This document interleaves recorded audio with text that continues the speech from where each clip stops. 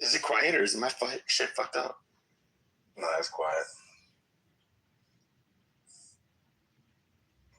Somebody kick Pierre down. We lost that other dude, so it became quiet. Pierre doesn't want to fight. Well, it was just a waste of time because he has no idea what he's talking about. He's literally wrong on every single subject. And not just wrong, but like just saying things that are like obviously wrong. He's right that the Iran war is bullshit. He's right that the Iran war is bullshit. Yeah, that could be. But what he was wrong about that war was he said that the U.S. should not be allied. Bitching about how we're not self-sufficient. What the fuck is wrong with it? Yeah, and that was his other argument. Should be self-sufficient, and that the U.S. should be allies with Iran. There's nothing wrong with being allied with Iran. That's 100% impossible. We were in the past. Yeah, Not this regime. Never gonna happen. With a different regime, possibly. But with this regime has had a history of attacking the United States from its inception. The group Now the history of 2,000 plus American servicemen and 4 to 8,000. It is Iran that has instigated attacks against the United States. Wait. I never said that. I never said that. Peter, I'm on mute, but I need to be allowed to speak. You're good. I'll speak for you. Good luck. Go ahead. Somebody go. Yeah, basically, we messed with their internal affairs in the 1950s. We forced them to sell 40%, like give us 40% of their oil. So that's why the Iranian people had a problem with this. We were supporting the Shah, and they didn't like the Shah. Like we were.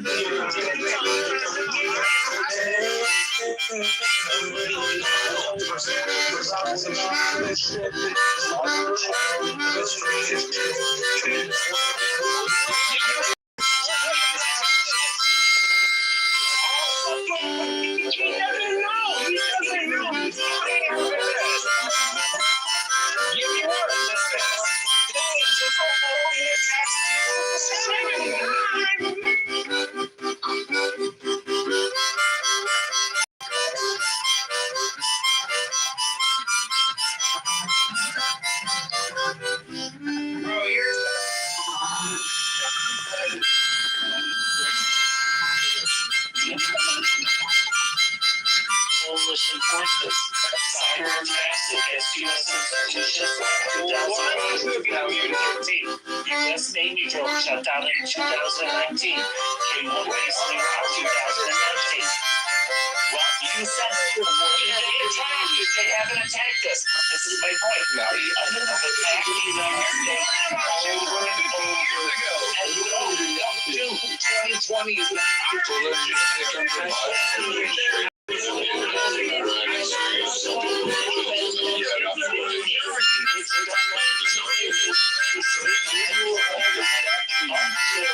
today is going to continue. There's no time. There's no time.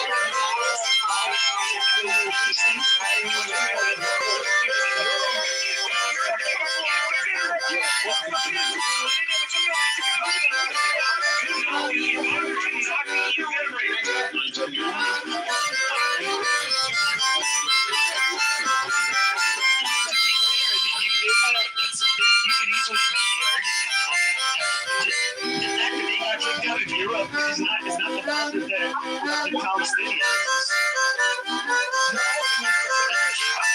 It's like from one fucking nation who decided to do that. We learned that war of the United States, France, Britain, and Russia. It was like people y'all want to be all bullshit, and they dropped all y'all asses off in the Middle East. But they're not people already over there.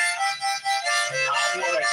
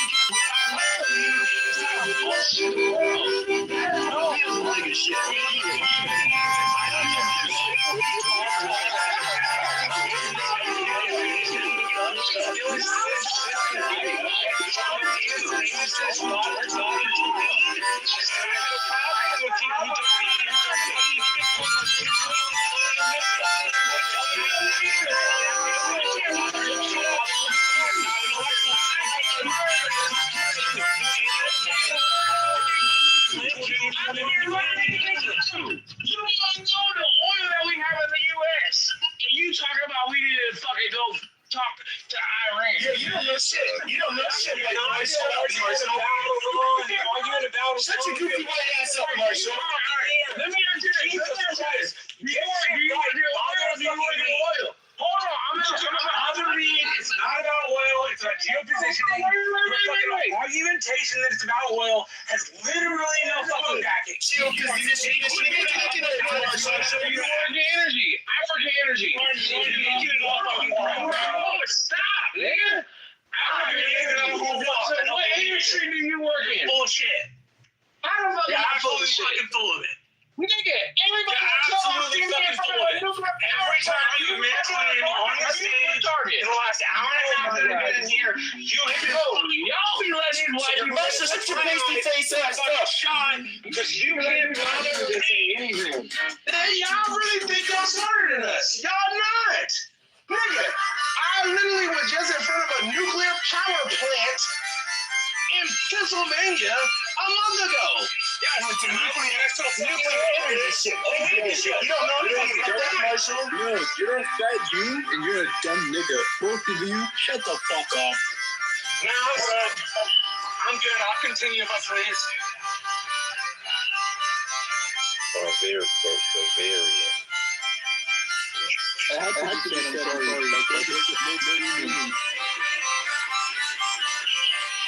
Okay. Yeah, I really had an issue with functional literacy. What happened with you? Oh, sweet.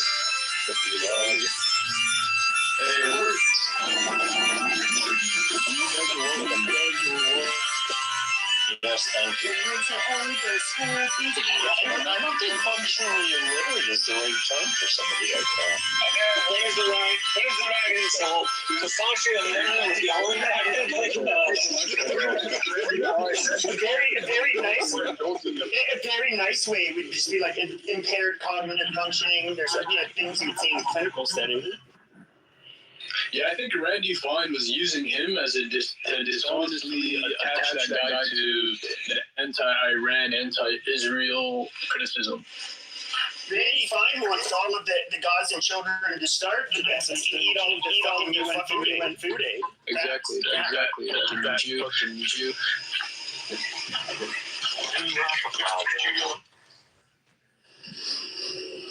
Okay. Look at the things that night. No, that's what I say. Is not the problem. You're an Israeli government. That's one thing. But having issues.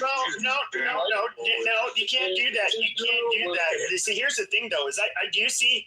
Hold on. It fits. It's literally fits the I don't dictionary. fuck the dictionary. They can stick it. And the Jew that insisted that anti-Semitism is that definition can stick it right up their Jewish ass. But well, you're wrong. It wasn't. You're wrong. It wasn't. Overwhelmingly Jews came up with that definition. Well, you don't know what. No, the word got made up. No, the word got made up by a German. By a German, I know. The word was made up by anti-Semites. Yes, I know, a German. Yeah, no, but the definition of it, like this IHRA definition, that is a Jewish construct. Absolutely, it's a Jewish construct. The definition of the term has always been the definition that is in place now. So you're just wrong, Pepe, on this one. No. Should we go through the IHRA definition? It is very anti-Christian, by the way. I don't know what your point is. You know what's going to happen? You guys should all be praying. You should be on your fucking knees repenting, because you guys will face the Holocaust, and that is when Jesus Christ returns and he throws you into the most fiery pit, the oven of hell. I'm glad you're having a lot of fun with this entertainment, but it obviously doesn't have anything to do with our debate. What we should have recognized is Pierre demonstrated his intelligence by the fact that he stood in front of a nuclear power plant sometime in the recent past.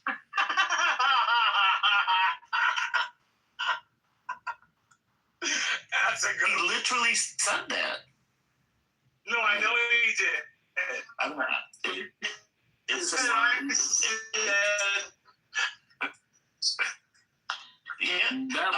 point was that he was smart. He was. Marshall is Butters. I mean, that guy is retarded. He came in here. He came in the room to fight. If I'm Butter from South Park, I will fucking take that. Butters is occasionally cool, so I'll take it. Butters is Anglo-Saxon, and I don't think you can be him, bro. You're Kyle. No, I am not English, Irish, and French, so I'm very pale. You're crypto. No, he's not a Jew. He's definitely not a Jew. Then why would he have a fat Jew in his poster? Like, why? Why is he a fucking fat Jew? Like, what is the appeal to white Americans for Randy Fine? Oh, you're talking about Randy Fine. No, Randy Fine is a disgusting badass. Like, why is Marshall not a Jew? No, he's That's not. what I'm talking about. Yeah, what's his appeal to Randy Fine then? What's appealing to him?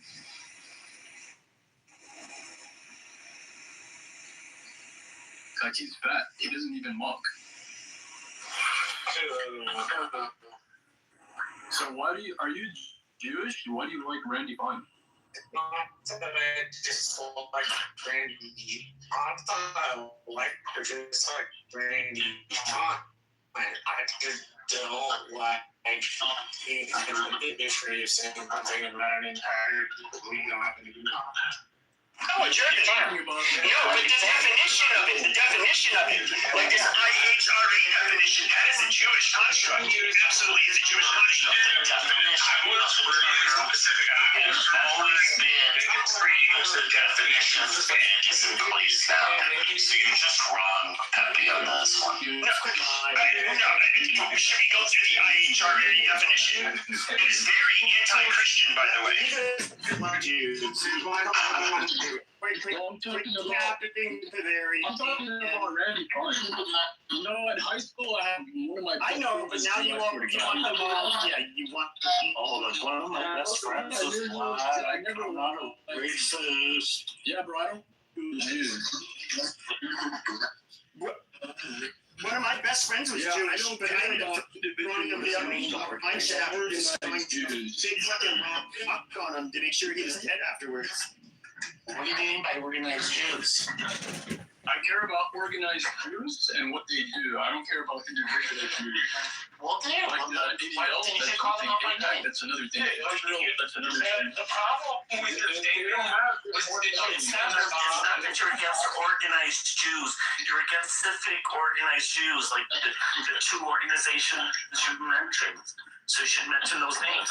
It's like me saying I'm against organized blacks because I'm against some black organization.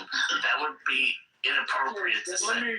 Let me rephrase, or let me clarify. So I believe that Jews, that they act as a state within a state because they're transnational and they're stateless. So wherever they are, they all work together. They have an inside bias, basically, that they're all. They're rootless. No, that's true. They're rootless. No, they're rootless cosmopolitans with their everything. That's it. groups always tend to have their preferences. In-groups always tend to have their preferences. We're not talking about anything more than preference in an in-group. And these people, they all work together in tandem in key This industries. is called Like, and bigotry, racism, anti-Semitism. The Jews don't run Hollywood. You're a fucking bigot for even thinking that. It's such bullshit. Oh yeah, exactly. All I gotta say is this is an awful lot of explanation for a statement that was overly simplistic and broad. Like you didn't need to argue with me. You could have just said, Marshall, I really didn't intend to. Sorry. Like that's not how I see it. Instead, you like had to broaden your statement and go, well, I only need it this way, and I only need it this way. And then even Pepe was like, come on, bro, you don't like James. No, I'm not gonna concede that I hate every single Jew. No. Just the ones that practice Judaism and like is just most of them. Yeah. I would say a lot of them that are, yeah, I guess it would be a lot. That's like the definition of bigotry. I'm sorry. Just if you want to look at, if you want to double check me, look up Miriam. That's Jew ordered by Jews. So is it? So if I hate a lot of Germans during Nazi Germany, would that be like racist or ism? Like, Yeah, would be. Yeah, you were never talking about Germans. We were talking. so what? For Jews, like how Jews made the term Nazi? Very specific organizations that you mentioned you don't like. You don't like the ADL. You don't like the ADL. The ADL does suck. That is not racist. It's called Marxism. We already have a word for it. It's called Marxism. Marxism. That's when Jews are supremacists and hate us. It's called Oh yeah. So all of us is talking about our bigotry. Okay, Nazi. You fucking Nazi. No, it's Marxist. I guess. That's the term that they can't. It's like a decade old. Like that's the Jews that think that they are so. They deserve everything because they have some divine right to be the light of the world and to rule everything and basically be the ones that influence everything and all. That is Marxism, and you need to call those fuckers out. Yeah. Don't let that hoity-toity Jew get on his pedestal and say how, you're an anti-Semite. No, you say, shut your mouth, Jew, in the name of Jesus Christ. In God's And name. you put him in his place. It's how it works so well for the Catholics when they're trying it the first fucking time. Yeah, then we'll do it again. Yep. What you're saying goes against the Catholic Church. So you want to be anti-Catholic? No, I'm a crusader. Against the Catholic Church. I'm a fucking crusader. Well, you reject the Catholic Church. No, I don't. You reject the authority of the Pope. You reject the authority of the Vatican Council, and that's a position you can take. But it's an anti-Catholic. It's perfectly in line. No, it goes against the Catholic Church. Doesn't fit with the Christianity condemns the Jews. Not the Catholic Church, though. The Catholic Church does not. The Catholic Church is very specific on it. All of a sudden, for 2,000 years, after 2,000 years, the Church ends up putting out this opinion that, it's not right to blame the Jews for killing Jesus. Even though they did kill him, they did kill him. It's not after 2,000 years. So if you knew Almost the history of 2,000 the church, no, nowhere near 2,000 years. If you knew the history of the church, you would know that this position evolved over time, and they were not always anti-Jewish. Mostly anti-Jew, started anti-Jewish. No, they weren't. The history of They started as a Jewish sect. They were not anti-Jewish. The history of the early church. Over time, and the phenomenon you're talking about is a medieval. I rebuke you in the name of Jesus. Quit talking to us, fellow Christians, and trying to. Dude, you can say whatever you You're want. trying. You are trying history to manipulate a Christian. No, I'm not trying to manipulate Evil Jewish thoughts. Keeping the history. You're the one that's denying the Catholic Church. No, I'm upholding the Catholic Church. No, you're not. Dear You're going Jesus, against- please strike the Satan out of this you're going wicked Jew's against- body, you're please, going so he can be against what the saved. Pope says. Amen. You're going against what the Vatican Council says. You're a heretic.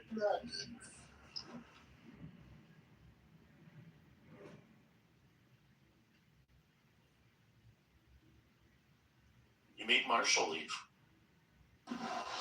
Praise God.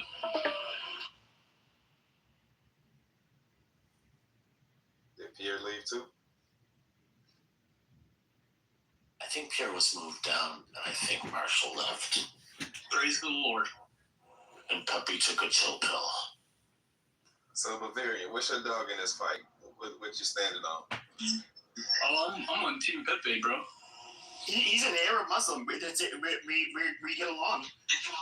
Exactly. I'm Arab, bro, but yeah, bro, I fucked with everything that he said. I fucked with Nick Fuentes, and to be honest, I listened to Hitler's speeches in English, and the first 20 minutes made me cry.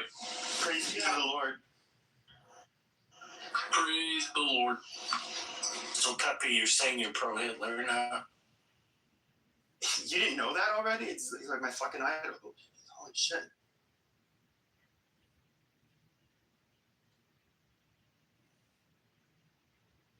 So Bavarian, what's the reason you don't like Jews?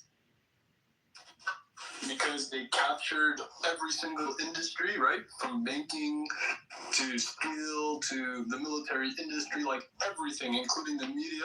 They social engineer the people with the media, right? So that's why we have feminism, LGBT, that's people are retarded. Every problem you can trace back to them. And they fucked up the economy, they run the banks, they're making us poor, we can't afford a home. When 30 years ago, we can do that working at McDonald's.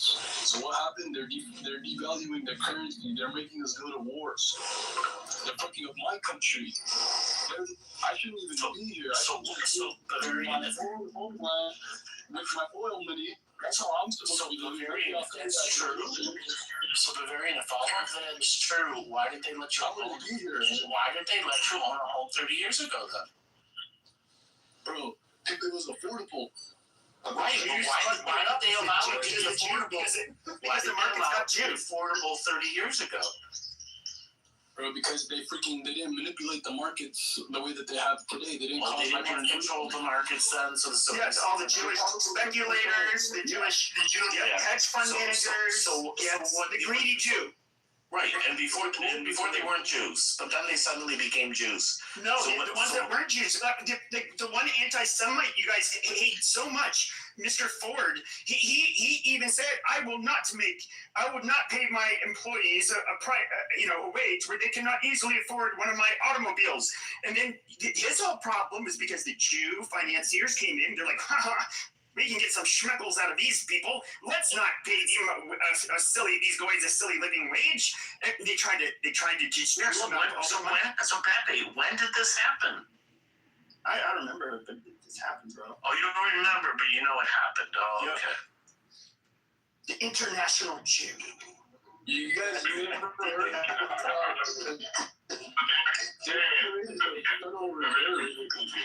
have a question for you, Barry. You said the Jews did all this stuff, right? So why did they miss indoctrinating you? You said what? Why did they? Because I'm Muslim at the end of the day. I'm Arab. we already know that the Jews are fucked up. I know, but So why did they? growing up, I never believed the Holocaust. Yeah, Catholics and Muslims have immunity through our faiths. Like, we don't come to the Jews like. Let me talk to him, As a kid, I didn't believe in the Holocaust. I know, I understand. All the stuff you said, I got it. My question is, you are so indoctrinated by this one people group that you are, if they did not indoctrinate you, why are you so focused on? Bro, they indoctrinate everyone in, like, most of the society. Like you, though, how did you get so indoctrinated by the rhetoric that you say? I'm indoctrinated by what rhetoric? I don't get it by Jewish rhetoric? Yes. How am I indoctrinated by Jews? I don't support Jews. Oh, okay. Wait a minute, hold on. You don't support them. I think you're rich if you don't support them. You said what? How do they make money not participating and giving them money? Like when I buy things because they own all the corporations. Well, that's no choice. I can't live Amish.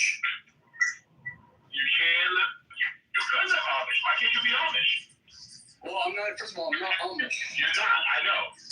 My question goes. But I can't really do that. That's hard for me to do. I don't have the money. Yeah, Jews are an ethno-religion. You can't just join. Okay, hold on, Betsy. Betsy, I got it. So, I own farmland, bro. I got it. I know that. And do you think all the land around the world are owned by Jews? No, I mean, but I was born here in America, bro. I know that. They destroyed my home country by the Jews and America. Okay, so give me one thing. I just want one thing. What have the Jews destroyed that you know that affects you? America. Okay. America. No. Give me something specific. That's too broad. So, the banking system and the economy. So we can't afford it. No. You're doing multiple things. Okay, thank you. Please explain to me, how did the Jews destroy banking? So, first of all, they monopolized banks, right? All right. You know what? Right now. Fractional reserve banking. Their banking policy is like that. Like they lend out majority of what's in the bank. I believe what can ask you for one of these shit, fam. Either one of them. So I'm going to ask you this last question. This is my last question for you. Do you know how many total Jews there are in the world? Yeah, 5 of them. Yeah. How many total Jews in the world? 5. They're like 0.02 of America in the world. In Israel, there's like 15 million. I don't know how much around the world exactly. No, it's like 16 or 17 million, I think. So okay. So thanks, Effie. So let's say there's 16 million. There's 8.4 billion people on planet Earth. And what you want me to believe is that these 16 million people is controlling the whole world. You don't know that they own the slave markets and the slave No.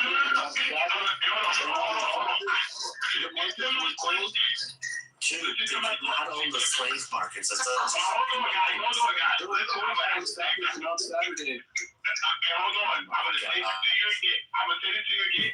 You want us to believe that 16 million religious Jews or non-religious Jews run the whole world and work? Okay, hold on. So is that what you're submitting to all of us? I just want to make sure. I believe that they have monopolies in key industries, and that allows them to act as a state within a state. So that's exactly what you expect us to believe. All right. You expect us to believe on a planet of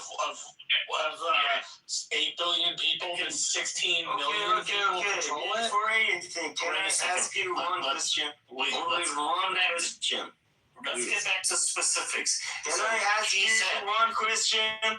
So he said that fractional reserve banking was an example of the Jews taking over the banking system. Fractional reserve banking in the United States goes back to 1781. So don't give me this BS that the Jews were behind it. I said that's one of their policies. Who controlled banking you're back in wrong. the 1700s? It's been predates. It goes back to 1781. So there's always been fractional reserve banking in the United States. It's not because of the Jews. It's because it was dirty. They had to cut interest rates, so you shoved the Jews into doing it. That's So not there true. are a lot of people who are Jewish and banking, but they don't control everything. They don't control anything. They made the Civil Rights Act and the immigration policies. They brought me into this fucking country. They create the immigration policies in the United States. Jews control the immigration policy? Perhaps there's a few things. First of all, we can look at the far radical left and the very prominent roles there's a lot of Jews, to say the least, in the U.S. But if you look at the 1965 Hart-Celler Act, that was something that was spearheaded by Jews in particular, and there's several reasons for it. But long story short, B'nai B'rith, whatever the ADL was called before, they are the ones who had really pushed for it. They ended up getting somewhat of a coalition, mainly with Italians, because the nation of the national quota that we had for the nation of origins, which favored Western Europe, disfavored Southern and Eastern Europe. And so they ghostwrote. Then you can go on ADL's website. They met all of this freely, but they ghostwrote a book in the name of John F. Kennedy called The Nation of Immigrants. They're really pushing hard for this, and at the time, many of them were giving their opinions. Jews did feel uncomfortable living in a country that was largely homogenous, where they were racist. Those kinds of populations that usually turned on them. And also, they felt like there was a great injustice done when ships were turned back from Germany and Eastern Europe, where Jews ended up basically having to face the Holocaust. So those were their main motivations, I guess you could say. But yes, that was largely, I'll just use the term, spearheaded by Jews. Civil Rights Act, that was the quote-unquote white people that were with Dr. Martin Luther King. Jews and the ADL brag about this. I mean, that's widely known. They did take a very leading role in civil rights. So, I don't know. Yeah, you don't know much, Pepe. Try reading a history book sometime. I'd like to answer the question of, why are you jealous of Trump? That's really just a fake title, kind of like a lot of the bullshit that Pepe says about Jews, because he's got a limited scope of understanding and very limited awareness of who the Jews are, what they do, when everybody's personal lives is all about. Pepe just spreads his misinformation and hate speech because he's low IQ and he's got brain rot. But the truth about Trump is that everyone on this app, from liberal to Democrat, anybody with hate in their heart is merely projecting onto our glorious orange president because he's evergreen. Evergreen means catch-all. And so if you hate something about yourself, many people project that onto Trump, and that's called ad hominem projection. In the same way that Pepe projects onto the Jews his own inferiority complex, lack of intelligence, lack of self-esteem, lack of height, lack of decorum, because any young man that says the N-word 100,000 times in just a couple of years and praises Hitler clearly was a boxer for too long, and he's got brain mush, brain rot.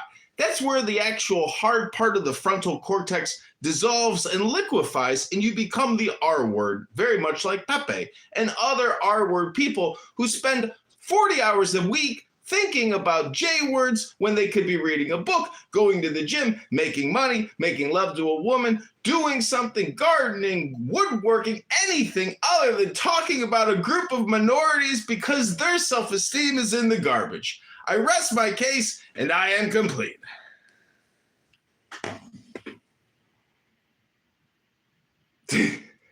Hello?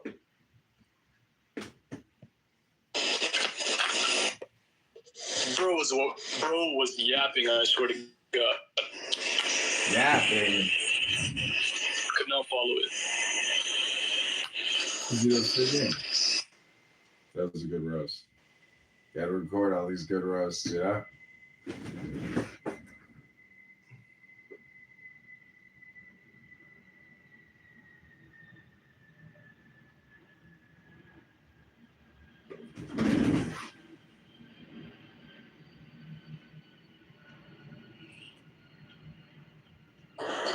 Is this room going or not? Is it shut down?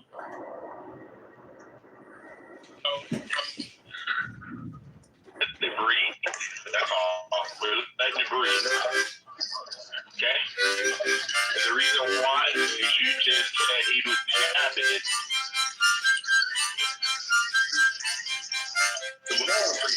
No,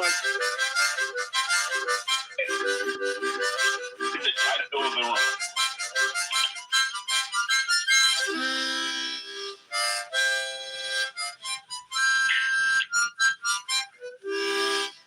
Oh, look at that. I got a heart from Miriam because Bavarian, I hear, obviously doesn't speak English, couldn't understand a word I said. And so, again, if you are living your life and you don't like the J words, well, do you know how much history there is to actually sort through and look up? I was putting some links in the chat about when Americans, for the first time, went to war against the Muslims in Tripoli because these cocksuckers were running slave rackets and they wanted America to pay them their jizya. And you know what? That Ummah, we busted their asses and we got our soldiers back, but we still paid them $60,000 when our commander said, fuck that, don't give them nothing. So there's always conflict, and not many people know that America actually went to war with France after the French Revolution, and they killed their king. And we said, all right, well, your loan is canceled, and now, because you're attacking us, we are going to wage war against France. You see how political treaties and allies can change overnight? In the same way that I hope you'll stop your Jew hate. It's so stupid. Try reading a fucking book. Try doing something with your life instead of screaming into a conference call that you think the J words are in control of all the industries and making your life miserable. Sounds to me like you're just a fucking complainer, a chronic, complaining little cunt that needs to go to the gym and read a book and do something with your life. Try to be productive. Hello? Try playing music. Maybe you're going to want to get a music instrument one day, and maybe you're going to want to start a band. Because you could make more money in music and create libraries of music than J-word hate speech all day. What do you think about that, you fucking loser? And maybe you're going to want to start a band.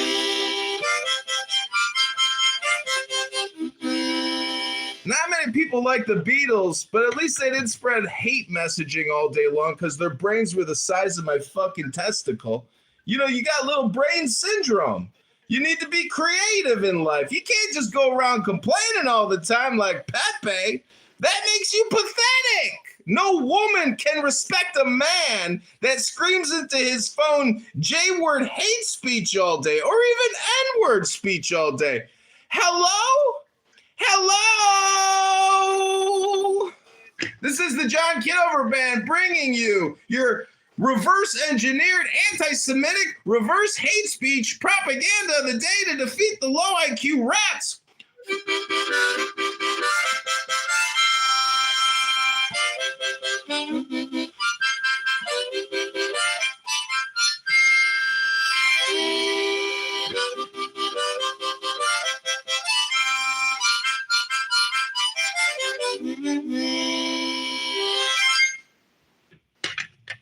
okay, bro. If you want to talk about the music industry, don't Jews use the music industry to spread degeneracy to Christians? Don't they spread porn? Don't the Muslims call all the non-believers the enemy and they got to pay a jizz tax, a tribute to their ummah? Sounds to me like the Democrats, basically. In-group, out-group. I want liberty. And you know what? That means I get to consume what I want to consume. That means I get to think what I want to think.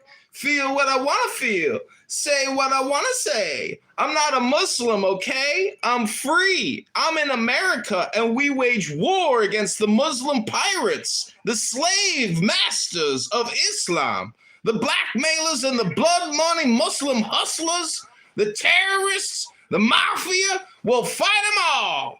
Hello? Invade and conquer parts of Europe. They opened the castle gates for the Muslims in Iberia. And Muslims had it for 800. And guess what year it is right now, motherfucker? It's 2026, and we will blow up any cocksucking terrorist Muslim motherfucker and send them straight back to Allah. Hello? When the Spanish Inquisition was happening, they kicked out both the Jews and Muslims together because the Jews were helping the Muslims conquer Spain.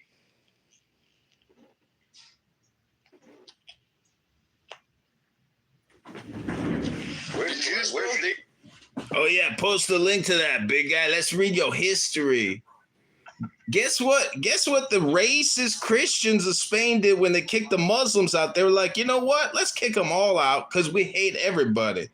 That's what happened, man. It's not because the Jews were conspiring to overthrow the Christians. Besides, again, it's 2026, and we got a constitutional Republican form of democracy here. I don't know what century you live in, you fucking Muslim rat, but it's 2026, bitch, and you better come in compliance, or we will send the Marines back into your country to teach you a lesson that you will never forget. Hello?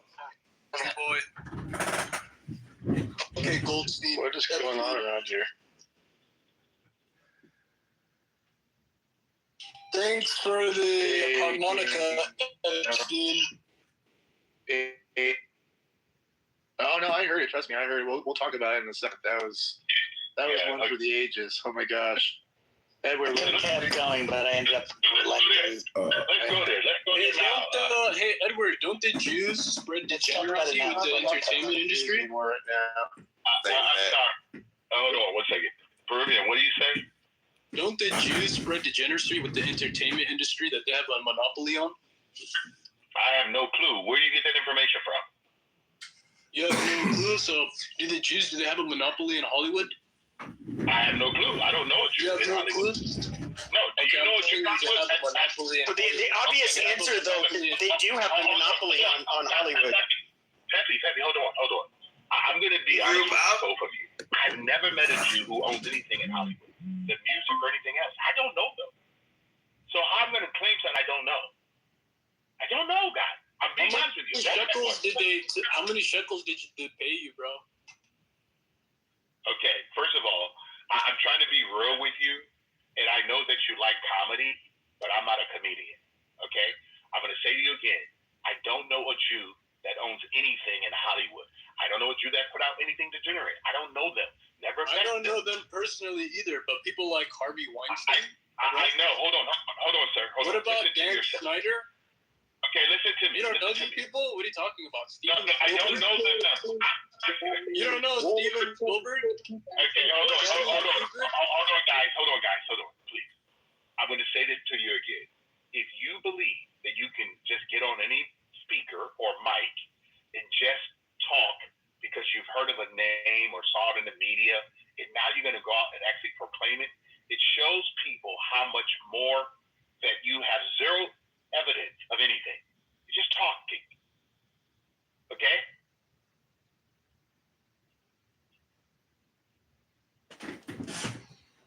See, anybody can do ad hominem filibustering if you got no fucking life. If you come on a conference call to just create hate speech communication.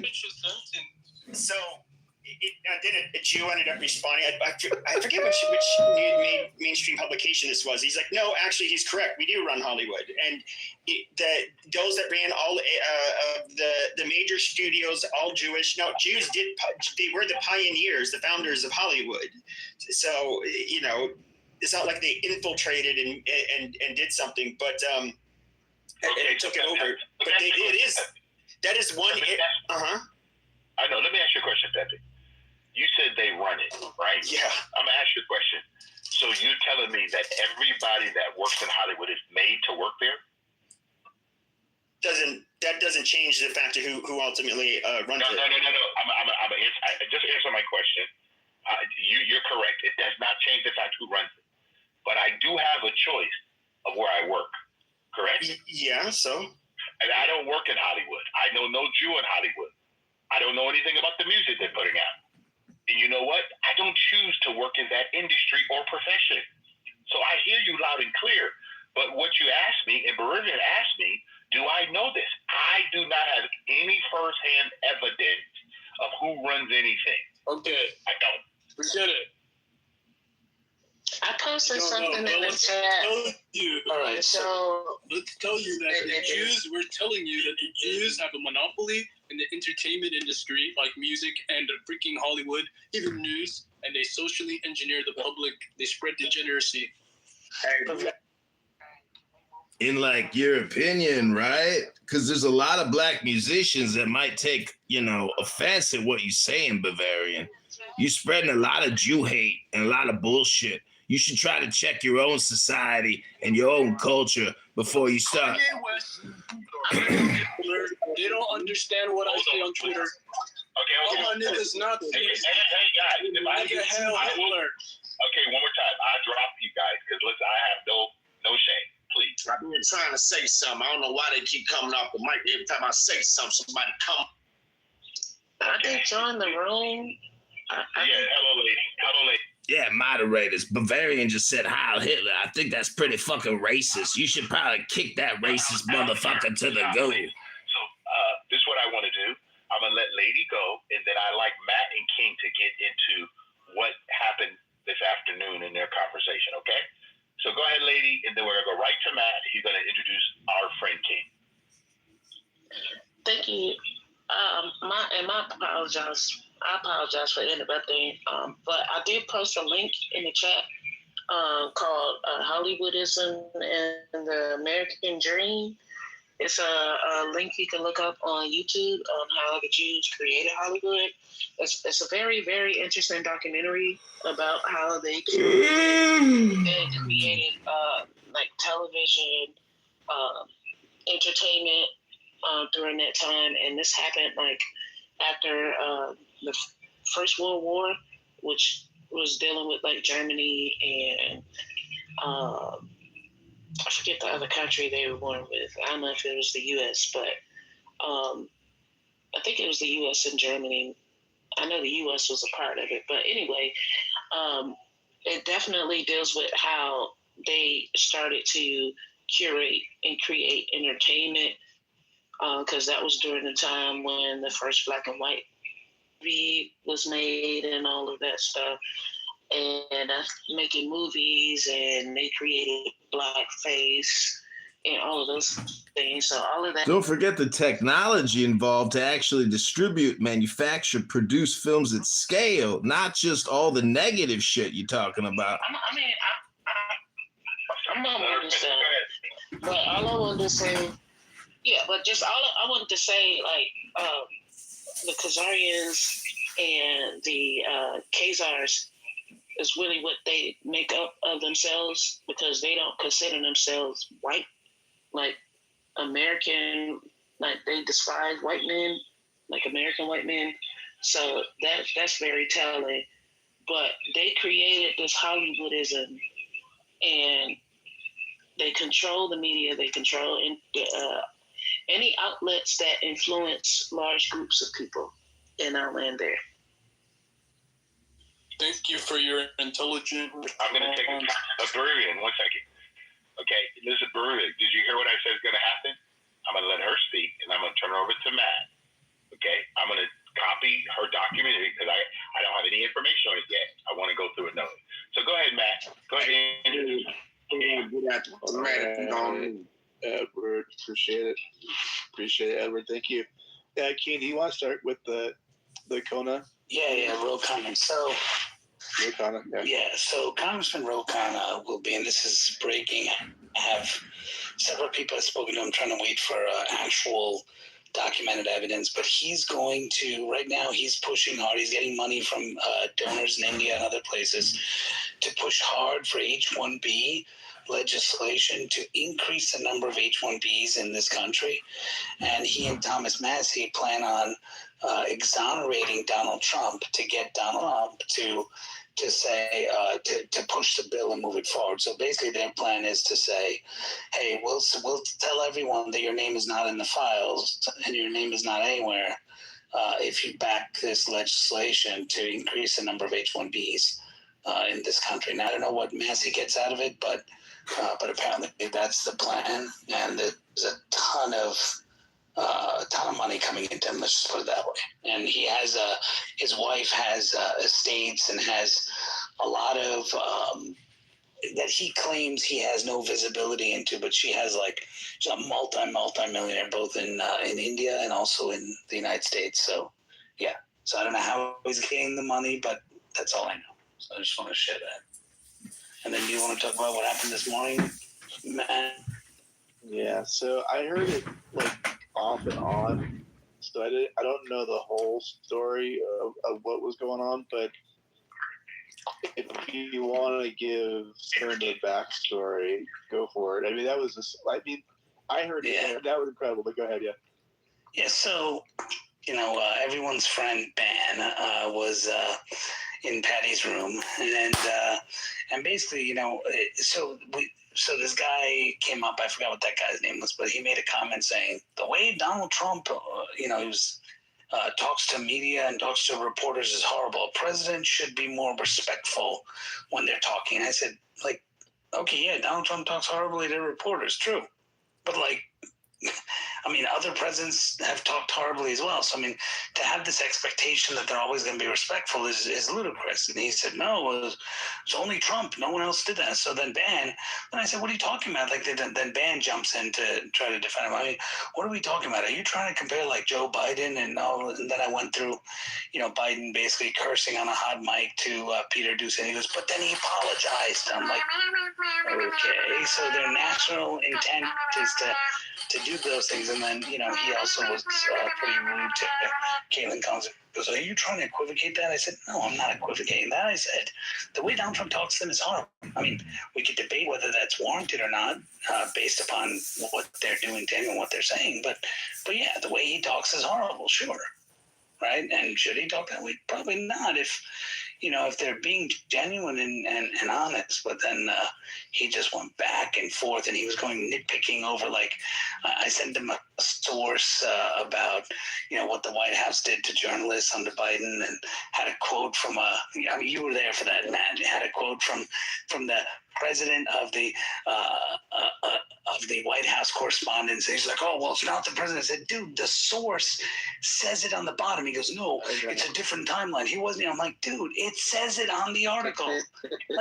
What the fuck? He goes, oh, he wasn't president at that time. I said, so then Fox News is gaslighting. No, they're not. I said, well, then are they telling the truth? That's not what it says. I said, read the article. It says that in there. And he tried to change the whole thing because he was trying to defend Biden. It was pretty hilarious. It was classic GOAT, you know what I mean? And the things that you are saying, I love the part where you were saying, well, did Biden say that? Do you remember all the times you asked Ban that? Because what Ban does is what's the word? Not touches it up. He projects. Yeah. Well, not only that, just he'll say stuff that people didn't say, right? Right. He has a way with language. Right. If you listen to him, so he'll put his spin on what we know what Biden really said, and just do a whole different narrative around what he said, which makes it look like you don't know what you're talking about. You know what I mean? Right. You nailed him on that multiple times. So basically, just to run the comment where he was talking to Caitlin Collins, and he goes you're a stupid reporter. And he goes, do you know why that was? And I said, yeah, because she asked him a question. He goes, no, it's because she said, why, do you think, Vladimir Putin should do that? I said, so she asked him a question. And he got upset. No, it's the context of, he didn't. I said, dude, you just said she didn't ask a question, and now you're saying it's because she asked a question. That's not what I'm saying. There's context. He says, you're stupid because the way I said, did he say that? Like, did he actually say that because you asked us, or did he just say you're stupid? Like, you're stupid. Like, it doesn't make sense. And so he just was trying to justify it. And, whatever. I mean, in the end, it was like, I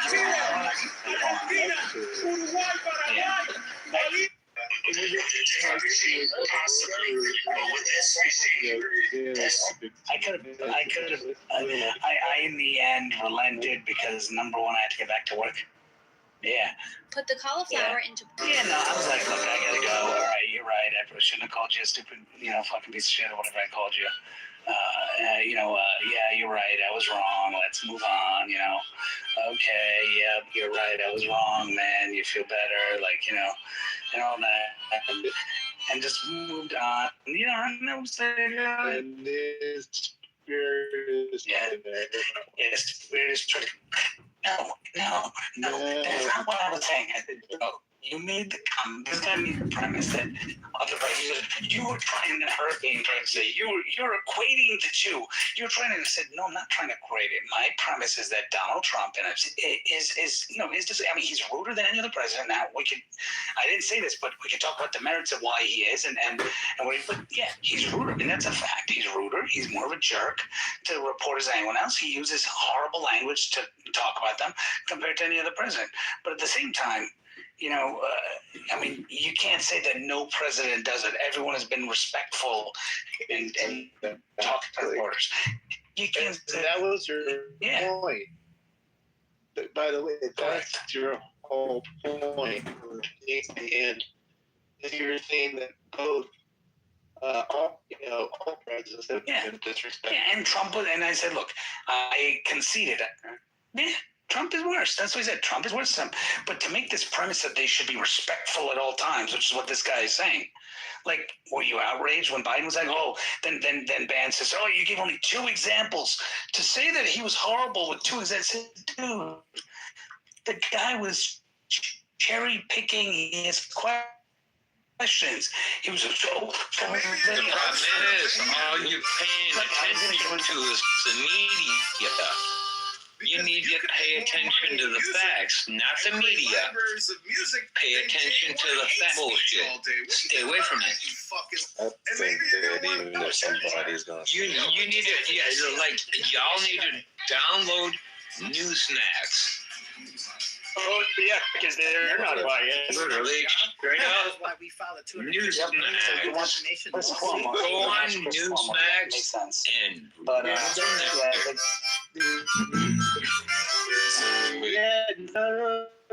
you don't have. You choose who you want to listen to. You choose who you want to listen to. Like you choose how you want to listen to me.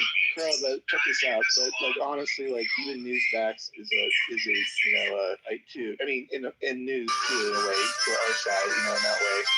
So I mean, it's hard to find down the middle, somewhat reasonable. But now, what I was gonna say was, I mean, for how much shit Trump does get from the media. I mean, is the number 90% negative coverage? Is that real? Does anybody know that? Negative coverage. But then, people like Dan will say, yeah, but he's got a whole network. But look at what he does with Laura Ingraham and all this stuff. And I was going to go down this road, but then I was like, if you guys were on stage, at least I had a couple more people on stage, I would have done it. Yeah. But I was going to go down this road of saying, look, you want to go through this? We could let's play this game. That's the wrong area we have to be in. I don't know why anybody would want to challenge us in the media area. That's been Matt, my biggest thing so far is they've been complicit. Well, Matt, they'll say Fox News list. The thing to be very clear on, and you can do it right now, Google Fox News nightly lineup, right, and you'll see that they don't consider 8 p.m. to 11 p.m. as news. They don't. But they call Abby Phillips news. They call, CNN calls Abby Phillips news, right? What's that dude? The guy they always. Yeah, Anderson Cooper. They call him news. Wolf Blitzer. Yeah. McDonald, they call him. They call Caitlin Collins. They call her news, right? So they call these guys news, right? Now on Fox, they have Brett Baer. Brett Baer is probably their only true news anchor. And he's at 6 or 7, right? They have the 5 before that, which is like a talk show type thing, right? So to say that, well, look at Fox. Fox has a lot of viewers, but they're more about entertainment. It's like WWE, right? You watch it's entertainment, right? Yes, they're talking about the day's events. They're talking about news, but they're clear that our news is opinion, and they call it their opinion section. They don't call Laura Ingram a news anchor. In fact, if there's news to be broken, she gets interrupted by an anchor who comes and says, "Here's what occurred," and Laura's the person comes up, which is interesting. Right. So how does anybody consider him a non-biased source? I mean, if you guys ever listen to that guy, I mean, it's just constant diarrhea, TDS on his part. I mean, I don't understand how anybody can think that anything that he's saying is not like completely biased. You know what I mean? And that's played all day over in the Lisa 420 lounge. I'm like, oh my god, at least be like somewhat reasonable. Like I don't even think that guy's brought up one thing about Trump that's somewhat reasonable. That was my point. Yep. You know, it's really bad. It's really like why can't I say that that's a propaganda arm of the media? Like why can't You had a media that was complicit, except Fox, that was complicit in covering up for a president of the United States' mental condition because it was the right thing to do because it would make the Donald Trump faction excited. It would give him a reason to win. It would allow Republicans to take charge. So they made a knowing effort to say we're going to mislead the American public on this. And then you have Jake Tapper come out and write a book after the election. Because why write it? Because if we write it beforehand, then it could impact, him acting like he didn't know about this all the time. Meanwhile, these guys were complicit. See, it's interesting because people are still holding Jake Tapper in reverence. They're still holding Nora O'Donnell. I mean, what's his name? Ben was going off about, look at how she spoke. I don't know if you heard that shit, but, look at what she said. I said, dude, ask the question the way you ask it. Like, well, what do you mean? How should she ask it? She asked about his intentions. And I said, really? That was his intention? Then you saw me where I got him on that? I said, okay, let's read the manifesto. Then I read other intentions, which had to do with, bombing children and all that stuff. She didn't read that. He goes, oh, sorry, she didn't read that. Then I was like, he talked about other crimes. Yeah, those go under crimes, don't they? So, yeah, she did mention it. I said, no, she didn't, bro. She mentioned one specific paragraph because she wanted to do a gotcha to Donald Trump and try to do that. She wasn't asking because the public deserved to know. If she wanted to, she could have read the whole manifesto. She goes, well, probably she didn't have time. I said, dude, I could read it to you right now in 2 minutes. Are you saying she doesn't have 2 minutes of time to come on?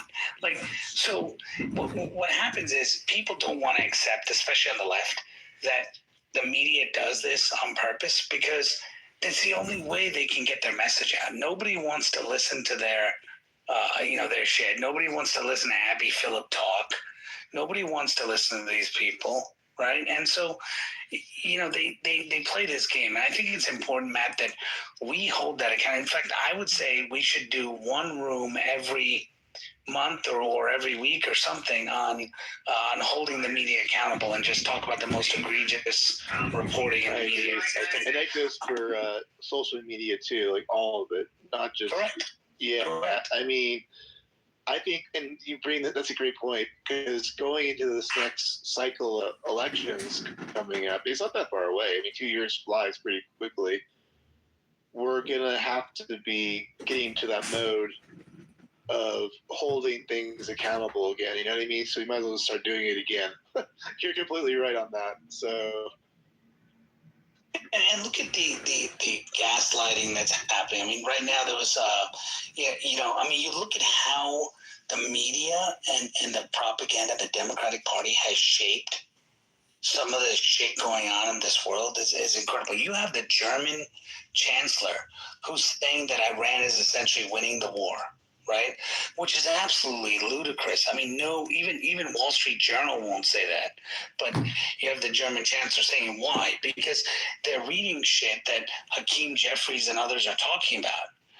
And I think the problem here, honestly, is if you look at it, has a reporter asked Hakeem Jeffries, one reporter said, hey, your name isn't mentioned in the Epstein files. Are you going to return the money that was collected by donations? They mentioned once, your name was, we didn't even know that was an article, and then moved on and asked another question. Done. Right? What? I mean, is he going to say, hey, Bill Clinton, seemed to do events for Democrats, and his name is all over the Epstein file. Are you guys going to disavow Bill Clinton? Like, even Fox won't ask that. Why? If there's certain areas we don't go. Well, they go there with Donald Trump, but you won't go there with them. Like, those are the problems that I have with the media, is that they seem to pick and choose when they ask the questions and how hard they ask it. And yet that Chinese chick, the one that was the White House correspondent, Wei Zhang or whatever her name is, right? Yeah. You know what she says? She says Donald Trump, when he was there, he basically, and she was like nice. She was like, he was like, "Are you okay?" And like he was like, making sure she was all right. And I mean, you have what's his name? I forgot his name, but I said it the other day. His name.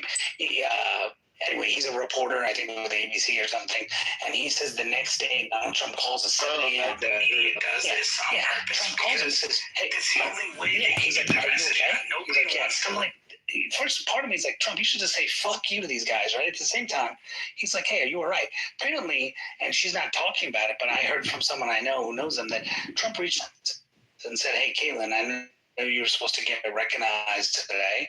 Why don't you come one day to the White House? Meet some of the team here. Press shop will take you out. You guys can have some food or whatever here." And invited her to come one day to the. And she won't talk about it because CNN will be like, blah blah blah. But those are. But and people say, well, anyone would do that. Well, true, but would Hitler do it? I mean, you guys call him Hitler, right? So would Hitler do that? Like, and so it's just it's mind-boggling.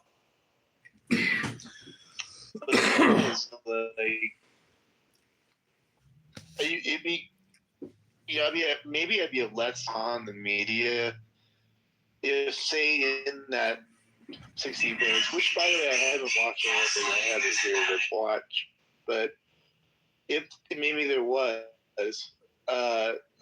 maybe like a question that is actually somewhat of interest to everybody. If that makes sense, right? Not just one side. We don't get that anymore. Like, even as cheesy as it might sound, like just asking him about what does he think about the country and where do you think we're going? Like, that's a simple question that never gets asked anywhere. I think if you go back like 10, 15, 20 years, you'll see a reporter asking our president that kind of question. You know what I mean? Like, whatever happened to those kind of questions? All it is now is Matt, we live in social media happening in the world of trying to make headlines happen and trying to get. Yeah. And people with money have lost behind. And they want to make money. Backing these people to say. Yeah, I mean, they want to make money. I mean, so you're looking at it, right? Everyone wants a headline. I mean, you look at it at the White House Correspondents' Dinner. Shots fired, and the shooter's dead. The shooter's dead, and then they're wrong. But what bothers me is the media doesn't say, "Hey guys, we made it.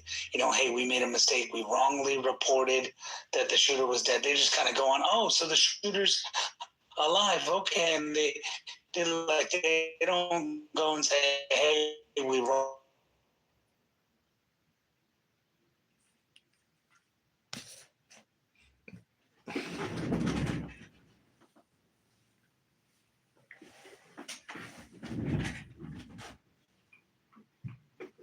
Who's your friend? Oh, that's bullshit. What's interesting about Patty's room as well is like Patty eats her own. She was screaming at some woman about, "You didn't even say nothing about the motherfucking ballroom."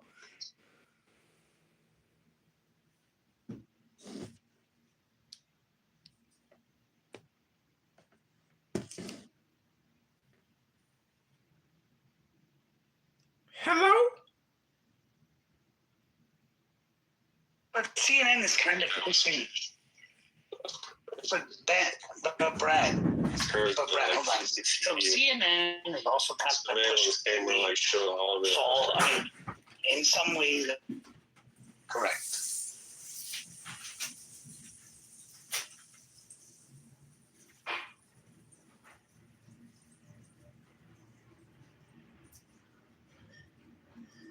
You know for a fact.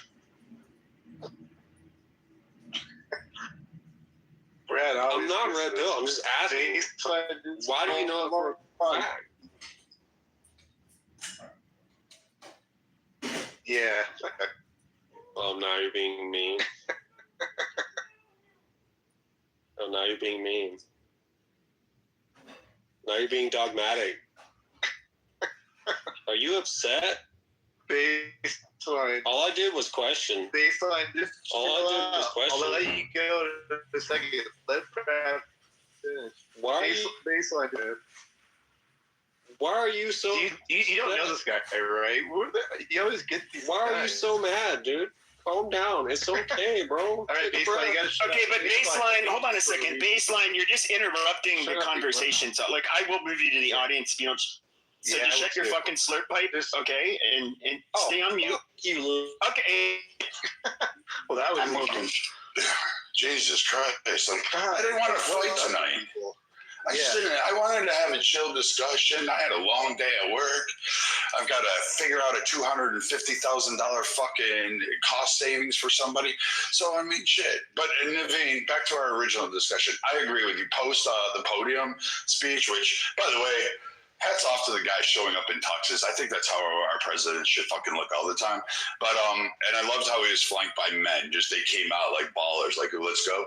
But they basically, I agree with you. The MSNBC, and then the morning after, what was going on this morning was just bullshit. And then crying about Jimmy Kimmel getting his ass canned. I agree with you all the way on that one. But at the time, I think there was just a lot of confusion in the ballroom and around the area and in the law. So Jimmy Kimmel, just so I'm clear, he made the comment that about jumping the widow.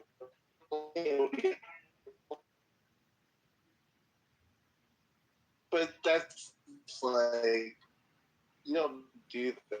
I don't think that's funny. Like, you could you imagine?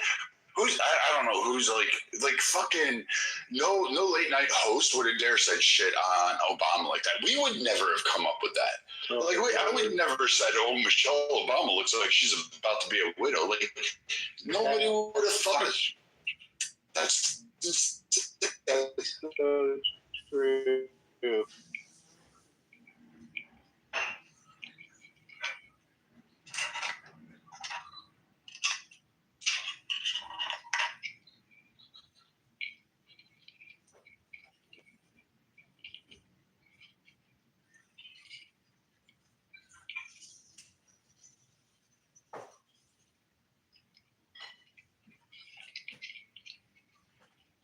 Well, I think it's his goodbye episode, no?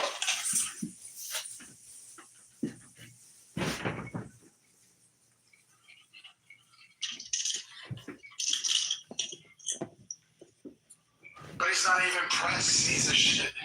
I personally say keep him on because we want this shit. I mean, it literally is. Well, the thing that bothers me is this, right? And we as Republicans don't do this, right? And even our media doesn't do this, but our Republicans should do it too, right?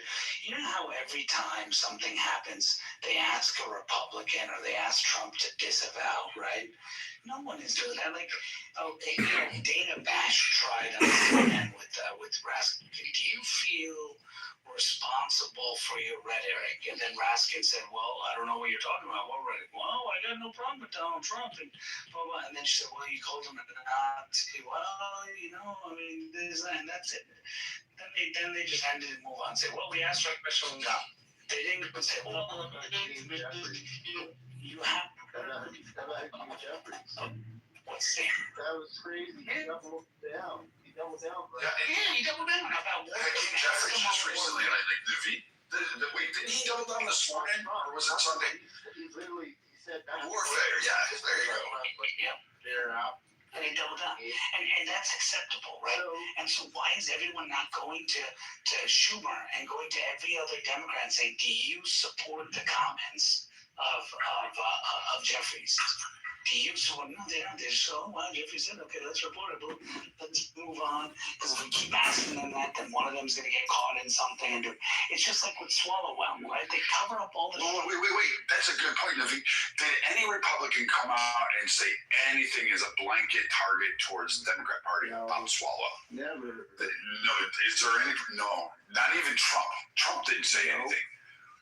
So, like, again, they get a pass on this, and then as soon as we do, because, he swallows well, like, especially what Fang said, I mean, like, I just don't get it, and I'm sick and tired of it. Like, I don't like turning the other cheek anymore. I'm just tired of it. Everybody's tired.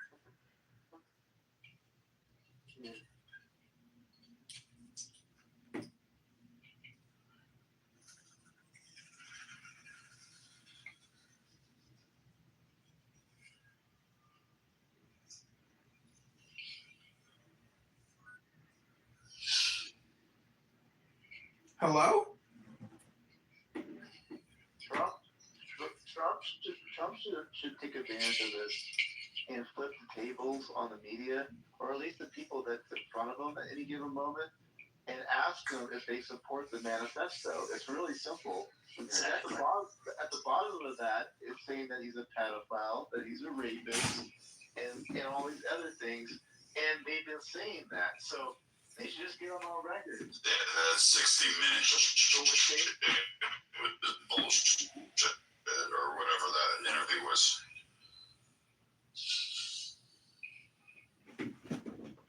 It's also Jamie Raskin. Manifesto, and she was reading it out for abuse to do. And Trump, the way he responded was just hard. And I said, what do you mean? Like, she missed a piece of it. No, she was reading his motive. And then I was like, no, that was a piece of it. That was his motive. I said, then I read the rest of the thing, and I said, he talks about the death of children. That's not in there. He goes, well, maybe it is, it doesn't matter. And so basically, she did it purposely to put him in a box. Now, the problem is that this is going to be the thing that she was doing it to tell Democrats, hey, run about this, right? Run on this. And so that's why Trump is not pushing the manifesto, because it mentions these comments about, pedophile and all this stuff, right? And on the side note, Brad, which I think you'll find interesting, I don't know if you were here earlier when I broke the news about Congressman Ro Khanna is taking money from Indian-backed organizations I know about that. for the H-1B, to push the H-1B program. And him and Tom and Massey are planning on going to Trump and saying, we will exonerate you with the Epstein files if you push this. And push the H-1B program. And Trump will do it. But, meaning saying that your name is not in the files and you're not a pedophile. I don't know. I know. So they will come out. But he's not in there. That's the whole thing. Like, that's the. Yeah, that's what there's no lead. Like, even with, like, what is there left? Like, maybe 13-15% of the files haven't been released. Okay. So, magically. But there's no commonality threat. Like, it's been ran through every GI or AI fucking algorithm to find anything associated with it. They have teams of people still poring over it, looking at it. There's nothing connecting Trump. They were like, oh, he's on the flight logs. Yeah, but he never went to the island because he was on the flight logs before 1996 when the island was fucking born. So you don't have that you don't have that, like, signed, sealed, delivered. Like, it's only Trump, and they're not going after anybody else. They're not locking up anybody else. They're not targeting anybody else on that list. They're not protesting at anybody else's fronts. It's only Trump that matters. And at this point, I would tell Trump, like, you guys don't give a fuck about the Epstein list. The only thing you cared about was whether my name was associated with him in any kind of way, but you weren't upset about it. And then you brought Clinton's in for a fucking shill of a fucking deposition, and just to make it look optical, and you let Hillary do her grandstand or Benghazi tears again. So do you think Kash Patel is not the man to bring charges? Because, I mean, does he need to be fired? Because if Trump isn't, these people are called, Raskin is saying that MAGA Republicans need to go to re-education camps. They're saying Republicans need to go to re-education camps. Are you listening to Jamie Raskin and other radical Democrats saying that they're going to arrest Republicans when they get back into power? So how is Donald Trump not going to fire Kash Patel and put a warrior in there?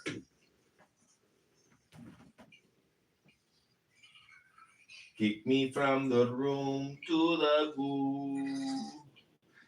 Kick me from the room to the goo. They don't want to hear me say the truth. So they kick me to the goo. They know it's true. Why do they kick me to the goo? Why is Brad Stauffenberger denying a $250,000 claim for a child? What up, son? They kicked me to the goo. Yeah, you're bringing up some pretty interesting points into the Matrix. I know. They don't want me to participate in the Matrix experience. So here we are, responding. This is why I record everything, because it's like, what's the point of doing all this? Yeah. That's why I love what you do, man. This great work. So many times we've fallen for this trap as conservatives, Republicans, Trump. It's so funny how like everybody's Republican now, and people are just like, what do they call it? Fucking fair weather fans. You know, Naveen. Yeah. Naveen. When he hangs out with the Diogenes, right, and that fellow group of, he totally like sells out Trump. And now, when this happens, it's like he reverses his policy. He goes to supporting him again. Yeah, Naveen is a super fair weather fan, but he does provide some interesting gossip that I will say that he's somehow privy to, some relationships he has. Welcome, Miriam. Hi, guys. I support Trump for 100%. 100%, always, forever, right? There's interest. Well, see, that room is just like super boring now. It's called open discussion, but I mean, there's just like, anyways, it's not that big of a room anyways. There's very few people in there. It's just Marshall stinking Rankin in his cheetah jacket. Dude. Oh, that reminds me of like this one time in college, university, biology class. I had to take off like this little shoes. Yeah, her feet were orange. What? I just so gross. But for some reason, I support Trump. He should give me some things.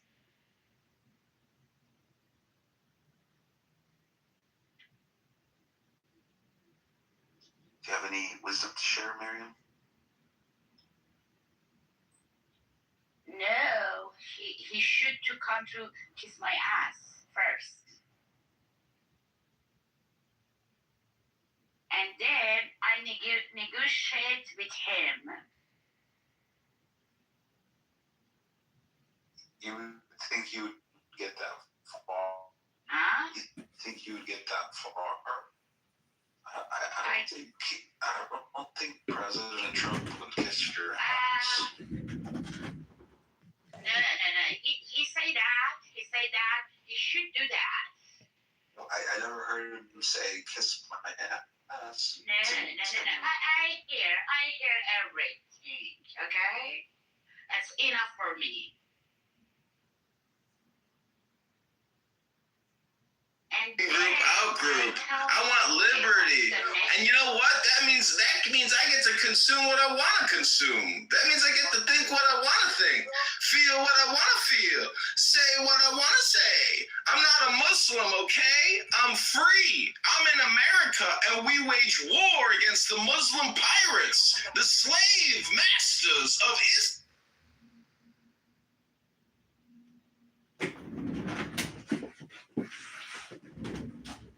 So, I've always voted Republican.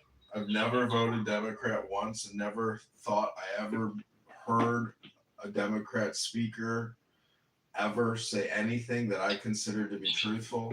It always seems to be a lie, no matter what they say.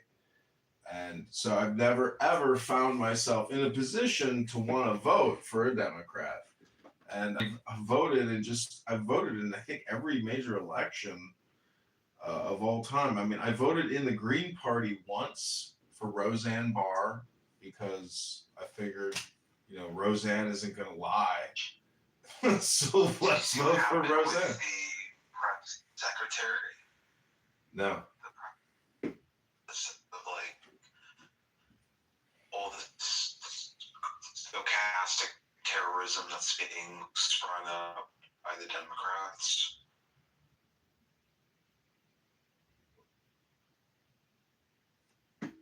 No, do explain.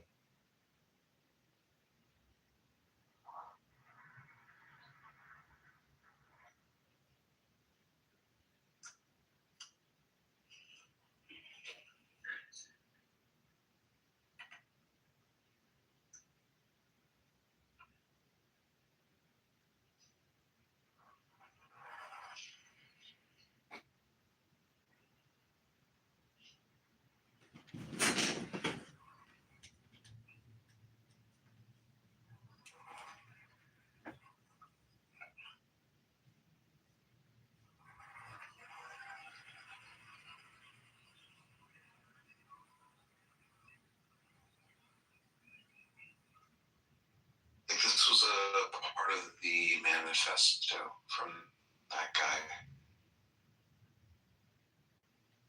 When you read the manifesto of the shooter, this is Press Secretary Caroline Leavitt. Ask yourself, how different is the rhetoric from this almost sounds than what you read on social media and hear in various forms every single day? Yeah.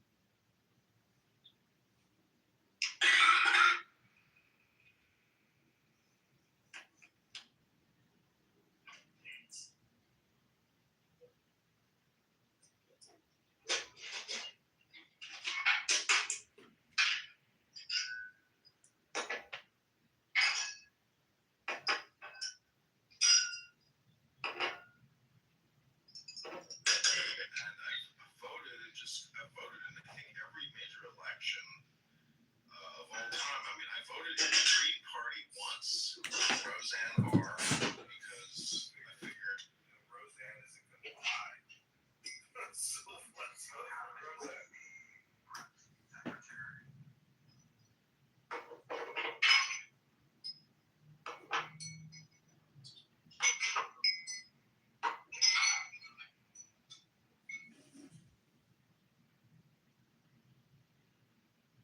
Now that I ate your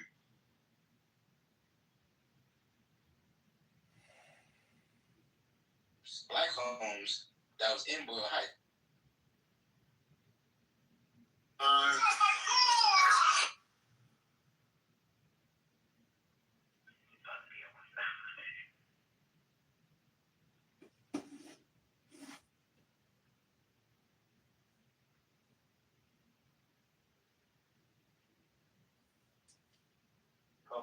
and we smoke hookah and we smoke cannabis and it's chill. Yeah, but you guys were very they're very perplexed by me, Neo, because the thing is I'm stuck in their fucking time loop algorithm because they can't fucking figure me out. They can't diagnose me, and so they've got all their behavioralists in there and all their stuff, and they're just like, wait a minute, You're too advanced.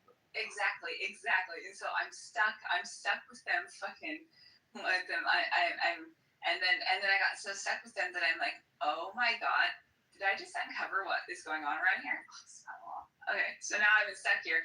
Thank you, Neo, for confirming. Sometimes really good reasons for that, but I agree with you. Sometimes it's bullshit. You have to take the cumulative total of a lot of little things. Oh boy. And it also shows how little we actually know about medicine, the human body, and health. Mm-hmm.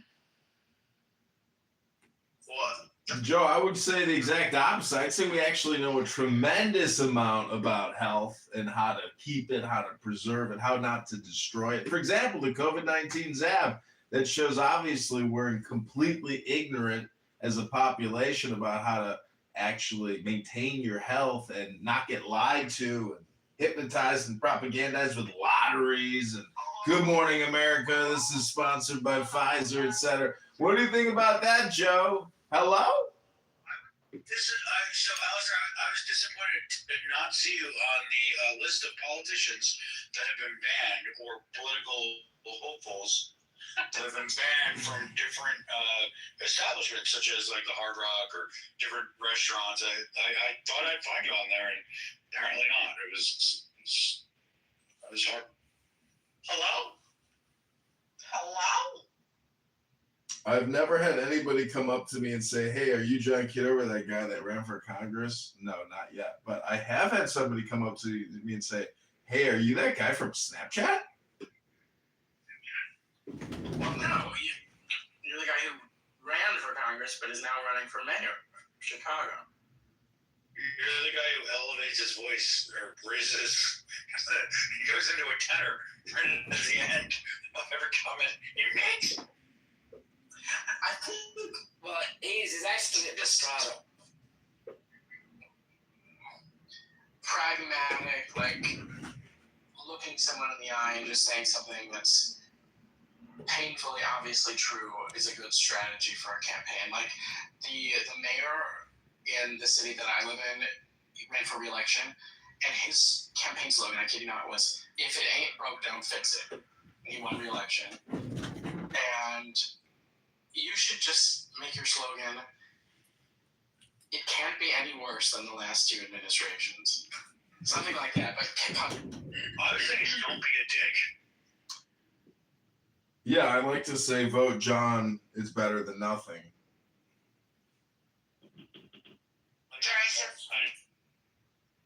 Yeah. I'm going to send you a text. I forgot who was in the room.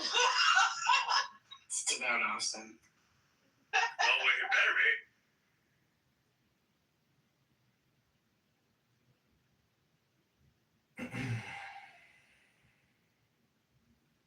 But you know, my marketing materials are much better this campaign. I am going to shut down johnforcongress.com, I think, because like there's no point in paying for a campaign that's over. And I would like to keep it maybe for like SEO value, but I'm like, you know what, fuck it, like move on, let it go. Why don't you do a redirect and just have it go to the website? Yeah, just take the site down, but keep the domain in case you ever need it in the future. No, I can always register a new one. That's the thing about domains is like they have completely lost all value because you can just add an X on the end of anything, and it's like, so it's all about your keyword optimization for the most part. But I'm in ketosis because I had some cheese pizza tonight, and I'm about to have a little more. Heart attack. I take that back. That wasn't kind. Apparently not. It was. Oh, I've had people here say, I hope your phones start on fire, you burn to death. I hope your house starts on fire. I've had many death threats. Many death threats. Regularly. I hope you find some way to add value to your community and society at large. Well, see, I've always hypothesized, like, what is the first way that you can actually change your community? And it turns out that improving yourself is actually the best way to change your community. It's the first and only place to start and finish. And really, that's called using your brain to improve your brain, which I doubt that you've done in quite a long time. Trash for them because they're old and, be civic minded, but you do you. Well, if you see my PTR, I'm holding up what's called a book. I doubt you've read one in many years. I know people that haven't read books in 20 years. That's why I'm on a voice act. Otherwise, I'd be an accused. You should just make your slogan. It can't be any worse than See, actually, you can read because there's this thing called audio book, which is the same thing as a book, except in an audio version of a book. Hello?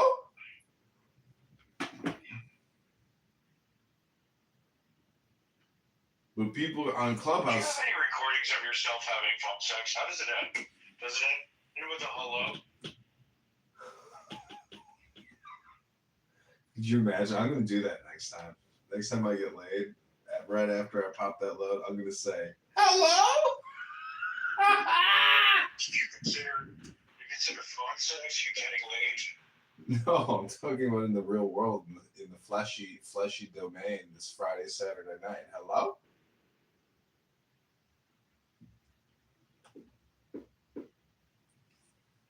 Thanks for the recommendation. Why did you say hello to me after you had your orgasm? Oh, this guy, Austin Powers, I know. He goes by a rubber ducky pirate. He told me that if you say hello after you ejaculate and then you articulate, you can go into ketosis, and it acts as an anticoagulant for fat, and you can lose weight. Hello?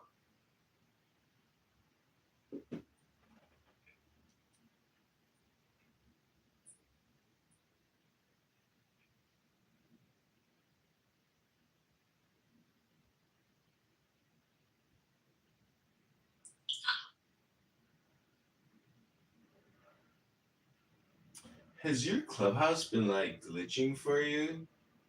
It keeps glitching.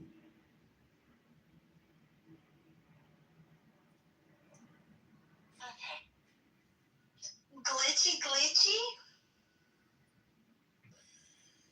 Well, I keep getting kicked from rooms, and I'm just wondering, is it because my mic is not working? John, can you spell off?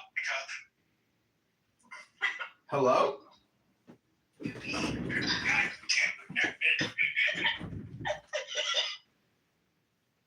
I see you, Pete. You do not. No, but.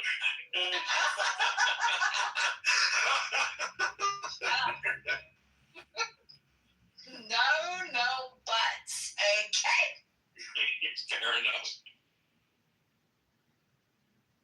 But John, can you spell like that?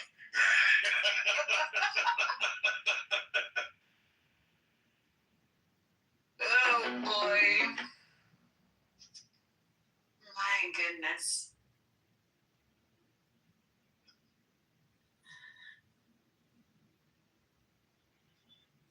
Well, I think he's looking up how to spell it right now.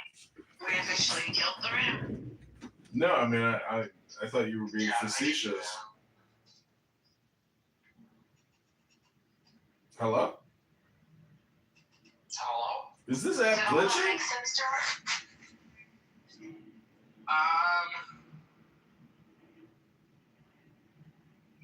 Maybe not one part of it.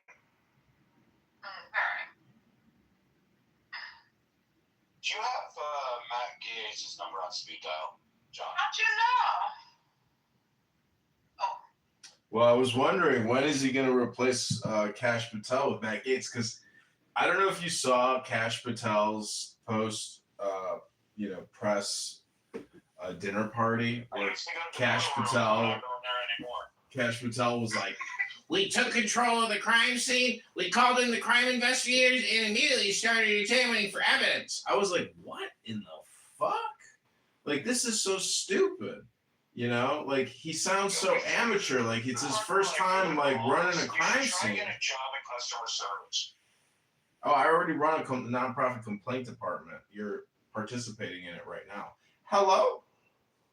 I'm not profit, but yeah.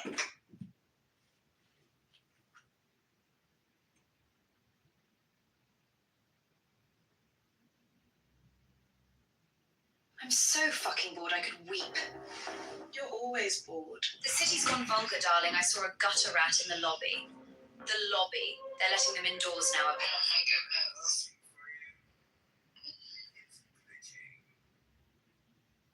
I'll tell you what, John, how big of a donation would it take? I've got $37. So how big of a donation would it take for me to give you? Just to leave. Well, I think you would be. Yeah, you can buy me off. I'll leave. I will leave if you just, pay me to leave. That's always an option. Let me get you a link. Please hold. Right, yeah, I've got $37 to my name. I'm sort of a roller. I've got a lot of, I've got a little bit of check. Austin has a lot of money. You could milk him for more than that. So what are we talking about? Like 3-4 cents? What, like how much? Oh, if you want me to leave, you gotta give me $10 at a minimum. You want almost a quarter of my wealth? Yeah. Just think of it. Think of how much I can give back to you for a lifetime. Oh, I give you 100x as a politician, no doubt. I mean, I'm going to cut your property taxes day number 1. Have you seen my 3-day plan? 25% day 1. Boom. Probably just saved you another $3,000 a year. Hello?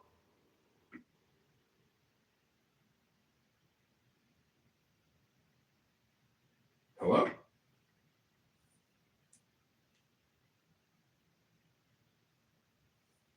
I don't know. It's very difficult to give a very specific answer. Rather, I say that when our founding fathers, and they weren't my father, but the founding fathers, nonetheless, they were thinking. They were smart. They didn't look like me, but them motherfuckers smart. They knew that people in time would try to change shit. They knew that because they knew how power is. Power corrupts. It don't have to be black or white. If you were That's why they gave us the law, Kenneth, the law. But power corrupts. So, to the extent that our founding fathers were smart, I give them credit for that. And they knew that shit. And as a lawyer, I become aware over time of that fact. So, my sharing and my answer to that, and just to be profound specific, what was your question again? Because I want to land with that, because I know somebody else will say something. And I want to be specific to your answers. Kenneth, what did the founding fathers know about Islam that the woke left Democrats have forgotten today about Islam, Kenneth? The Muslims. Hello? Well, they didn't forget nothing. Did you see how they situated the Washington? They made it, they knew about geometric universal law. They was aware. Them dudes were not dumb. They knew how to construct a fortress, is what you're saying. And I like black people, but some did like black people. But when it comes to even Islam, I forget, like some of the founding fathers, they called them Mohammedans back then, and they would say like they were course, they're trying to have a country that was not as that was far more secular. But yes, I understand. Our first foreign battle was with Barbaria, where they basically they were jihadists that demanded.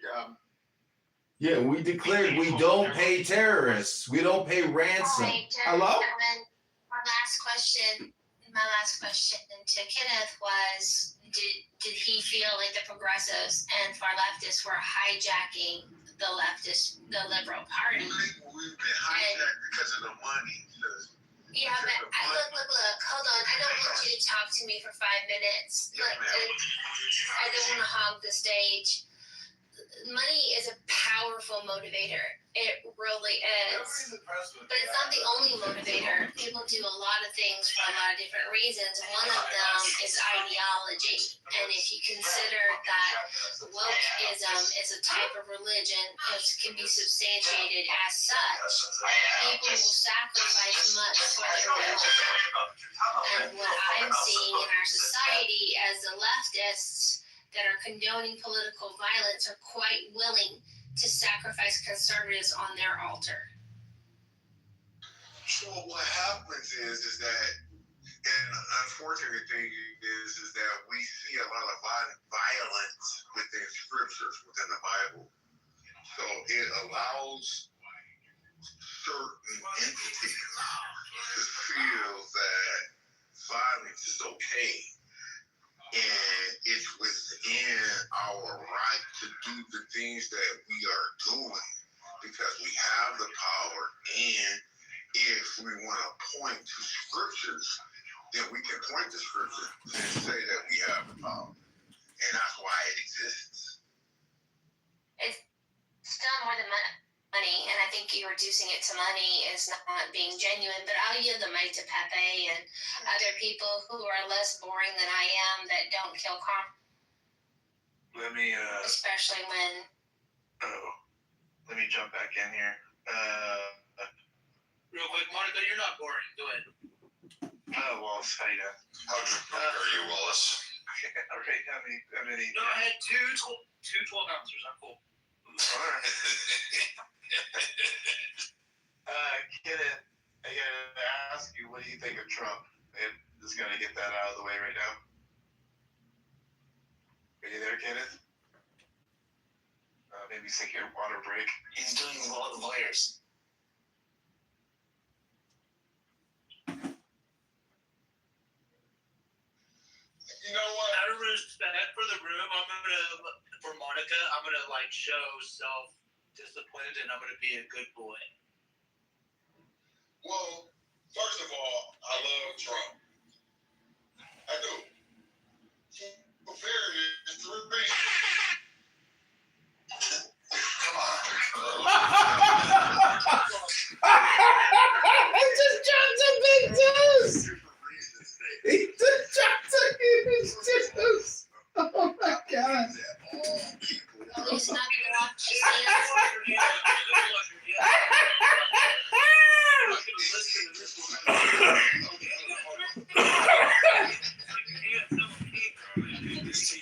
Dude, what is up with this wacky? The city's gone vulgar, dog. Female energy. Did you wash your hands?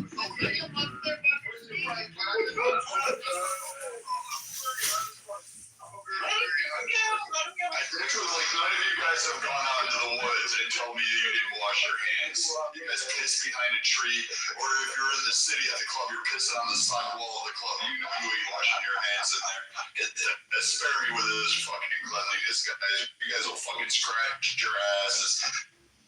Put your fingers to your nose and stuff to see if it's fucking sane. Shut up about that. So guess what?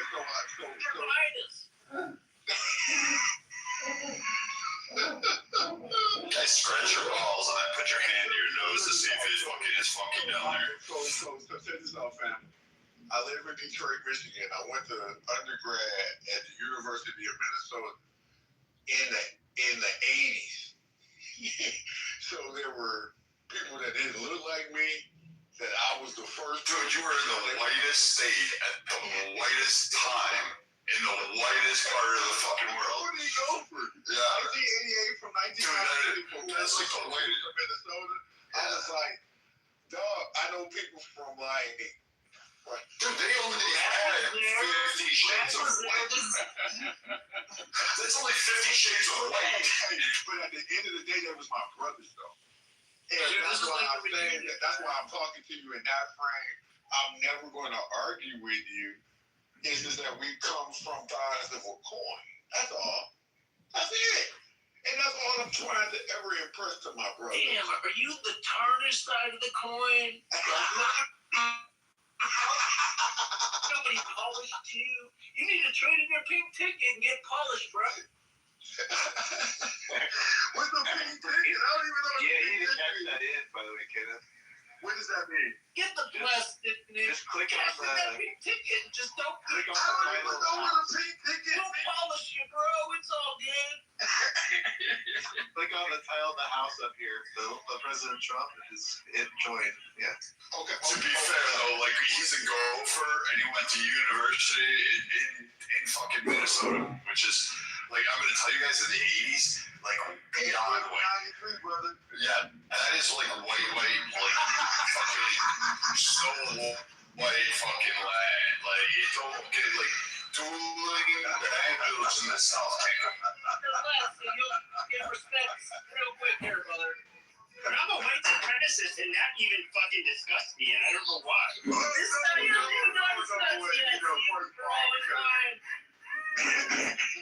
First of all, if I can't love you, then there's no such thing as unconditional love. So I can't find, even if you dislike me, you can hate me. I know that there were brothers that didn't even know what I looked like other than what was on television until they met me in person.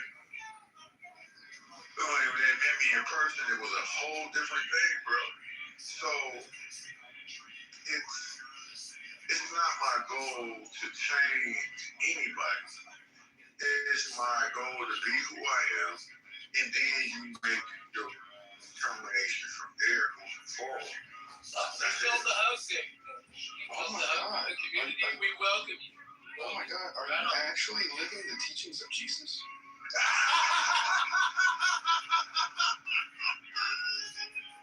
Dude, he's part of the internet, bro.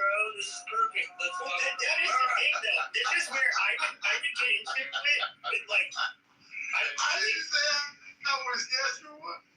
I would get into it with, like, people like the Grapers. I would get into it with people like the Grapers. You know, I just kind of, you know, not too far from them. I mean, come on.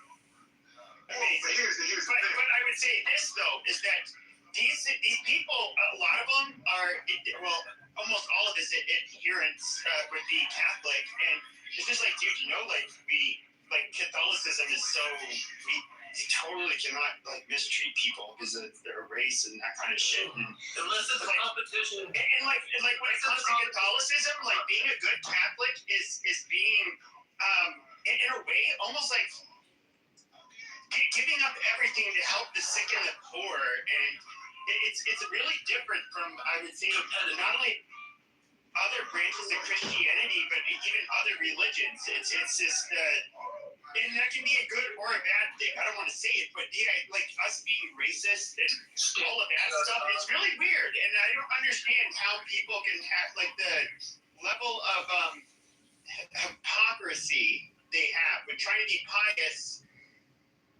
while being racist, while using a religion that would disavow their racism. It just doesn't make sense. That's privilege, man. You know privilege. Like 5 years ago, look out. We all know what privilege is. It comes in like colors and multi. Yes, sir. I'm not talking about you. I'm talking about privilege. Different age, it don't matter. My favorite privilege is the black privilege.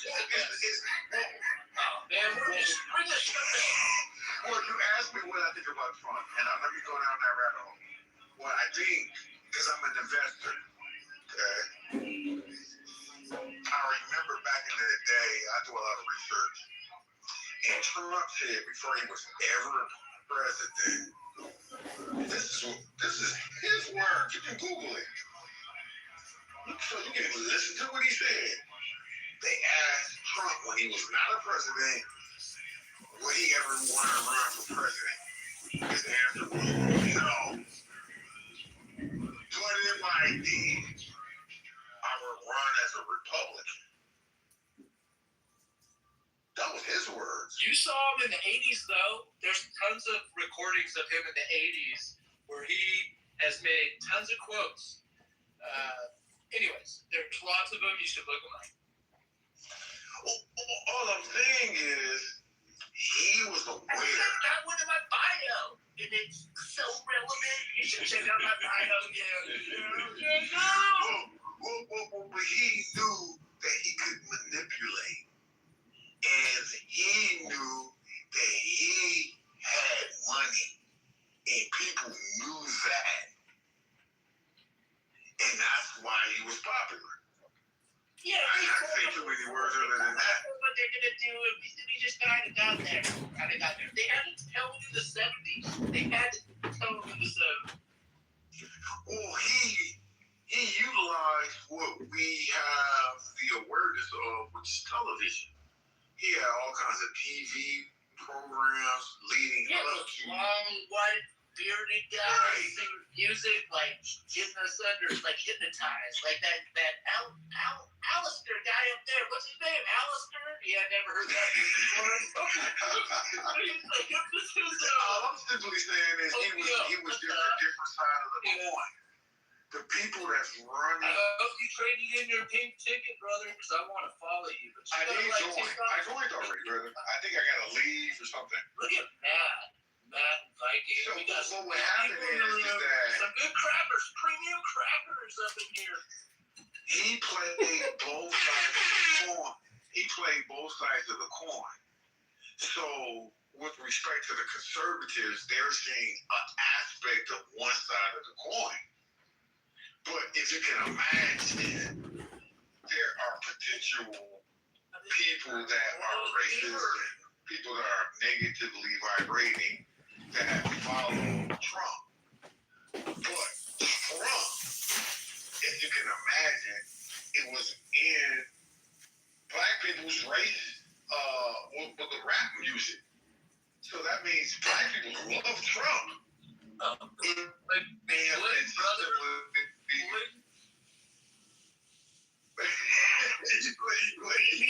There are some very Negroistic characteristics of Trump, but I need to ask you one question. I'm dead fucking serious. Wipe that goddamn black grin off your fucking face, because I have a serious question. Okay. I will kick you out of the fucking room. Now, when we break bread together, okay, and somebody brings a potato salad with raisins in it, what do you think of that? I'm listening, brother. Is that good or is that bad? Well, you asked that great question, Sam. So, when I went to the University of Minnesota, I had a good friend of mine. His name was Paul Koenig. Okay. His family owned a farm in Hutchinson, Minnesota. Yeah. And I couldn't go back home to Detroit. I'm sorry. I was just talking to the person that was in Minnesota so he can verify I'm telling him the truth. I hear you. What are you asking? I'm washing dishes and getting ready for the morning. What is it? Not just in Minnesota. So my friend was named Paul Koenig. And he was a good friend of mine. And during Thanksgiving, I went to his home, which was a farm. And mind you, from a city person, I ain't never seen a farm before. so and when we ate, and they didn't know, and I didn't get mad because they was loving me. They served me watermelon at Thanksgiving. Now, mind you, I'm 20 years old. I have never been served watermelon at Thanksgiving in my life.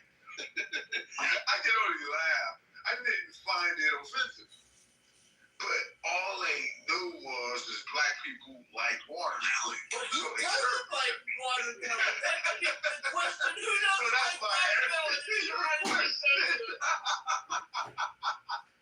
That is some northern Minnesota white people shit. Like, I can see that. I believe you.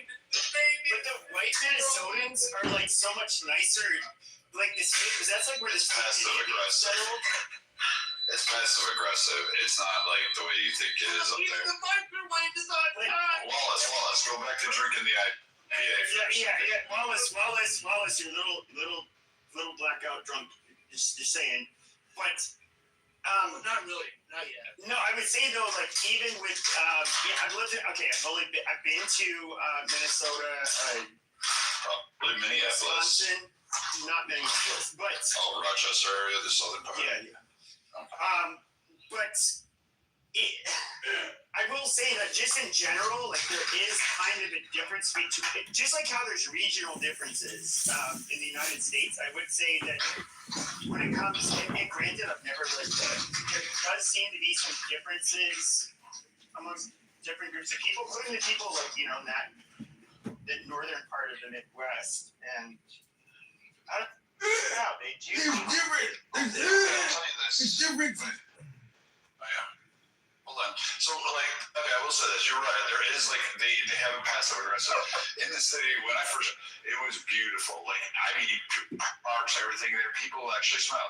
There are some racist piece of shit cops out in the fucking city. You couldn't deny that shit. Fuck yeah. Can I pause you a little bit? Just let me finish, buddy. Yeah, like that shit was really, because you saw it from the sidewalk when you went into Minneapolis. You went to Minnehaha. You were around Beta Mescal. You were walking through Uptown. You could kind of tell, like, you could see what was going on there, and a lot of people of a multitude of colors were all like kind of uncomfortable because the cops, they were a different set. Like, Chauvin was like probably a mild comparison to some of the cops up there. So I get it. But like when you got out of Minneapolis area, you got out of Hennepin County, and you in Wright County. Brother. There you go. Once you got out of those two counties, you were fucking, all of a sudden it opened up. It was a whole world. You hit Duluth, people were happy, people were working, people had beer smiles on everybody's faces. You were sitting down, you were partying on Lake Superior. Like, you turn around and it'd be all like everybody be eating, everybody having a good time drinking, kids playing in the water, in the surf, cold as fuck, but it would be fun. And then you come down to Minneapolis, and it was really a weird vibe in Minneapolis. I guess that's what they're trying to say. It's just. Brad, what the fuck are you talking about? There's two happy people in Duluth. Go ahead. Whoever was speaking, go ahead. No, that's the. He knows though. He's been there. I've been to Duluth. It sucks. Duluth sucks. If I knew it was going to be that cold, I would have not chose to go to Minnesota. It's not that cold. It's fishing. It's the fishing. You know, you go fishing in different places. It's not that cold. I think go to the Pacific or the Atlantic. It's fishing. We're going. It's good. So I came on like midnight, like right there at midnight. I wake up the next day, and I'm like, I went to the. God damn it, Wallace. But over there, the next day, I'm like, I'm in Anchorage, and I'm just like, holy shit. Like, oh, wow, there's black people. Amazing. So, like, I didn't picture that about Alaska. And then there's like, I'm talking to the security guard, because I'm just waiting for my fucking, girlfriend just to hurry the fuck up. And he's like, oh, they shop until they drop, don't they? And I was talking to him, and I just remember thinking in the back of my head, and I was like, of course, I didn't say this out loud, but it's just like, holy shit, like, you motherfuckers would not even exist here probably 500 years ago because you like die of vitamin D deficiency. Whereas it takes a very special, like, you have to be basically an Eskimo to live here. And, like, you have, believe it or not, like, quite a lot of black people in Anchorage. And I would say one of the cool things about that place is that it is super libertarian, but nobody cares. You really should interrupt Pepe. Let Pepe finish. No. The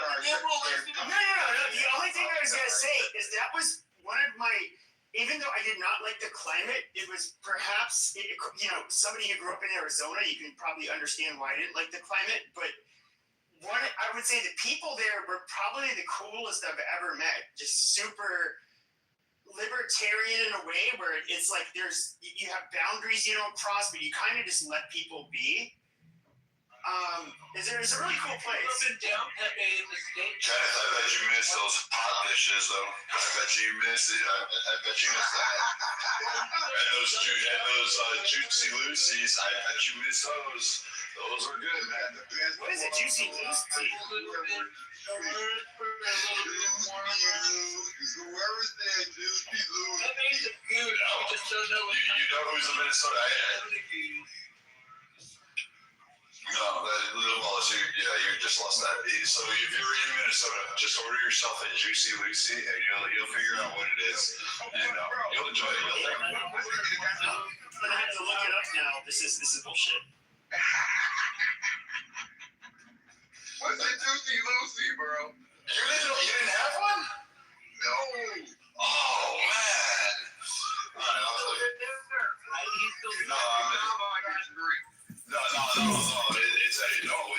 It's like a burger. I just looked it up. Yeah, it's okay. It's tough. It's hard inside.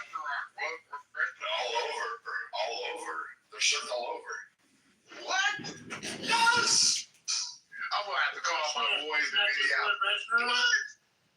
No, it's a type of dish. Capitalism is lost, family. This is why everything is great in America.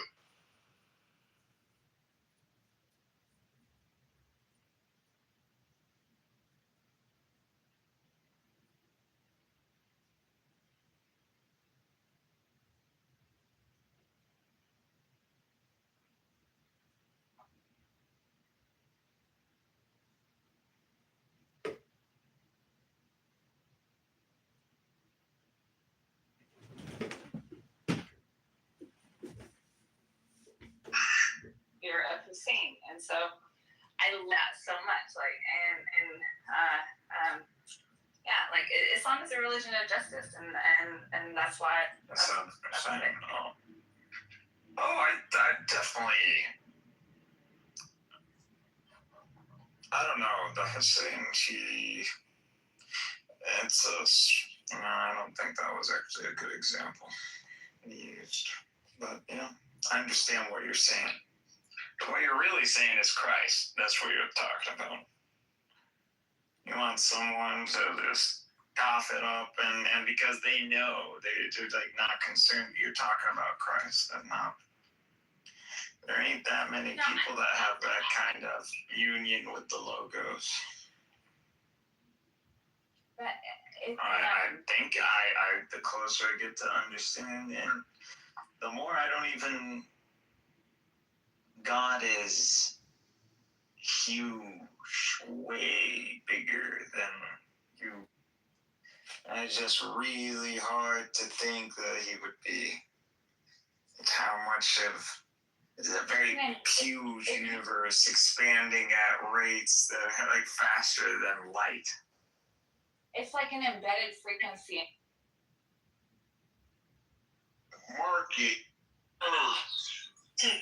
He does it, and because he is influenced by APAC and the Epstein issues, he's motivated to do certain things and to say certain things. But at the end of the day, he loves money. That's why. What other president added an extra section to the White House? But it's part of it. You gotta love it because it's part of it. It's kind of sad, but yeah, you gotta love it. Power and money, would you personally, would you trade it all just to have it all? Give it all to have it all. Would you do that? Not me, because I know money you can't take with you. We go. Yeah. So take it while you can. Is that your mentality? For me, no. Trump, I think yes. Yeah, I would agree. Yes. Trump cares about his name. He's going to leverage the money to ensure that his family name is continued and that his legacy will be able to continue. He also wants to go down as the greatest president ever. He's going to go down as probably the most transformative of all time. And if he hits $21 trillion in investment opportunities, which is over half our debt, he's going to be able to basically keep this country afloat for another, 200, 150 years? Because he's going to be set. Because we read the book, Barry. That's how we read it. Speaking fact. He's speaking facts. If Trump doesn't do what he does, literally, you and I don't live the lives that we're living for the next decade. Our kids are not living like we live. I'm serious. Trump is totally setting us up for the future. What's up, bro? Trump is totally setting us up for the future. Hey, Kenneth, Pay attention, man. That's what he's doing. Really quick, He's setting everybody up for the future. And that's what's going on. Well, I wanted to clear the space so you could actually start from the beginning. So say it again, clearly and loudly. No, Trump is setting us up for the future. Correct. Like, pay attention. Pay attention to what he's doing. Exactly. He's setting us up for the future, for the next president. He's setting up that next president in case he don't get it. But you know what? I think that it's going to go a little swing thing where somebody drops out. We're going to let Crow finish, Kenneth, so let Crow finish. Go ahead. No, that's all right. Yeah, I'll talk. My apologies, bro. No, you good. I live on Crow, so I want to hear it land, Crow. No, I think Trump is probably going to be our next president at the next election. By they're going to do it. They're going to make it happen. Bro, so does that mean you know what? Other amendments though? He is our best president we've ever had. Suck a fucking dick, you faggot. That's all right. He's gonna be. What's up, superstar? We're gonna have a That's right. You say your thing. In other words, you want us. Fucking talk. Bro, you shut up. You fucking. Let me You talk. fucking homosexual. Shut your fucking mouth. Hello? No, I moved you to the audience because you stupid piece of shit. So you're trying to tell us that we're gonna have a president who's gonna be so great, which by the way, he's gonna be like what, in his 90s? I don't know. I forget how old he is now. And he's gonna be the greatest president ever. This is fucking retarded. Okay, and he would how much he would change things constitutionally in order to remain a president. Like that's just chaos. And I get it, you can be a super fan of Trump, that's fine. I voted for him 3 times. I talk a lot of shit about him though, too. I voted for him because he's the best option. But hold on, this worship that I see with a lot of you fucking retarded maggots, it is so, you guys are so dumb. Just the dumbest fucking people to ever live. You have no. It's just Pepe projection. That's ad hominem projection. Green bean, big Pepe. Yeah, Napoleonic Pepe. So guess what, faggot? You get to go to the audience. I love the maggots. Ooh, we got Pepe a little angry. Idol worshiper. Oh, little Pepe. No, you little Pepe. Love you nonetheless. At the same time, boy, Crow. So if Trump has a third term, it's like if you this thing, he does have a third term. So should they? I mean, and you get a 4th term because you know what? What if that's all you gotta do is get a vice president, and the vice president steps down and let him back up. Double Crow, right? Okay, so I mean, we can make it happen. That's what has to occur, right? So. Do you think if that's the case, and let's say that he can somehow be elected in a 3rd term, do you think that they should be allowed to work around other amendments, let's say the 2nd Amendment? Well, yeah. So what if 6 years later, when there's a Democrat in office, guns, for example. It's one of those Looney Tune crap. Yeah, well, the problem is the Democrat office needs to just step aside because the Republicans are holding it down. If you go back in Answer the fucking question. You answer the fucking question. You goddamn troglodyte. You smooth brain fucking troglodyte. You shut your fucking mouth, you piece of shit. No, you low IQ piece of shit. You need to know. This is a question. Solid. He's like fucking not charging me with this fucking new charge, and I'm over here like, he took my $30,000 check. Like, false alarm, I found it, guys. Don't worry. It's right over here next to this Beth Taco. Del Taco. That's a good idea. Del Taco is fucking good. Loving it. Almost. I mean, I could make that. I could make it to the Chinese place. I could make it to the Chinese. Yeah, I can. My keys.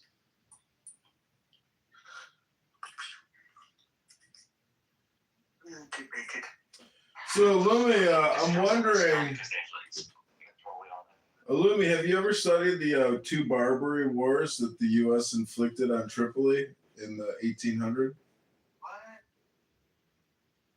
Hello? What? Hello? I'm asking you, do you know about U.S. history in regards to Islamic piracy? Hello? Yeah. What? Two triple. Yeah. There were two Barbary Wars, and the U.S. government refused to pay tribute, but they did pay ransom. They ended up paying tribute.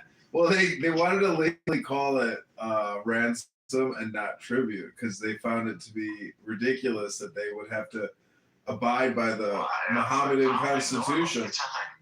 Well, the point is, they fucking went over there and kicked some ass, and they actually took a whole city.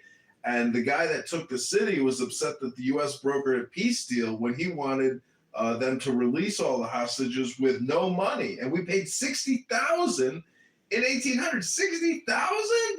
It's like 5,000 a human head. That's a lot of money back then. I mean, multiply that by 100. Because they decided not to. It's irritating. Not to pay because you decided you wanted to get out of it. Zuni, you sound annoying. Please mute.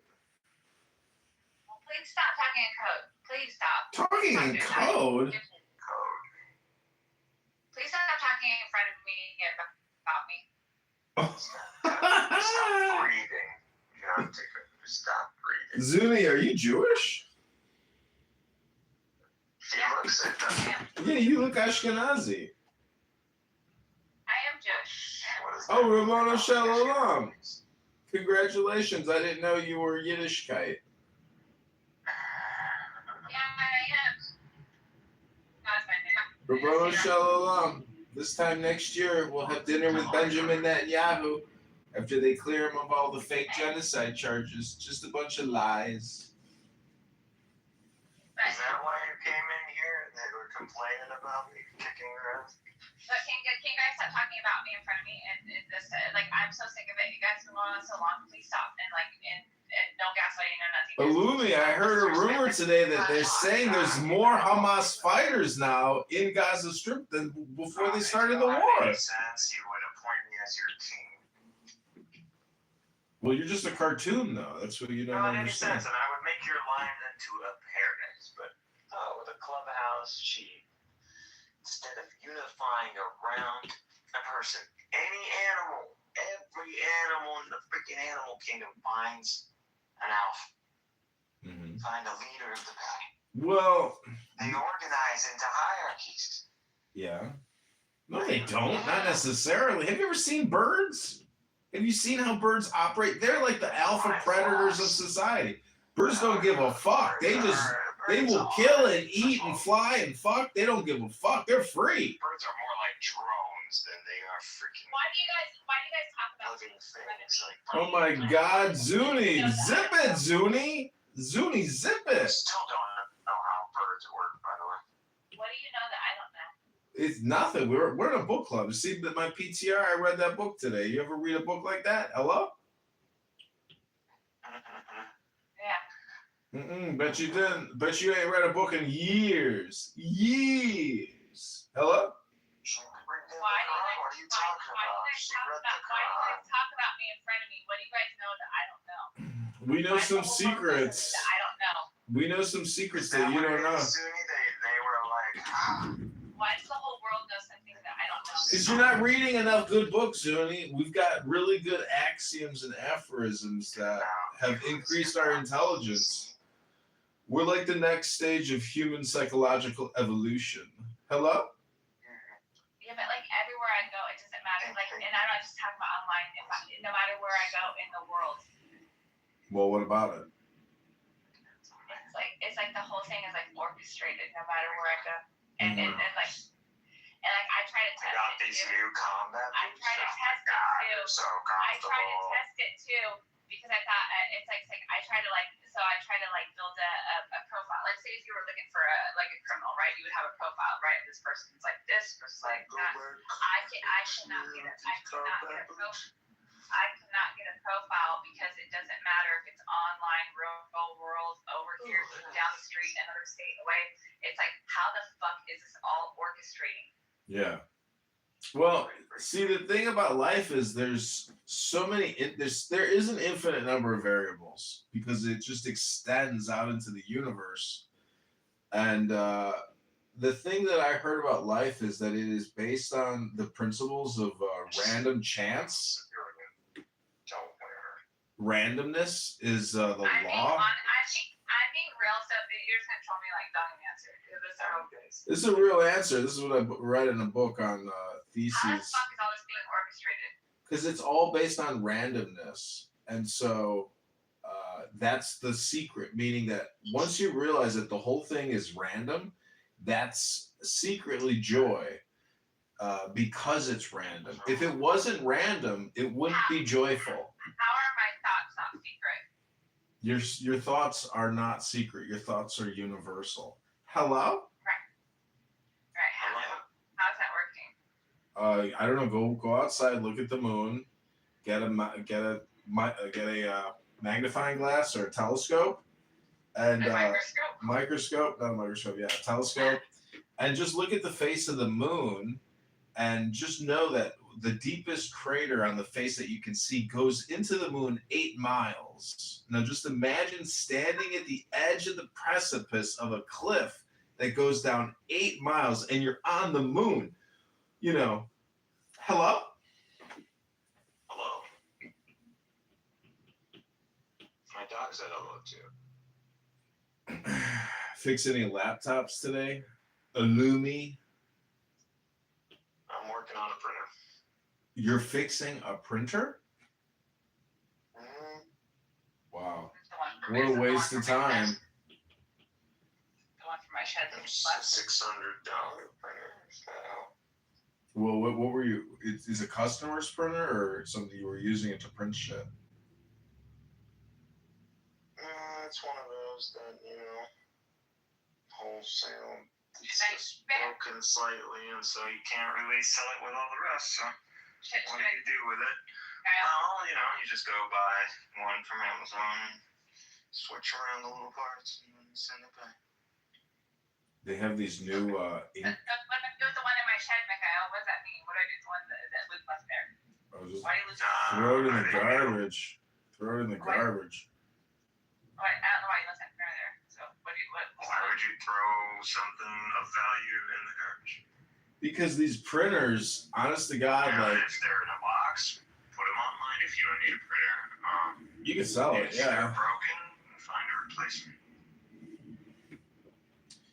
So Zuni has Illumi. All these corporations are not paying taxes; that are just hanging out insurance products for free for you to know. Return policy. So Illumi, what do you think about Freemasonry, global Freemasonry? How much are they paying? I mean, they've got billions of dollars, I assume. Where do we sign up, right? You can go sign up. You go find some Freemason lodge in your area. They're gonna pay me if I sign up. No, you're gonna pay them. Duh. What do I have? No. That sounds like a Ponzi scheme right there. Exactly. But what I'm trying to say is, if you look at them, it's too highlighted, it's too talked about. Things that are actually people and done in secret are not this fucking popular. So what? well, you still have to look at. There's history. Oh, really? You're so sure about that? Because I have history books on Freemasonry, and it's global, and it's the Europeans, and a lot of it is political. So there is a political, historical, you It's a know. placebo effect. These people think, oh yeah, look at us, we're up here, we're doing something. It's not placebo. These are networks. These are communication networks, and to say that they didn't do anything is stupid. And if you think that the books that I have are just stupid, well, I would just ask, what was the last book you read? Hello? The last book I read is Hello? Quran. The Sam Quran. See, every Muslim can just say the Quran on that question. No. It's actually it's That's the best book in the world. So It's not. It's not the best book in the world. No, it's not. Definitely not. Just can't read it, bro. How can I judge a book that you can't read, man? Bro, I got it. It's not the best book. I'm looking at 1,000 books. I can rank it. You haven't read the Quran. You read the translation of the Quran, my friend. I got it, my friend. Okay, Zuni. Sorry, Zuni was trying. You're interrupting Zuni. Be a gentleman. Let this woman speak. Until you read it in Greek. I know you want to troll. I know you want to troll your Alistair, but I'm the benefit. Troll? How dare you project troll onto me? You're a troll. Okay. Well, I'm gonna give you the benefit of the doubt. But anyways, the last book I read was Muhammad is a Believer's Bread and Honor. I ordered this book. I have it in my hand right now. Awesome. What did you learn? What have you learned? Give us an extract. So when it this guy's take on Islam is much more which is kind of odd. He's not a Muslim or anything. He's like a white guy, but he has a whole other take on like who were the believers in Islam, right? Like, it wasn't this very rigid type of Islam that you see nowadays. You know, it was more like a believer could have been like a Christian or a Jew or a it wasn't this like someone who necessarily does the 5 daily prayers of Shahada, etc. And so I read that book, and I went back and I like read the Quran now, and like the Quran actually does really read like that, but it would maybe sometimes you don't notice it that way because you're looking at it through a different lens. After some of the things that he said, there'll be things I read. Did the book mention anything about trans or LGBTQ? Because I'm sure Necro would like to know what the Muslims think about the believers who are trans or LGBTQ. Well, so the thing that I noticed about so like those kinds of sins, people like focus on those because the majority of people it's not like I wake up every day and I'm like, oh God, I hope I don't want to love a girl. No, I don't love a girl because so it's easy to highlight one sin that most of us aren't doing and then go against it. Well, everyone's the guy who's really against fucking the transgender, it's like that's fair, and he's ripping everybody off of his business, and he's doing all kinds of shit, but it's just like it's one sin for everybody to gang up on and come together on and then highlight and focus like this is the problem. Well, they're all a problem. You're just a guy that can focus on this one because it doesn't involve you, and it's something that you can unite on. That's good.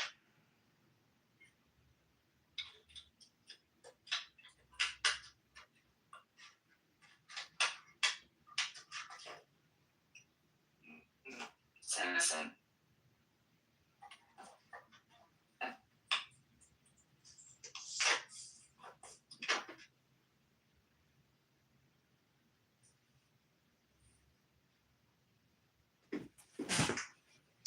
Because after reading the Constitution of Muhammad, I just have found that the Islamic Constitution is basically a charter on how to start a mafia organization to basically blackmail people, abuse people, intimidate people, rip people off, and give them no real jurisprudence, no jury trials, and always leave it up to the Ummah, to the Allah, and to the laws of Muhammad. And to me, those believers versus non-believers, in-group versus out-group, to me, that's ignorance, because the in-group fails to recognize that they can't be the in-group without the out-group.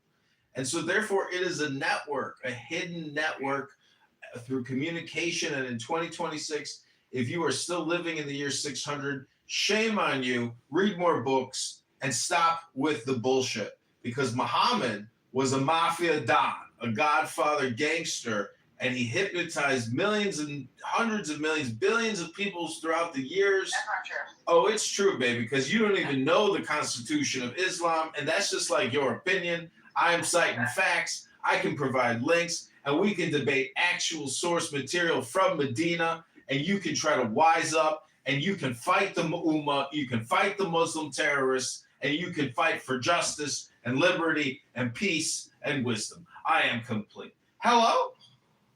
Yeah. So and this is how because Islam is such a widespread thing.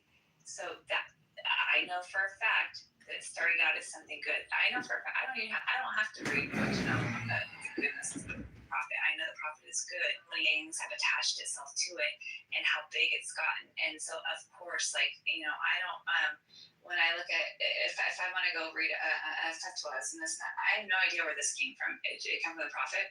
Who knows? I don't know, but I know that I know that the Prophet's good. He's good, and that's why that's why the message starts getting spread. But and then it's good because then it gets real popular and it gets inundated with evil. I made so many snarky remarks. It's crazy.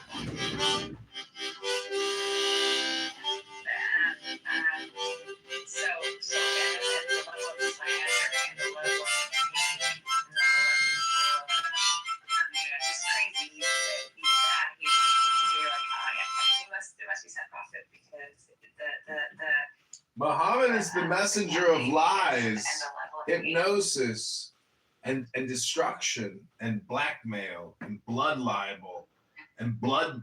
The guy is just a gangster. He's intimidating everybody. Come to war with us and pay for it, or we'll kill you too. That was his message in the Constitution of Medina. You should read it.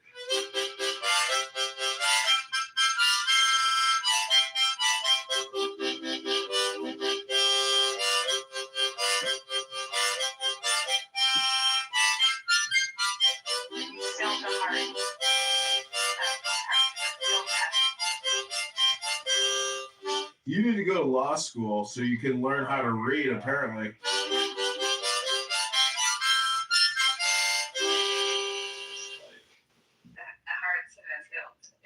It's like he wants. It's like, I don't know, whatever. What's your vote? So, and then you also believe that if you sincerely repent, that God will forgive you, correct? Yes. Then what would be the point of the crucifixion if you already know that if you sin regardless, sincerely repent, that God will forgive you, won't be the point of the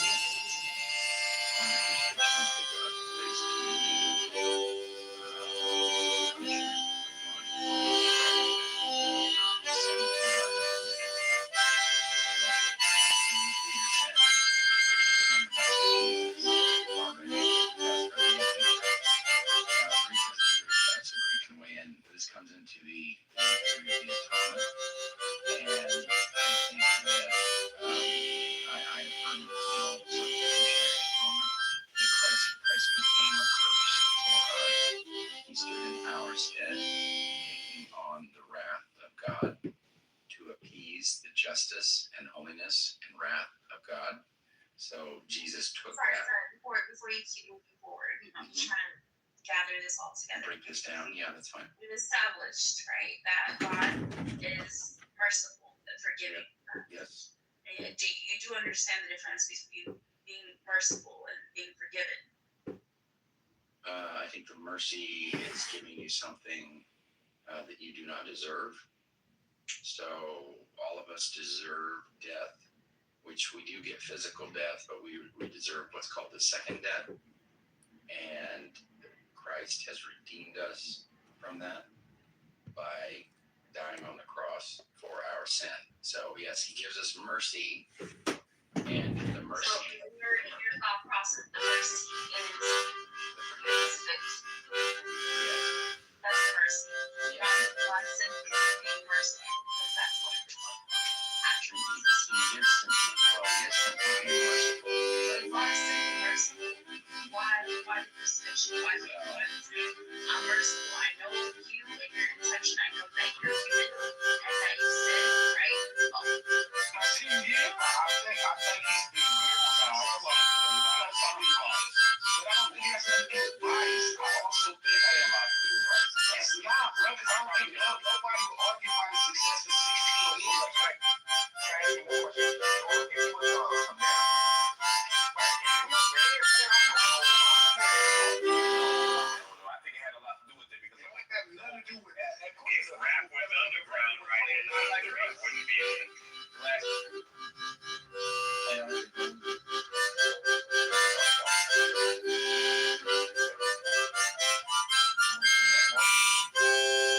I have business.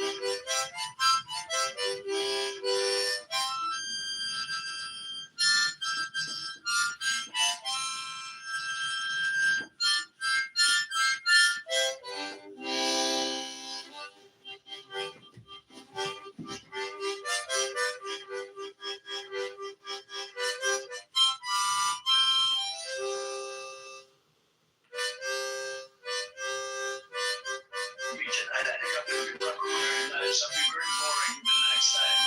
We're gonna have a great event, and you did a fantastic job. Thank you very much, Peter. Thank you, President Trump. Here's a report in the New York Post that is sealant. A symbol is planted somewhere on site at the hotel. What do you think about that? And I ask respectfully, why do you think this keeps happening? Well,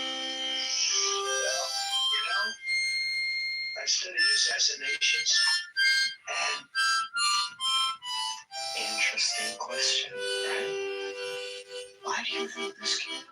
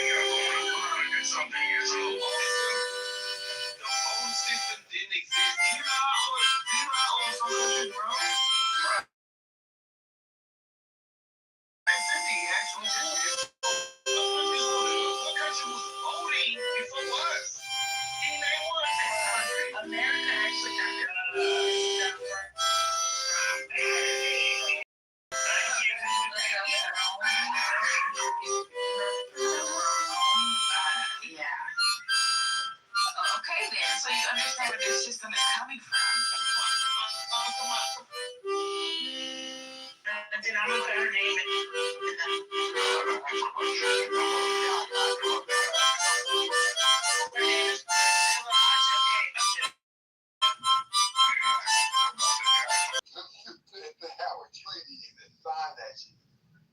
So we pay the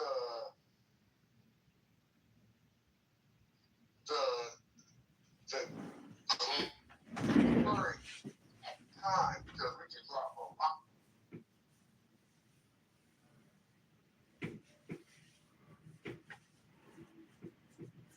Point though. Here's my point.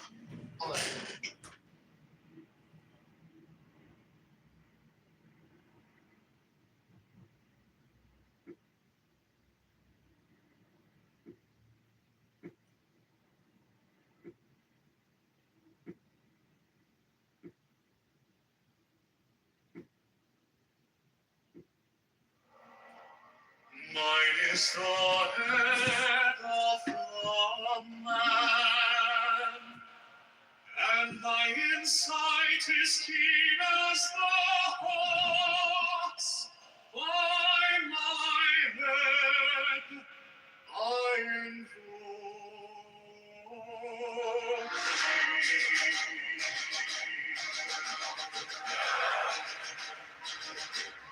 I am the only begotten child of my father and mother. My father is dead. My mother bore me with labor and pain and fear. By my body I invoke thee. About me shine the diamonds of radiance white and pure. By their brightness I invoke thee. Mine is the red triangle, reverse the sign, given on sacred deed of thee, O Lord. By the Lamb and I invoke thee.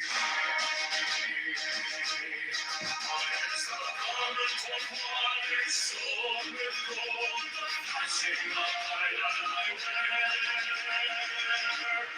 By my robe I invoke thee. Mine is the sun is a time by the side and invoke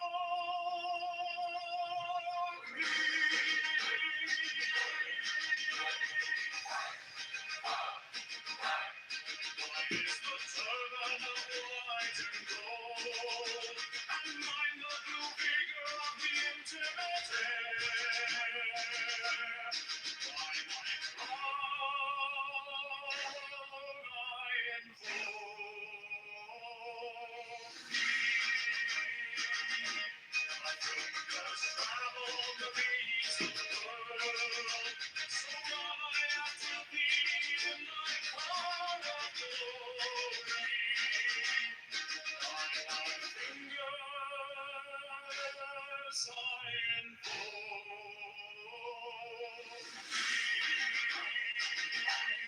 I bear the wand of double power and the voice of the Master.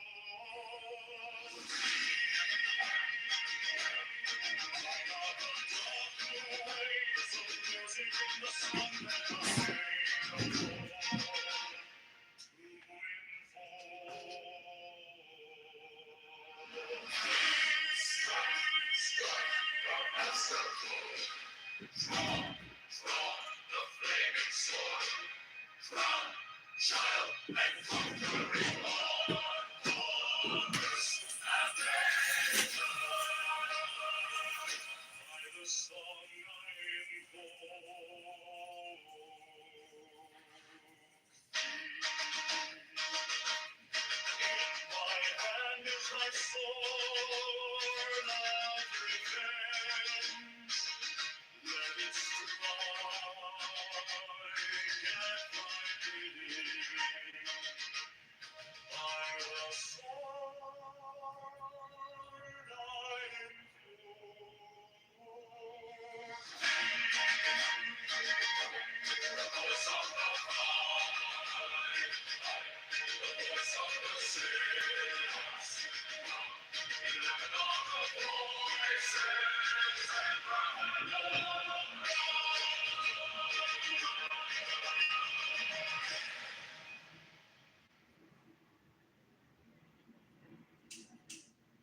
Mine is the head of the man, and my inside is keen as the ox by my bed I invoke thee.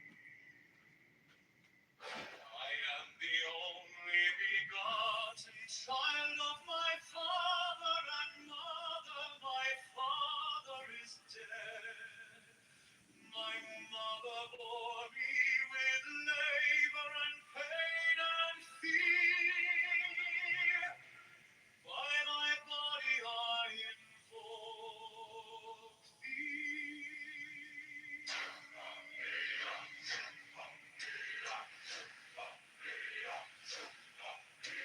About me shine the diamonds of radiance, white and pure. By their brightness I invoke thee. Mine is the red triangle, reverse the sign, given of none, save it thee, of thee, O Lord. By the Lord I invoke thee. Mine is the garment of white, sown with gold, the flashing of day that I wear by my robe I invoke thee. Mine is the sign of a office and tithe, by the sign I invoke Mine is the turban of white and gold, and mine the blue fear of the entering air. By my crown I invoke thee. My fingers tremble on the beat of prayer, so run I after thee in thy car of glory. By my fingers I invoke thee. Of double power in the voice of the master,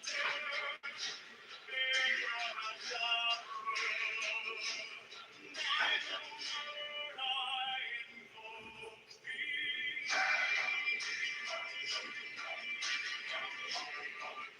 The waves of music in the song that I made, to invoke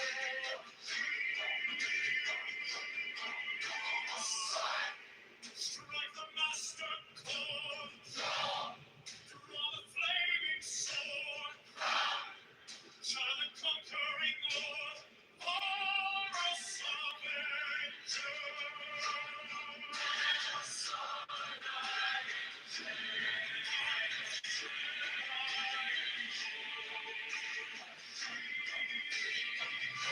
My hand is thy sword of revenge, let it strike my cheek.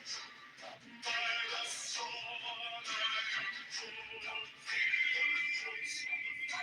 The voice of the 611 are the voices.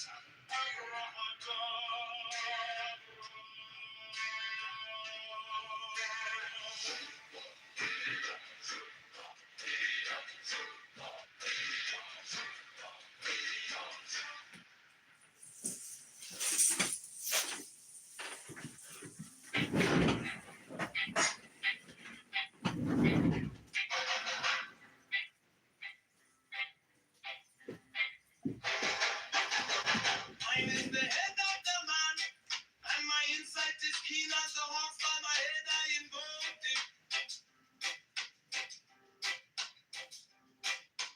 I am the only begotten child of my father and mother. My father is dead. My mother bore me with labor and pain and fear. By my body I invoke thee.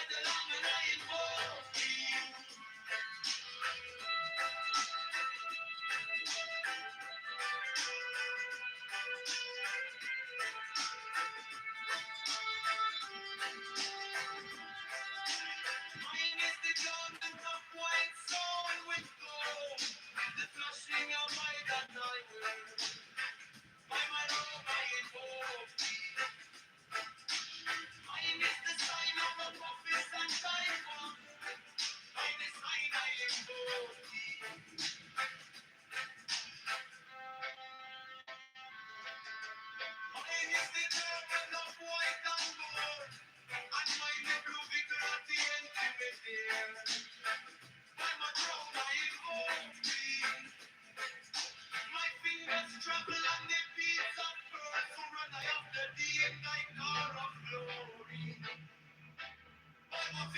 invoke thee. For that the one love double power in the voice of the master. Abraham, Abraham. By the word I invoke thee.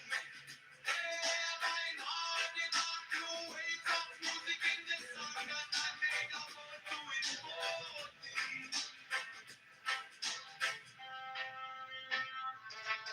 Strike the master sword, draw the flaming sword, jail and conquering Lord, again God, by the sword I invoke thee. In my hand is the sword of revenge, let it strike, as I begin, by the sword I invoke thee. The voice of the right, the voice of the six, 11 are the voices of God, of God.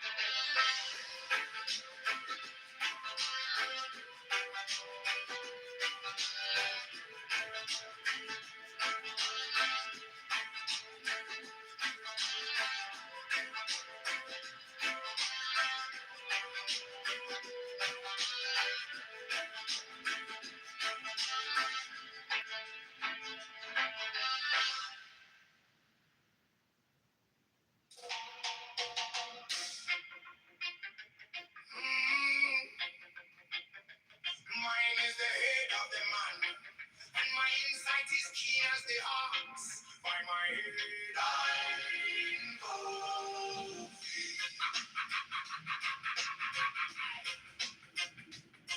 I am the only begotten child of my father and mother. My father is dead.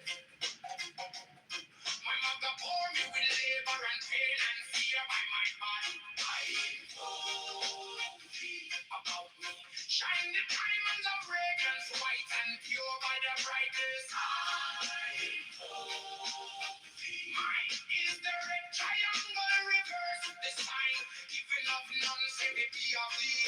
Oh Lord, by the layman I invoke thee. Mine is the garment of white, so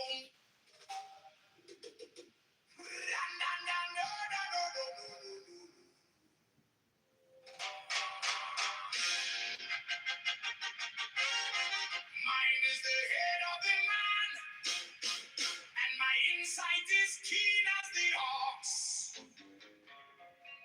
By my head, I invoke thee.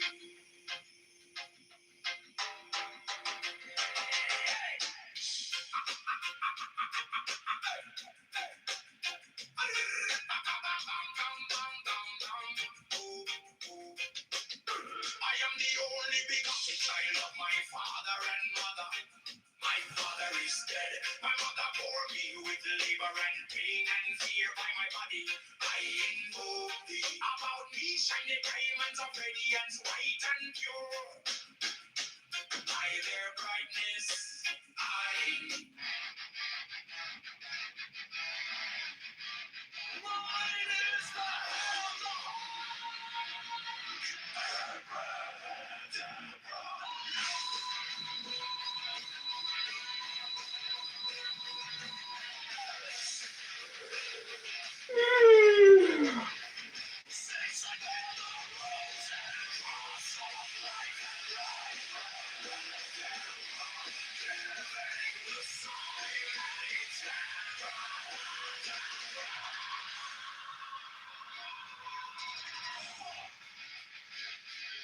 remaining in the sign.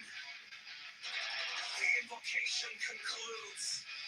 Therefore I say unto thee, come thou forth and dwell in me, so that every spirit, whether of the firmament, or of the ether, or of the earth, or under the earth,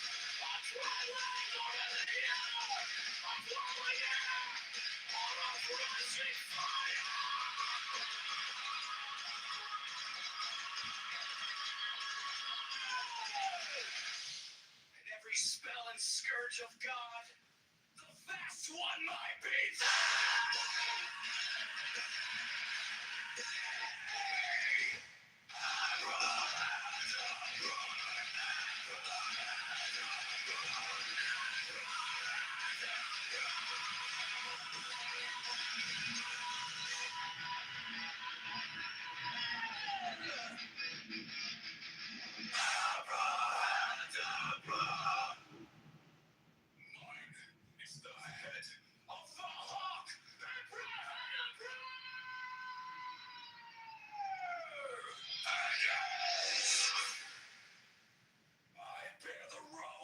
cross of life and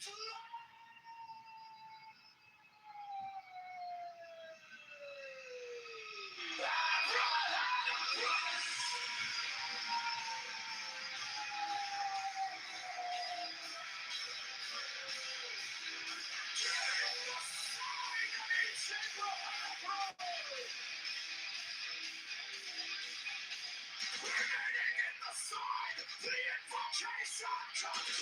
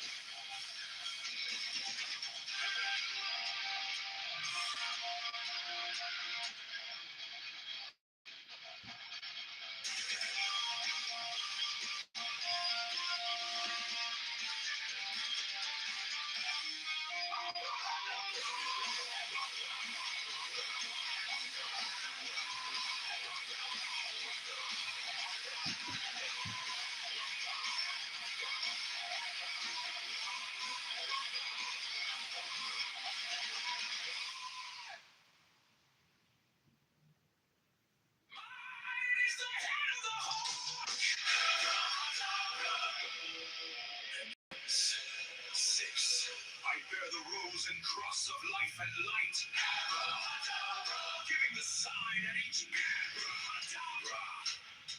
remaining in the sign, the invocation concludes. Therefore I say unto thee, come thou forth and dwell in me, so that every spirit, whether of the firmament, or of the ether, or of the earth, or under the earth, on dry land, or in the water, of whirling air, or of rushing fire, and every spell and scourge of God, the vast one, might be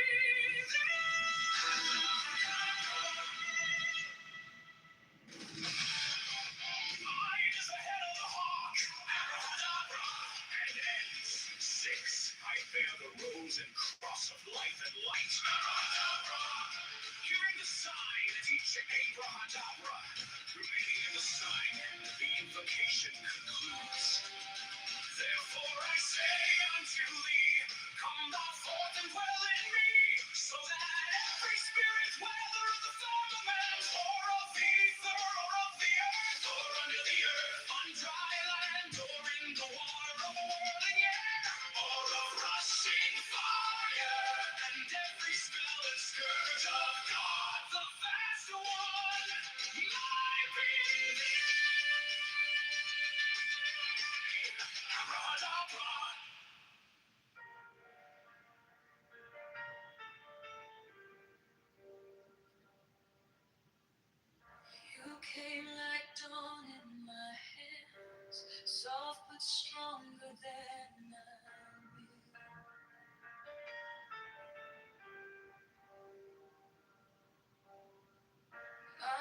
turn gold in your eyes, and my old night broke in two.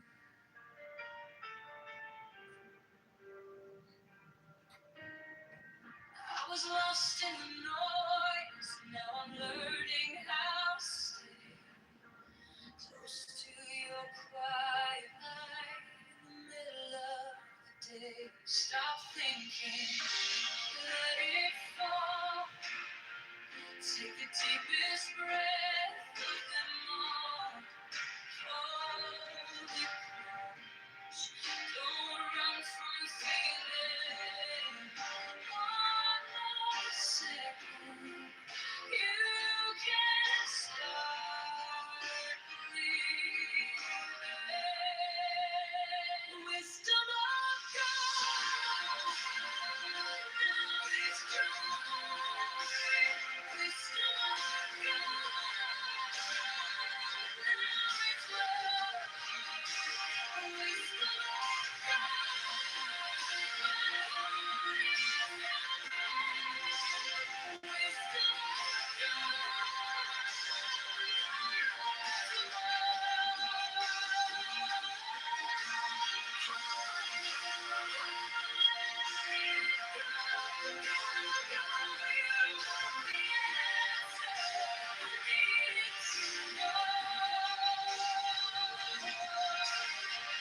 Your touch is a steady rain on the dust of who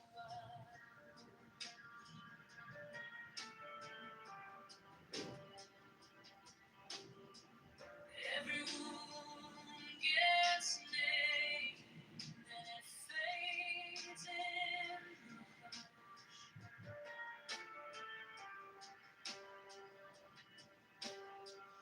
I don't need 1,000 signs when your name is in my chest. One deep breath, one brave step, and the rest can be blessed. Stop thinking, let it fall. Take the deepest breath of them all. Hold it close. Don't run from the feeling. One more second. You can start bleeding. Wisdom of God. Now it's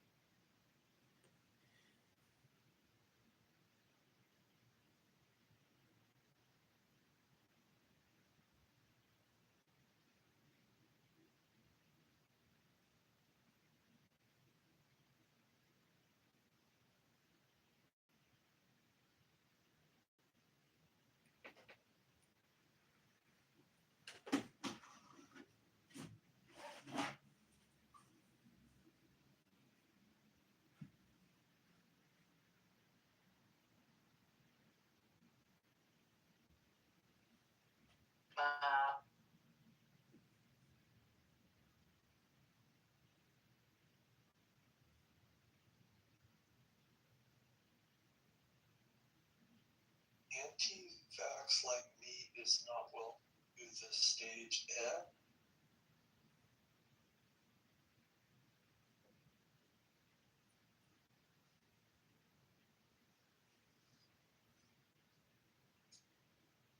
He loves you, Corp.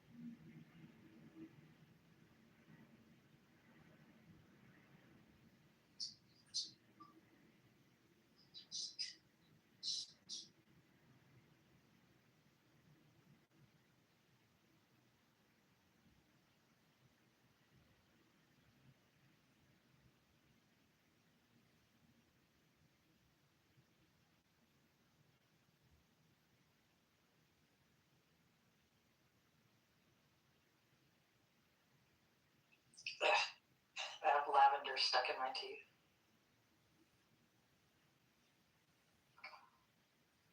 Who leaves actual lavender blossoms in a fucking can?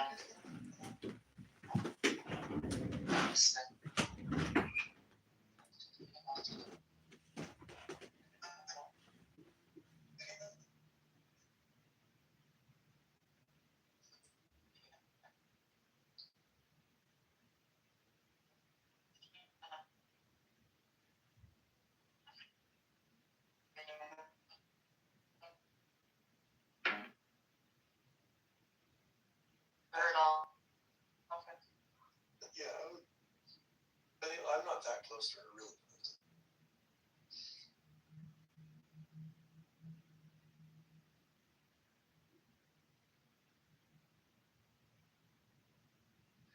Yeah, actually, that was the first time she was missing from that room in the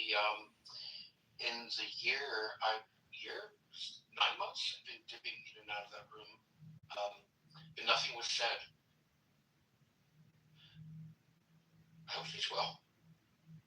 Yeah, me too. There's that whole everyone likes to go where everybody knows your name, but you also like to go where people will notice if you're not there, right?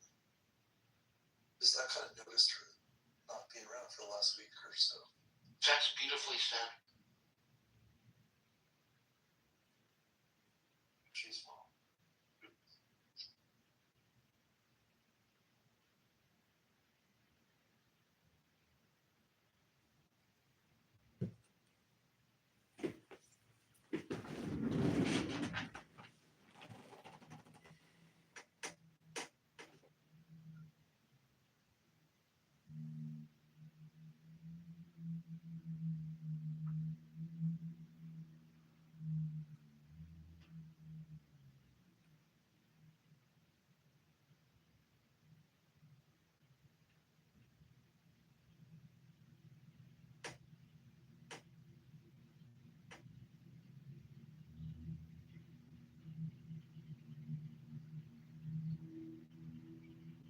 Wow, this is not funny. I feel for the family.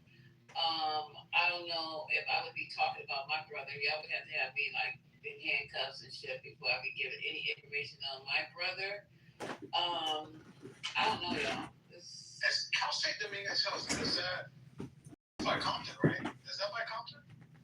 I think it was by Carson. Is it by Carson? Cal State Dominguez is Carson.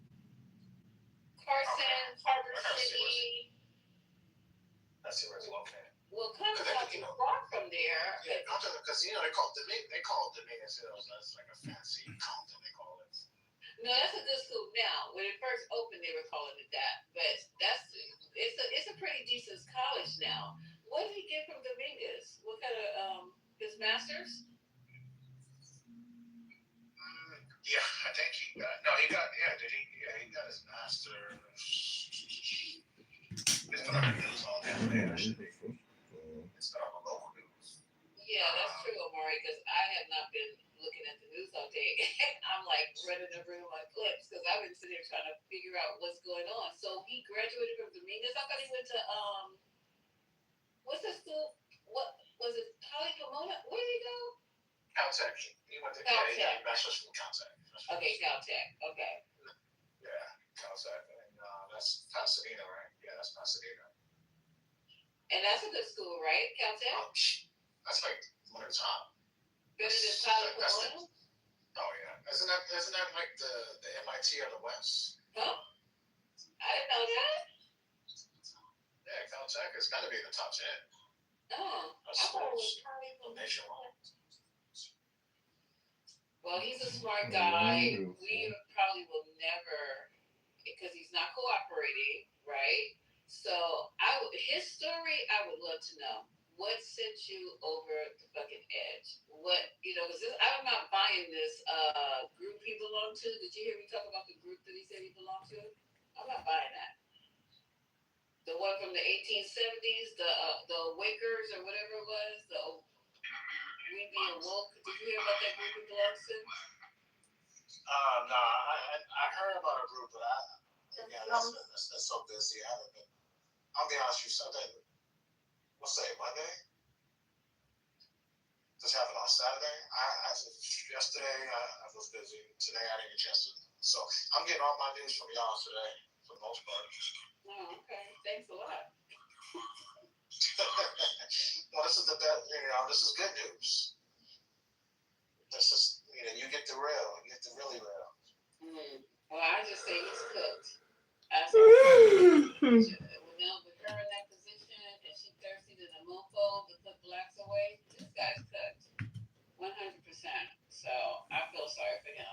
But she had the pipe bomb dude too. That's why I said what happened to him, because she was in that position when the pipe bomb guy was arrested. So ain't heard a peep about him. Do you think Judge Farrell's doing a good job? I mean, I don't want to trigger Haitian, but do you think she's doing a good job? I think she's super thirsty. I think she's really super thirsty, and she wants to be seen and heard. And I don't like people like that. If she was smooth, kind of kick back, like we're gonna prosecute him to the limits of the law. Nobody good. But she's super thirsty. We didn't even play the whole interview. She was talking for 8 minutes. I stopped after 3. So I'm sure she's been rattling on. Listen to the Fox interview she gave. That's the one I was playing. She's just really too thirsty. And then I don't think she likes people of color. I could be wrong. Everything is not about racism. I know. I would get this vibe from her.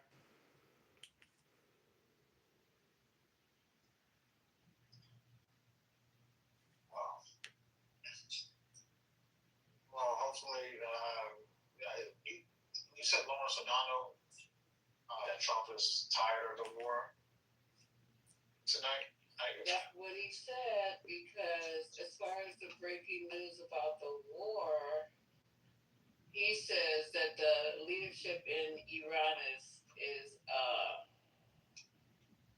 is out of sorts. But hello, really? You think after you killed everybody? What did you think? I mean, this is weird that he would even say that after he assassinated supposedly the whole top leader. That's what he said, but I don't believe that either. And he's like, we're going to cancel these meetings because Iran seems to be out of sorts. That's crazy. So that's the new thing with him. But he wants to end the war. I don't know how this is going to go down, y'all. This is the weirdest shit I've ever seen. You're not talking to the people. Nobody's, why he pulled them back, I don't know. The strait is still closed. Gas prices are still going up. How is this going to end? So, Lisa, you mentioned it, and there was an article in the New York Times that described the way their leadership is now. Mm-hmm. And the new Ayatollah, wherever he's located, this part's speculation.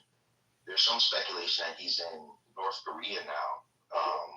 Speculation he went to Russia for healthcare after severe injuries, and then from Russia to North Korea.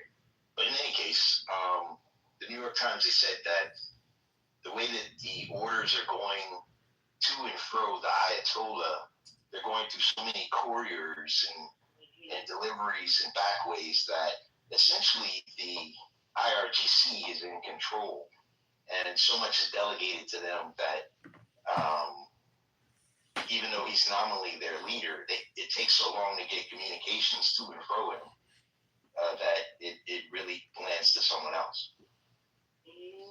And they're the hardliners, so the whole thing was reversed. It's not looking good. And a lot of them from RGC because he joined when he was 17 and went forward against Iraqi war. So it's not good.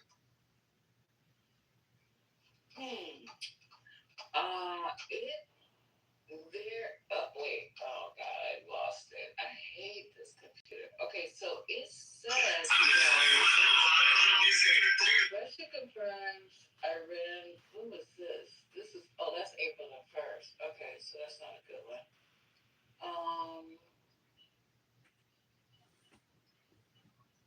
I was trying to find something a little bit closer to today.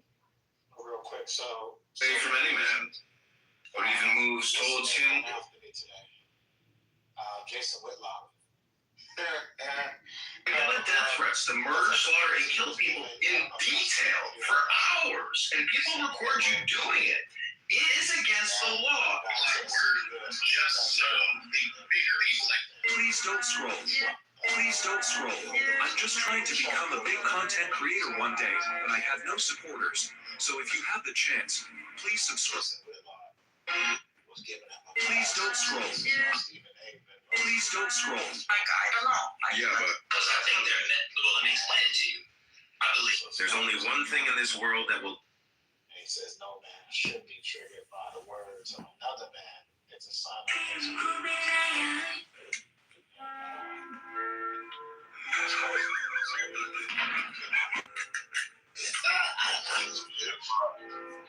Yeah, Shitlock literally makes his living off of doing stuff like this. Anytime Shitlock comes like that, and he gets money off of doing this. That's what I'm saying now.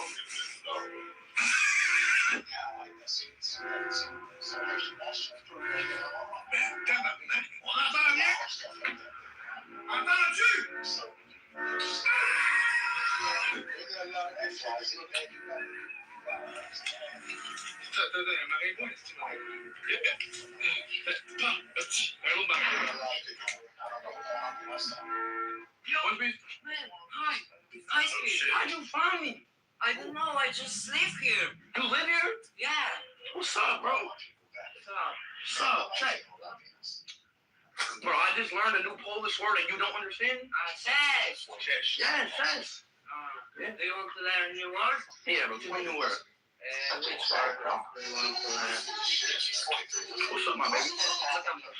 Super Kayane. My bad. You want a piece? Yeah. All right. Thank you. There you go. One piece? This video made the entire internet explode with rage. Because when this guy went to grab some... Australia, you're... So mean for that. So for anyone that doesn't know, these are speed bumps. And what they do is if you're going too fast, this right here will drop down. And then you'll like get into it. Let's see. These people are all going to speed limit apparently. But anyway, so just be going and then this will just drop out from under you. And that's the meanest type of speed bump. But also, just as a general note, I've never been to a country that has more speed bumps than freaking Australia. Australia, you're so mean for that. So for anyone that... This is for the flight attendants and the pilots. Nationality, road pilot. I've never seen this. This is the first in my career. Third? How long have you been a flight attendant for? 36 years. 36 years. Yes. Thank you very much. No, you're welcome. Yeah. Thank you so much. We truly appreciate it. You just made my day. Thank you so much. It's down there, I can hear you. All right, I'm requesting you to get out of the vehicle so I can do a 3-hour stint with my patrol K9. What's your probable cause? I don't need probable cause. Yes, you do. Nope, not in the state of Florida. Yeah, you do. All right, get out of the vehicle. Okay, get out. All right, turn off your car, please. What's your name? Humiston. This is a retaliatory stop. Okay, unlock your car, turn it off, and please exit the vehicle. I already said I am. Did you hear it turn off? I want to watch. I only have to present it, sir. I don't have to hand it over. You guys just don't like it when people know the rights, that's all. Get out of my car. No, the dog did not alert because there's no drugs in the car. So you're a liar. Dog just sucks. What's up? I quit.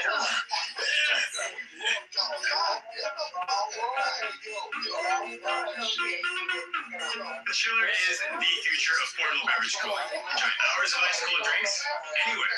Save time, money, and the environment. What are you gonna do, Kevin? You must stop this. There is no hope. This is a really bad idea. There's a million coolers. Stop. Enough. It was a bad presentation. It was a bad presentation. And I think that you have a shot. If you want for me to invest, it's not what I'm interested in investing in. So I'm sorry I'm out. I wish you the best. I personally am out. Congrats on what you've accomplished. Good luck, guys. What's up? I quit.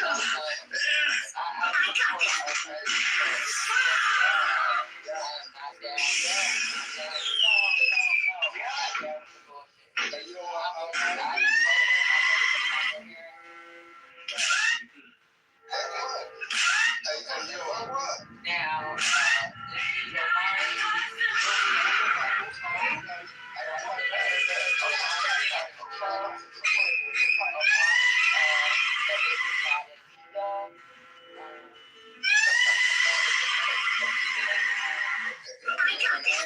How many languages do you speak? About 3. Which ones? Spanish and a little bit of Chinese. Chinese? Can you say in Chinese? 我的名字叫 Matthew. 你的名字叫什么? Friend from Taiwan, come up here real quick. How about I want to see if she knows, if she can help me. 我的名字叫 Matthew. 你的名字叫什么? Is that good? And say into the microphone. What did he just say to you? He said,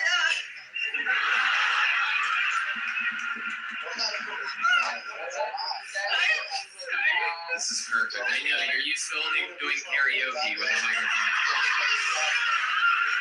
he said, my name is Matthew. What is your name? But the way he said it was, I had to like really pay attention. Gary, that's how he speaks English too. It's all. How many languages? What? Every day, you know? He's not allowed to take a picture? Hey, you know what? I'm gonna take a picture and I'm gonna send it to you. Come on, bro. Yeah, bro. Your teacher tweaking. What's your number so I can see the picture, bro? No, you know what? What's your name? Hurry up. Yes. I'm about to be snapping you, bro. What's your Instagram? Oh my God. Yeah. All right, you're right. I forgot it. Another one.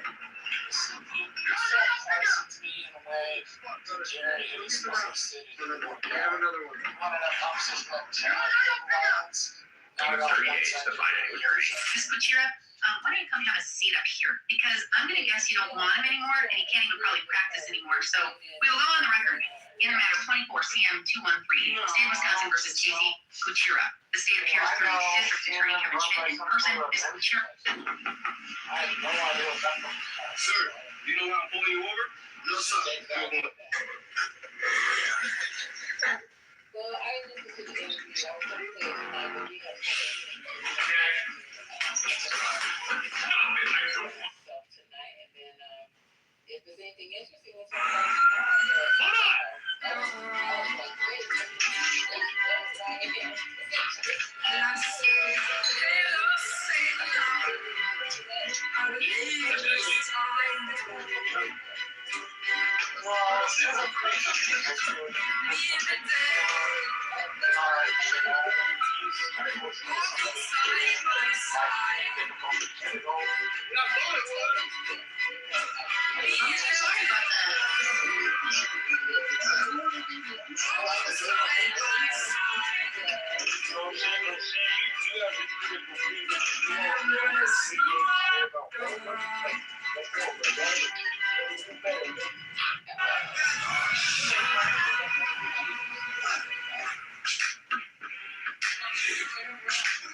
conversation was supposed to be about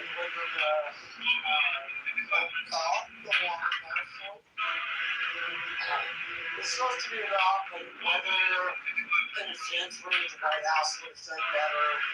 And Jerry was talking about political violence and was saying, it's got to be extreme and we shouldn't do it. He was trying to keep it kind of top line. So You are a genius. And then there's a little bow in the back. Oh my God, you're a genius. What you're doing is you're doing it really hard. You turn. No, take it. You turn. No, physically turn the hand. Okay. Yeah. The handle. What you're doing is how did that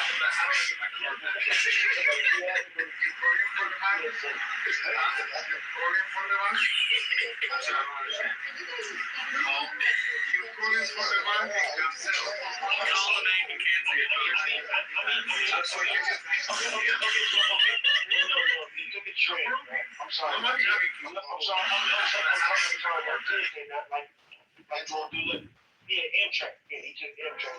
Not like going through LaGuardia or something. The ride asked him to take care of the bus.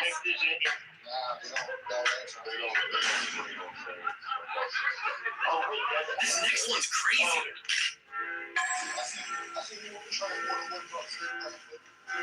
No. We were in the Chinese bus on the Lower East Side, so it was something different. But like I told them, You won't believe what happened. they was way worse. Yeah, so but I thought they did that on train.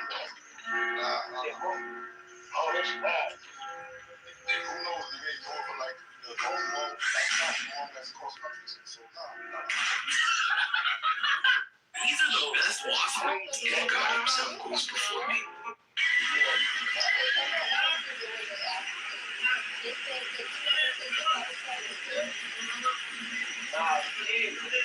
So wrong.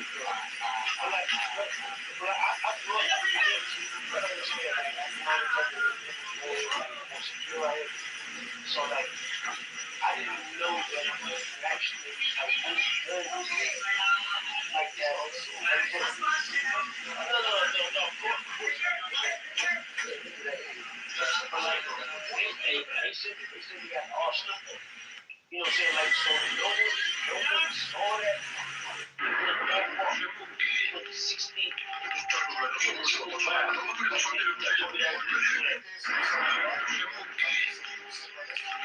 Nothing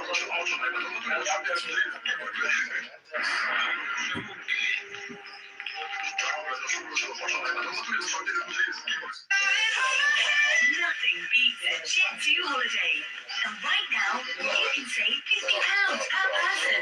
That's £200 off for a family of four. Stop. Yeah, what we talking about? Other cities too. Yeah, what they're gonna do? Elton Knight is on the sea street, You're talking about This is exactly what I'm talking about. Your roof is loaded with snow and it's a liability for the whole neighborhood. You need to shovel it up before someone gets it. Oh my gosh. You can't have what you want to do.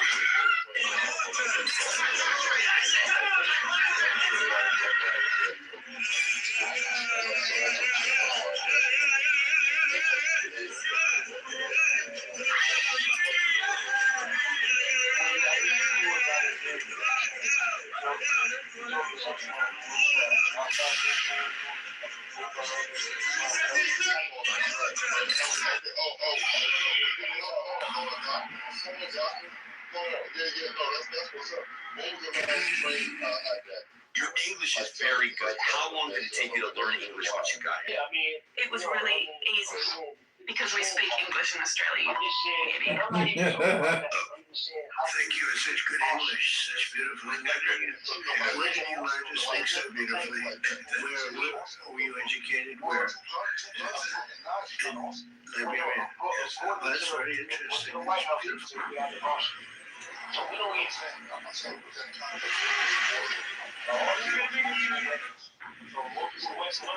multiple weapons.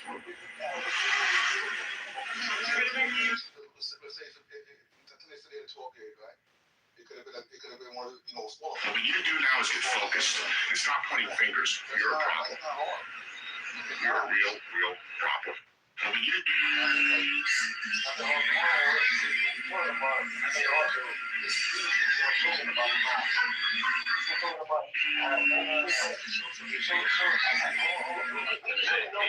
What's this? Right, look.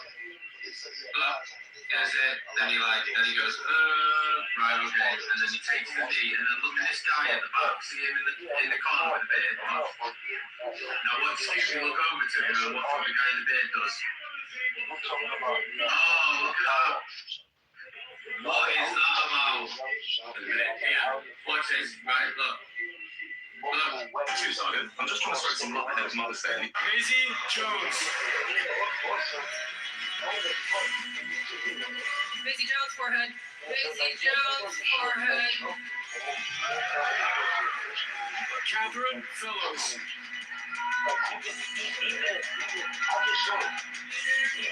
Kate Fellows, 210. What glory. Nicholas Dennis.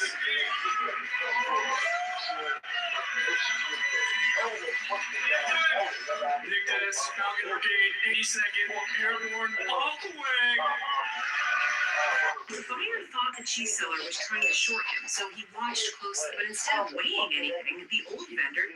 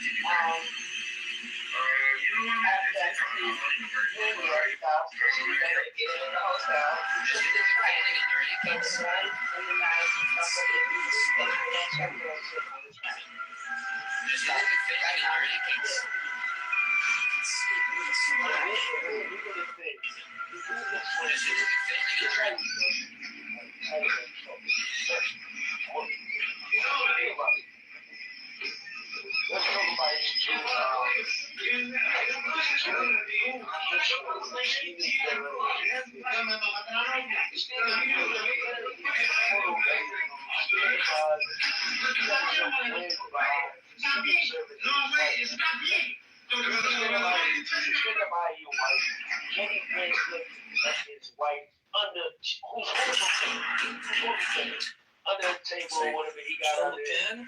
Bro, these Pin in here. it is amazing that Drop this carefully in there without releasing the ammo. And it's in there. It can't open up all the way. You take this guy and put the lid on it. Now, you got yourself a little remote around. You can drop from the low one bridge on the combat.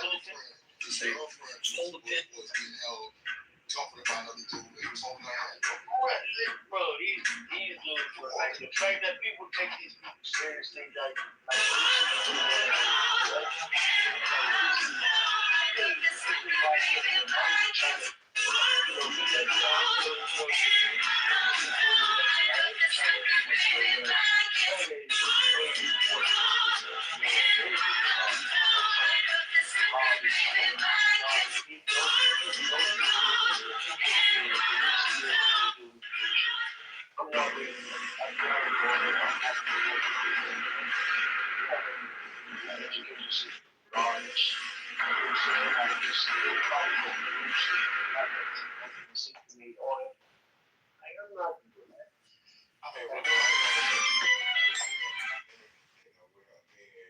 flooded from shit that China wants us to be focused on one age. Our focus Of Asian guys being killed in war and think that we are a nation of just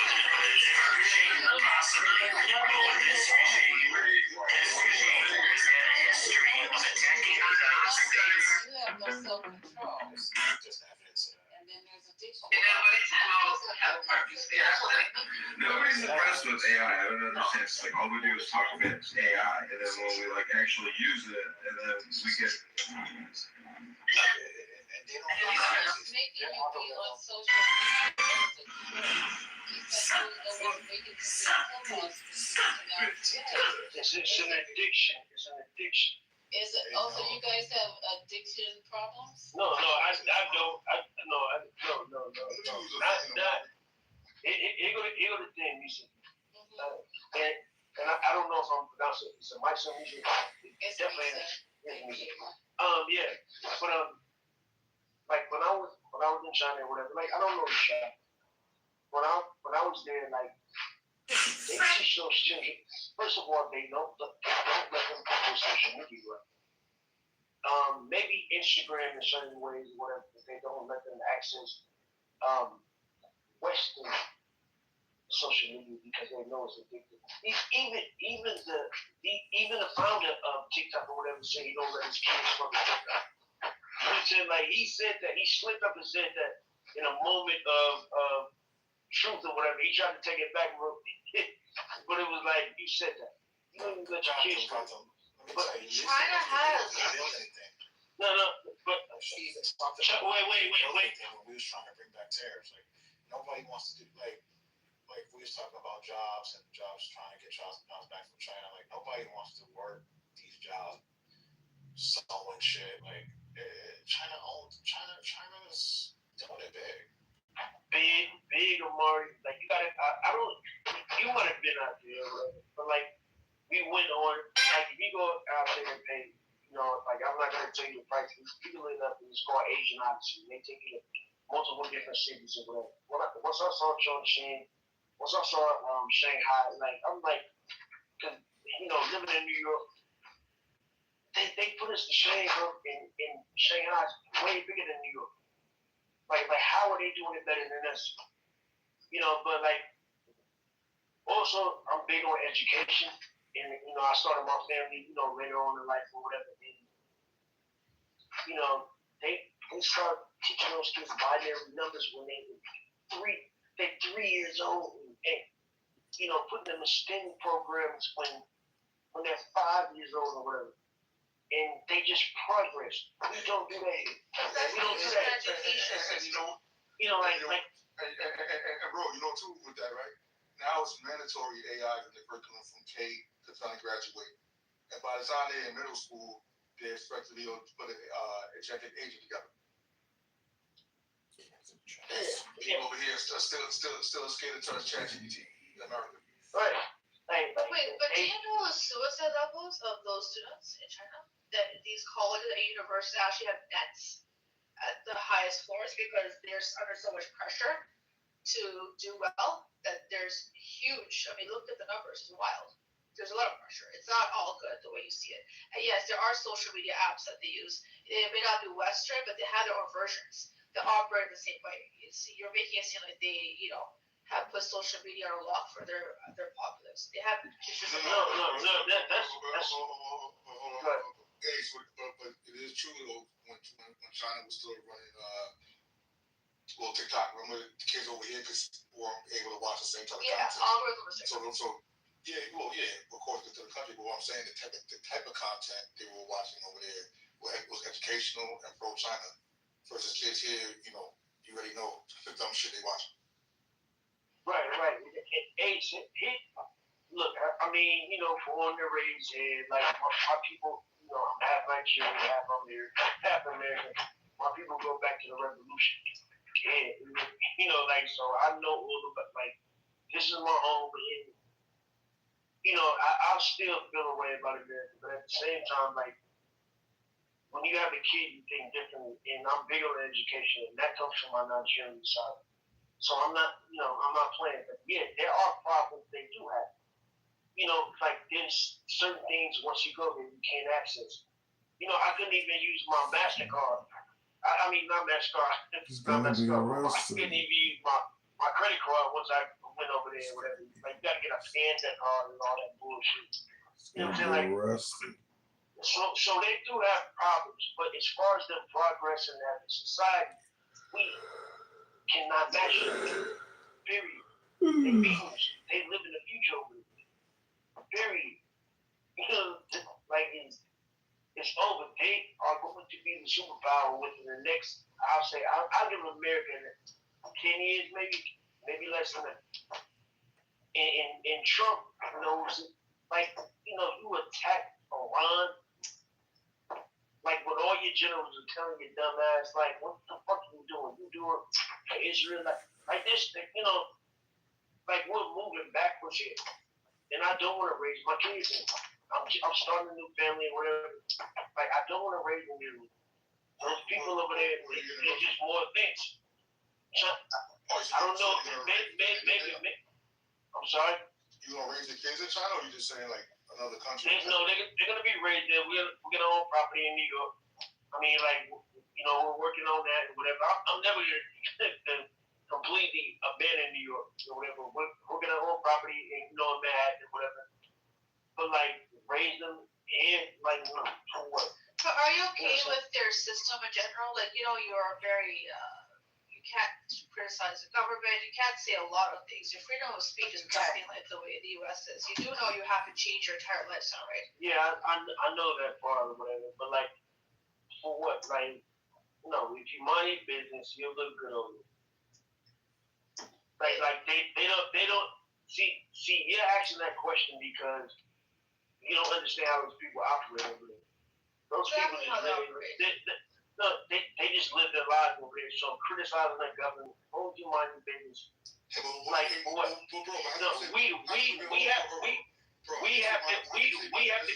have to criticize that government. No, but did you know during COVID they actually cemented people into their homes?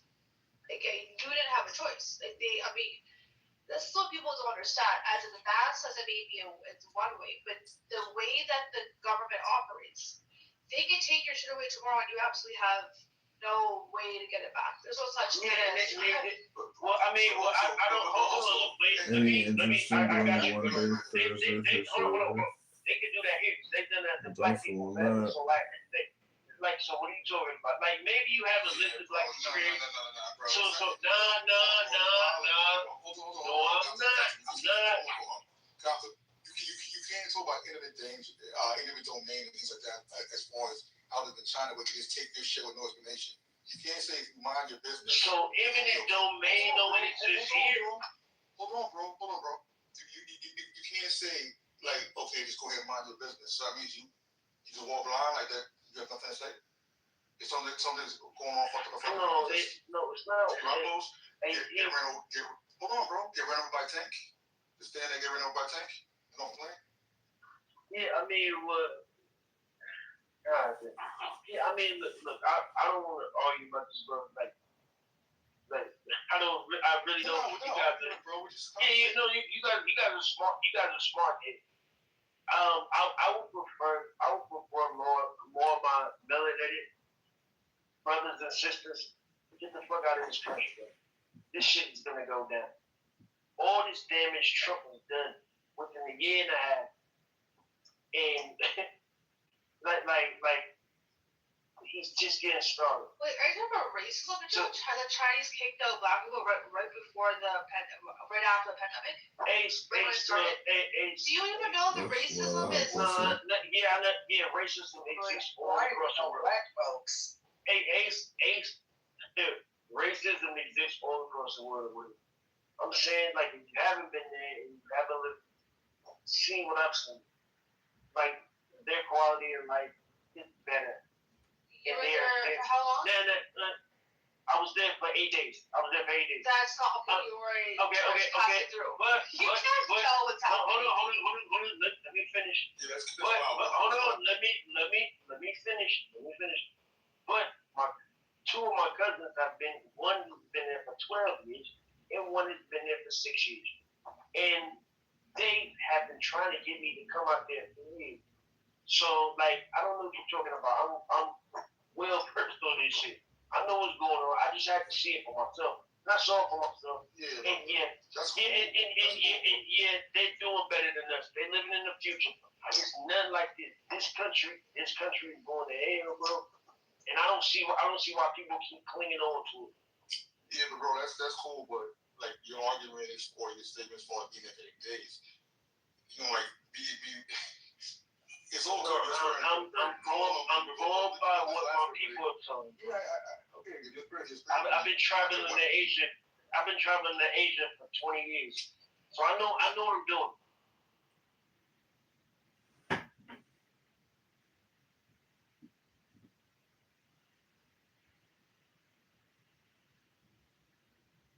You never thought about moving back to the I'm trying to get. continent, bro? Moving back where? Moving to the continent. You ever thought about that? To my Africa? Yeah. Nigeria. I heard Ghana is dope. South Africa, I want to go there. Like my little brother, he was in the Air Force. He just got out of the Air Force. He was in the Air Force for a long time. His last place he went to was Okinawa, whatever. He's out the Air Force now. He just got out of the in Japan. Yeah. He out there. He met his little shorty in Seoul, South Korea, and now they live out there. They're both out the Air Force. So we're going in Korea or Japan? No, they're still Okinawa. They're still out there, whatever. So me and my sister, or whatever, we're probably gonna go out there, probably around Christmas time, or whatever. So I want to see, because I haven't been to Tokyo. I've been to the Philippines. I've been to Thailand. I went for, but I haven't been to Tokyo yet. I haven't been to Japan yet.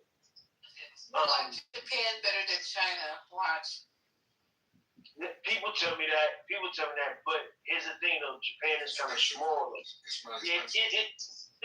No, not even that, but it's small. Like I'm gonna explore, so I like going around with so much stuff I want to see in China. Like so. Get a dope hat. Japan is small, even though Tokyo is the largest city in the world. They have outer islands. I mean, Get a there's a lot of dope stuff. hat. No, of course. Yeah. They got huge money. They got all this. I know. You're gonna like it much better than China. I'm telling you, somebody that knows. You're gonna like it much better. You've been in BC. Yes, and I have a brother who lives in Japan. Went to go visit. Now he lives in Japan with his family. So, yeah, Japan is it. Yo, Misa, everyone tell me like Japan is fire, but it's just kind of small, bro. Like, It's a good place to visit. I wouldn't say to live long term. I couldn't see that, but to visit and engage is really dope.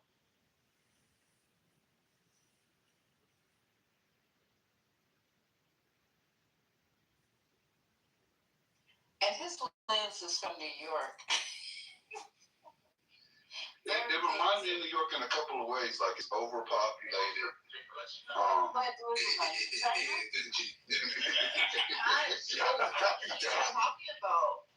Japan is like big as that clean. You can't be comparing. Yeah, Japan. No, it is very clean. I'll give you that. But it is overpopulated. Like literally, when I was there with somebody's jobs, there's these guys with white gloves that when you get on the train, they have to push people in enough so the doors can close. That's their job. Do you know how about Indians? People hang out off the side of the train. Oh, they need one of those in New York. That's the same thing. Right. Yeah, I was going to say. I said it's like New York. Y'all thought I was being funny. Yeah. No, but They're pushing people's asses in there too. But look at how clean the transportation is though in Japan. No, it's very clean.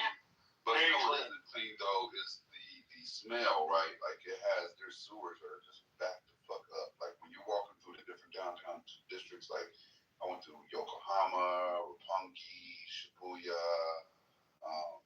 It was just the smells, bro. Like the smells were crazy. But I really enjoyed Japan though. Like it was a lot of fun. It's definitely an enjoyable place. That smell of kimchi all day in Korea, bro. I mean, it was just crazy. I mean, if we talking about, think about it. Like, it's what, 9 million people in. Now, mind you, New York is an ancient city for like 40, 50, something like that. It was so clean over there. When I was in Shanghai, it was so clean over there. And it's twice as big as New York, not even twice, 4 times bigger than New York. Like they had air conditioning. Like once you go to the train station, there's no such thing as air conditioning in New York train station. Be hot as fuck in the summer. like it was warm when I was there. They just do everything better. I'm sorry. Like all I went to the currency exchange, and I tried to get like $300 of cash or whatever. And our tour guide, he was like, "You don't need that cash. Like no one takes cash in like that. You got to pull out your credit card or tap your phone or whatever. Everything is tapped. Everything is tapped. Yeah, like even the digital currency. Right. Even the cab drivers, even the like food vendors. You know what I'm saying? Like everything was so more advanced. Like I was just shocked because you're paying tax and everything like that. God forbid you do anything under the table. That's why they have it that way. You know what I mean? Maybe. You know, whatever. Like I don't. You know, but what it was for me is that those people advanced. Like they're more advanced. Like we don't build anything in this country anymore. We used to. After World War II, we used to build a lot of shit. Those people are progressive. Oh wait, you're talking about buildings. You probably know about the massive real estate crisis in China. Did you not see the huge giant empty cities. Yeah, they all over. People lost their. They didn't even get. You know, you had to pay for your apartments outright. And this builder decided to kind of left it, and I think they were insolvent, $300 billion of debt. Did those people get anything to, make up for the money they've given? No, there's no parameters to protect the consumer. I don't think you know that for sure, but yeah, no, that's for sure. Look it up. It's happened in 2020. Oh, you want to go Tuesday? It's a huge thing. Yeah, there weren't. I mean, as far as I know, like you might know more, but like I thought they were working on that. But yeah, I mean, they got giant empty cities now. Like they do have a real estate problem. But I'm not going to those places. Like China is very big. I'm probably going to Chongqing or Shanghai. Like it's just like even Americans, like when they move, I think the majority of the time their jobs are to teach Chinese people English. That's their jobs.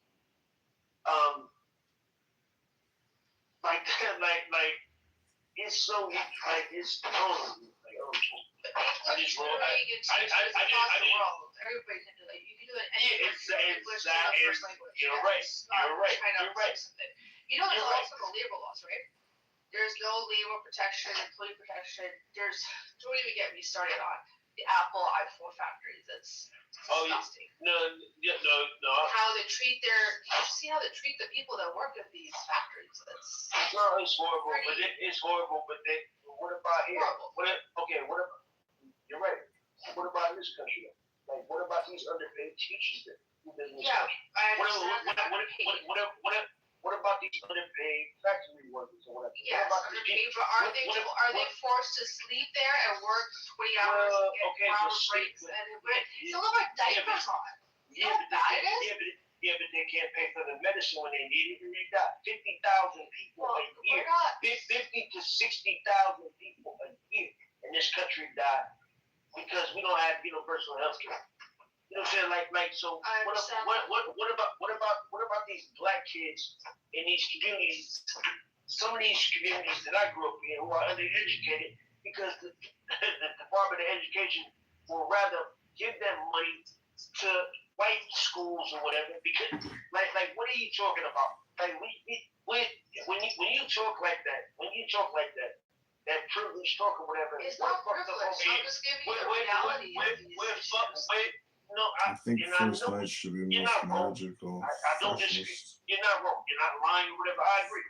It's fucked up. But there's way more people over there. But we have way more money than them. So they got way more people. We got way more money than them. We can't even support our people here. Many people burned out. How many billions of dollars did we just spend bombing Iran for nothing? For nothing. And it's so dumb. So dumb. We used to go to the streets for $0. $0. And now you're trying to claim that we won something. I'm not even going to get into this shit. Like, Iran won this shit so far. Get into it, Gotham. Okay. Let's talk about it. All right, so. Get in there. Okay. All right. Before you start. Okay. What borough are you from? I'm from Matt. I'm from the Lower East Side. Oh, okay, Lower East Side. Okay, thank you. Yeah. But here we go. All right, so think about this. I want y'all to think about this. For decades, we used to get to the streets for free. For free. This country made trillions of dollars. To say last month we were getting it free. Well, yeah, we have. No, I'm talking about the history of it, bro. But here's the thing. This country, all of us in here right now, we benefited from it. We might not know exactly how we did, but we did. We made trillions of dollars in this country getting to the streets for free. So you got this monkey in the White House.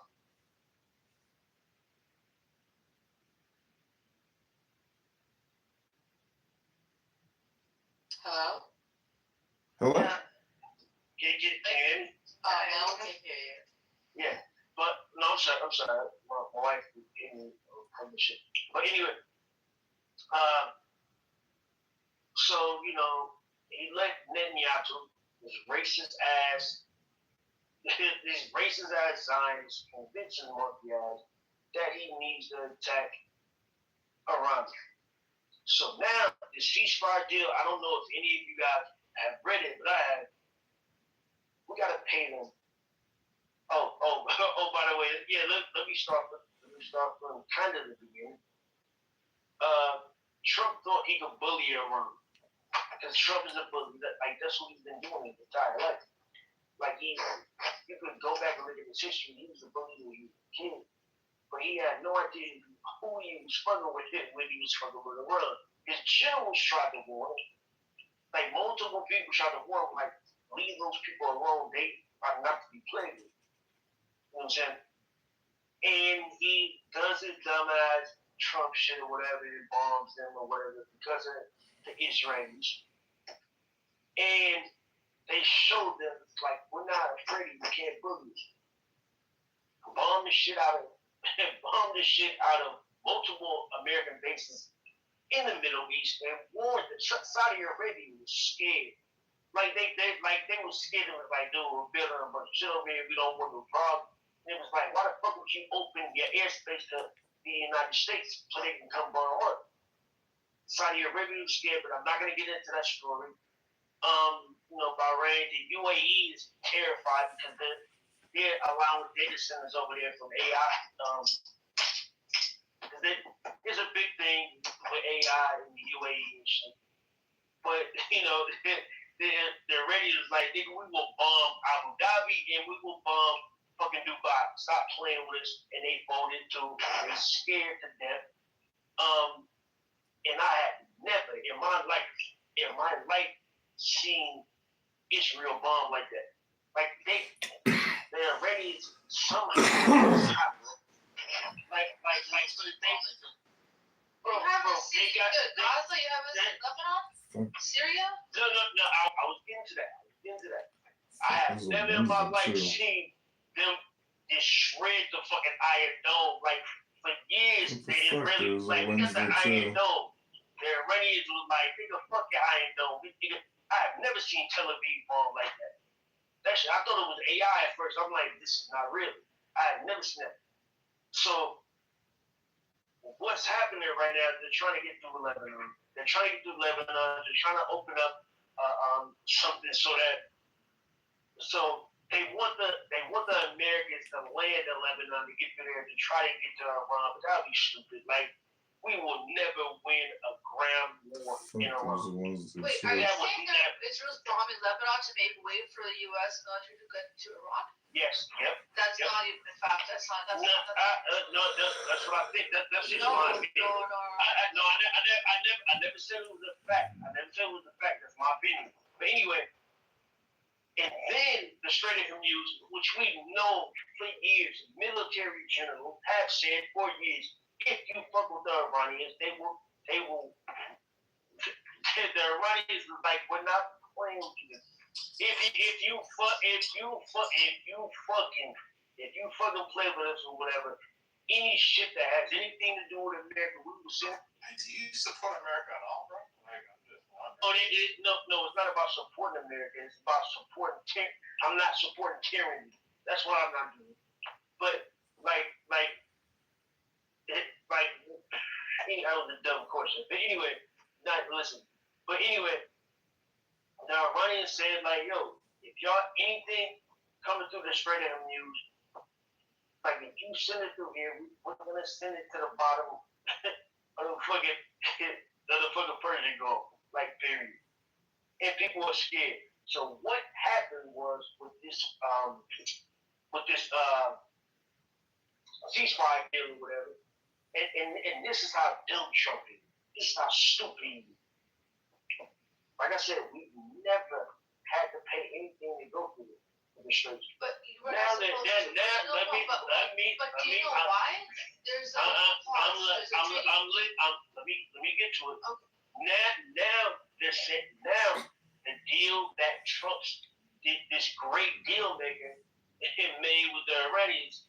Now we got to pay $2 to $3 million to send any ship through there having. That's not even I'm sorry. That's not the ceasefire deal. That's not even. There's no deal. It is not. Okay. What is it? Okay, so the reason why Iran has not charged for the use of Strait of Hormuz is something called UCLAUSE. This was actually a treaty that was signed. This is considered natural waterway, international, so they're technically not allowed to charge any ships. Other parts like Suez Canal, etc. Suez Canal, etc. have charged, or Panama Canal, because those are creative waterways, right? They're actually man-made, so that's why they charge. In this case, under the UCLAUSE, anything that is naturally made by nature, this is just you're not allowed to. And also keep in mind, Oman is on one side and Iran is on the other side. It's actually a shared waterway. This has been the case since forever. This is a UCLAUSE. This is actually a treaty that was in place. Because of Trump's BS, they tried to do an asymmetrical warfare by creating this scenario where it's like, you know what, we're going to start charging you guys now. Technically, legally, they're not supposed to. And they're not even letting in U.S. ships. They're not even saying you can come in and pay $2 million per ship. No. They're only allowing in countries they're friendly with. So this is not them just targeting the U.S. with special price. They let the Chinese and the French do. Yes, because they have a deal. Because they said if you're not, if like the South, I know, but this China and Iran have had a deal when it comes to their oil. China buys 80% of their crude oil. That's been in place for a long time. And that India had to negotiate with Iran. Pakistan negotiated. Spain got through because Spain said, yes, we will go and expel U.S. Israel diplomats. So basically, if you're not an ally of Israel and the U.S., they said come on through, but they did. But right now, everything's shut down. Don't you see what's going on right now? So you're telling me that Iran is not charging America? American U.S. aren't the ones who over this shit, bro. What are you talking about, bro? Right now, they don't even allow. Listen to Haitian. They're not even. Right now, the U.S. has it where every port that potentially has Iranian goods, they blocked it. They can't even fucking set their shit out. Jonathan, you need to read up on this situation because you're clearly off 100%. Okay, where was I wrong? Where do we start? Where do we start? Okay, let's go. Where was I wrong? Strait of Hormuz, the way that operates, there was apparently a ceasefire deal. You said that was signed. It was never signed. There's nothing that's been signed. They haven't freaking No. I never said it was signed. I never said that. No. You know what Iran asked for? They asked for reparations for all the costs of the damage that's been taking place on their country. They've asked the U.S. for reparations to repair. That's what they've asked for. I don't think y'all know what y'all read. No, they're gonna charge any American ship. Yes. Wait.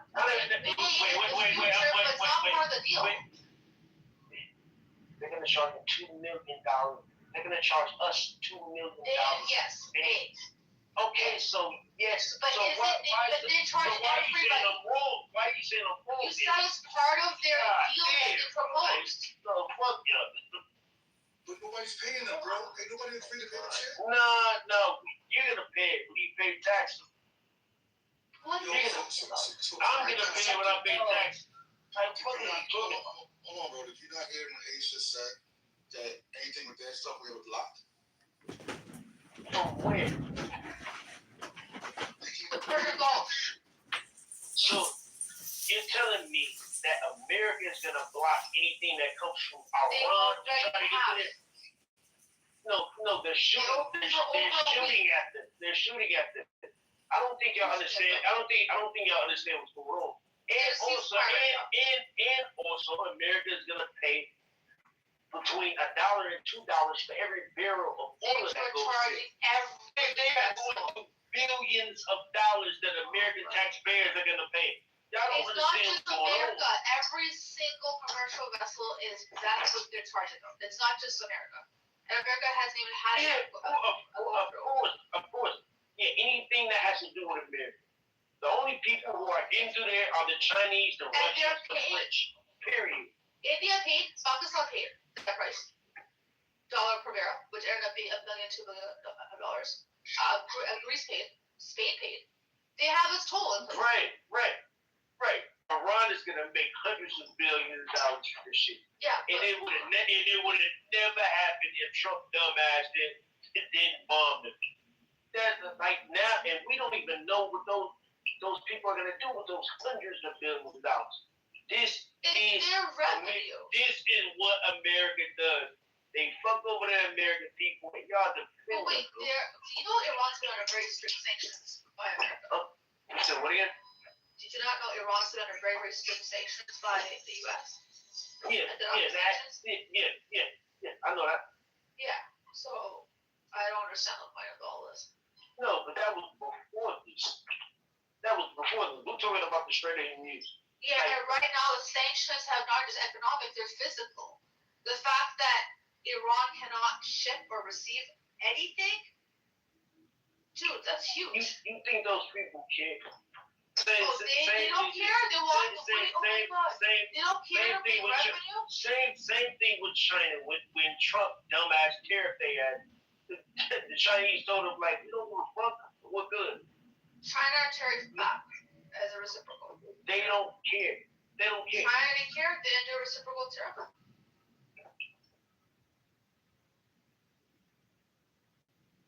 Yeah, I think you're forgetting the U.S. is still a reserve currency. You're forgetting that right now. Ace, you literally just said that nothing is leaving Iran and going into Iran, and he said he don't care. Exactly. They don't give a fuck. So when they can get a fucking grain or anything, they don't care. Make that shit make sense, bro. Well, you did have some people in here from Iran, not trying to side with anyone. And they weren't in Iran though. Well, he said he was in Iran, and he got, what did you ask him, Omari, what he was using? What's happening? White ice. I'm in Japan right now then. He said he was using, I forgot what he said he was using. He needs a VPN. That's also very hard to obtain. Yeah. Okay. Yeah. So you guys remember the conversation. So he said that he didn't care. Was it him that said he didn't care if they nuked their country? Who said that? Somebody from Iran. Wow. And I was floored. I will never forget. I said, wow. Wow, wow, wow.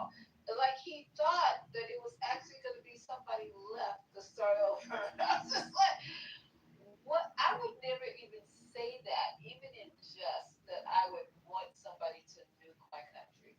Not the worst of times, the worst of times. We've had some horrific times here in this country, and probably gonna have some more. But to say to nuke your entire country, But are they actually Iranian then? Say, Really? like, so they can only go by what he said. I don't know the man. I can't see him. I can't touch him. I can't feel him. I can't smell him. I don't know who he is. He said he's from Iran. And then they start questioning him and saying, how you got Wi-Fi, this, that, the third. And it was crazy. But then we had a female, maybe she wasn't in Iran. She was talking about, she didn't care if they bombed Iran and the power plants. And she even said the water. Because remember, when they start talking like that, I always go, so you don't care if you guys don't have water? That's called genocide. Yeah, but she wasn't in Iran. And I don't think the guy that we're talking with, if I remember him correctly, I don't think he was in Iran either. I mean, I'm pretty sure the only people that say that are the people that are safely in North America somewhere, far away. They're not in Iran. No one says I want to die from starvation and thirst, and I want my family to die from bombing and poison. Like, no one says that. So what about the people, do you see this protesting over there who do say crazy shit like that? They don't say in Iran? Yeah. They're not protesting right now. They don't. They're protesting the government to be overthrown, but not you guys. So not nuking. Let's take that off the table. So if they want their government to be overthrown, right? And they want the U.S. to be part of it. How do they think they're gonna accomplish that? Only way I'm thinking of is by bombing and ground troops, right? Some people gonna die. Just like we did in Venezuela. We bombed in Venezuela? No, that was surgical. Through their government. Yeah, but that's what they thought was going to happen, right? With Iran, some of these Iranians. That's what they thought would happen. They thought they. Got a phone call. Can you hear me? Go ahead. Yep. Yeah. Go ahead, we can hear you, whoever's speaking. I'm sorry I cut you off.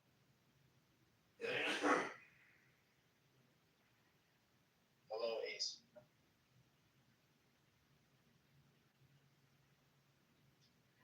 Right, Gotham?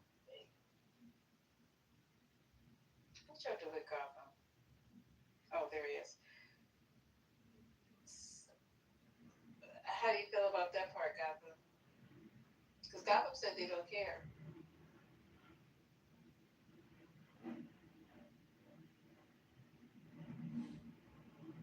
Did we lose Gotham?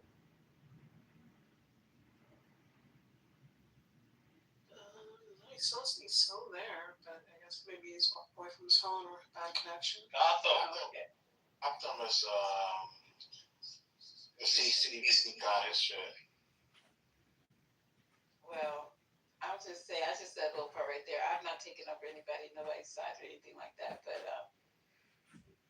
it's only one way that you're gonna get regime. And then now, what's going on now anyway, Ace? Because I don't think we're gonna do anything there. I think that Trump is just waiting until the end of the week so he can say, I'm done. And I don't think he's going to do anything now because he's not got the shit. He's wishing for a ceasefire. He's wishing for it. Okay, so the guy, the new person in charge, I was trying to find out because someone said that he's in Korea now. What's his name? The new Ayatollah? The new Ayatollah Ahmadinejad. Yeah. So someone said that it's rumored. Well, first he went to Russia, and then from Russia he went to, I guess, did he say South Korea? So I was trying to look it up, and it's nothing on North. Okay, it was nothing. I couldn't find anything about him being. We have no idea. Nobody knows. No one even knows if he's alive. Nobody, but he hasn't even been a public statement outside of written statements. The people. Yeah, but the U.S. is usually speculating he lost. I believe that he's fucked up. He got violated by a bomb. The U.S. dropped on his head. Yeah, they said I think he amputee. Who told you guys that? He also he's in a coma. A whole bunch. Who told you guys? Who told you guys the injury? Yeah, injuries. What? I don't know what that Arabic slur you just said on your record. I don't speak Arabic. So what? You just spoke some language. I said Ayatollah Khomeini. Like, are you this ignorant? I'm just trying to find out how you guys know the injuries. Where Because they how put do it, you guys know? well, today on the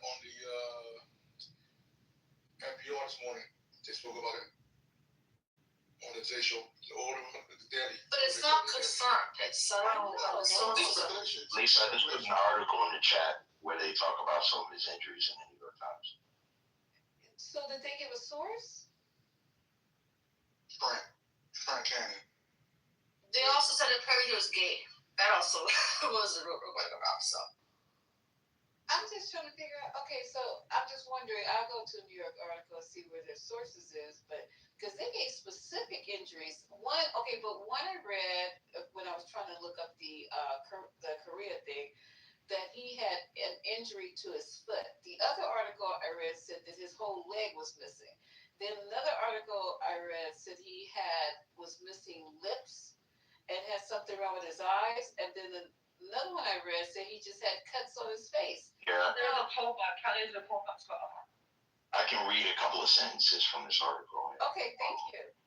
It says, though Mr. Khomeini was gravely wounded, he's mentally sharp and engaged, according to 4 senior Iranian officials familiar with his health. One leg was operated on 3 times, and he's awaiting a prosthetic. He had surgery on one hand and is slowly regaining function. His face and lips have been burned severely, making it difficult for him to speak, the official said, adding that eventually he will need plastic surgery. That's in the New York Times article I put in. Yeah, and he was into the Daily this morning and spoke about it as well. The guest on.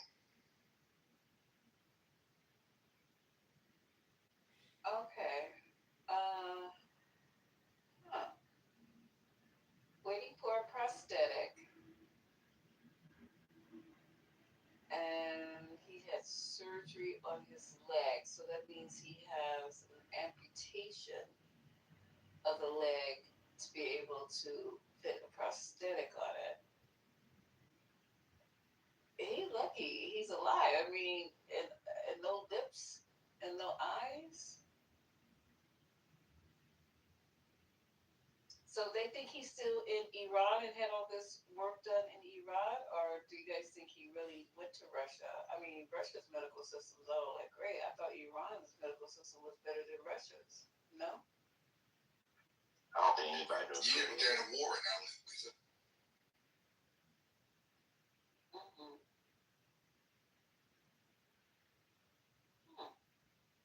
And they haven't been able to bury the bodies either, have they?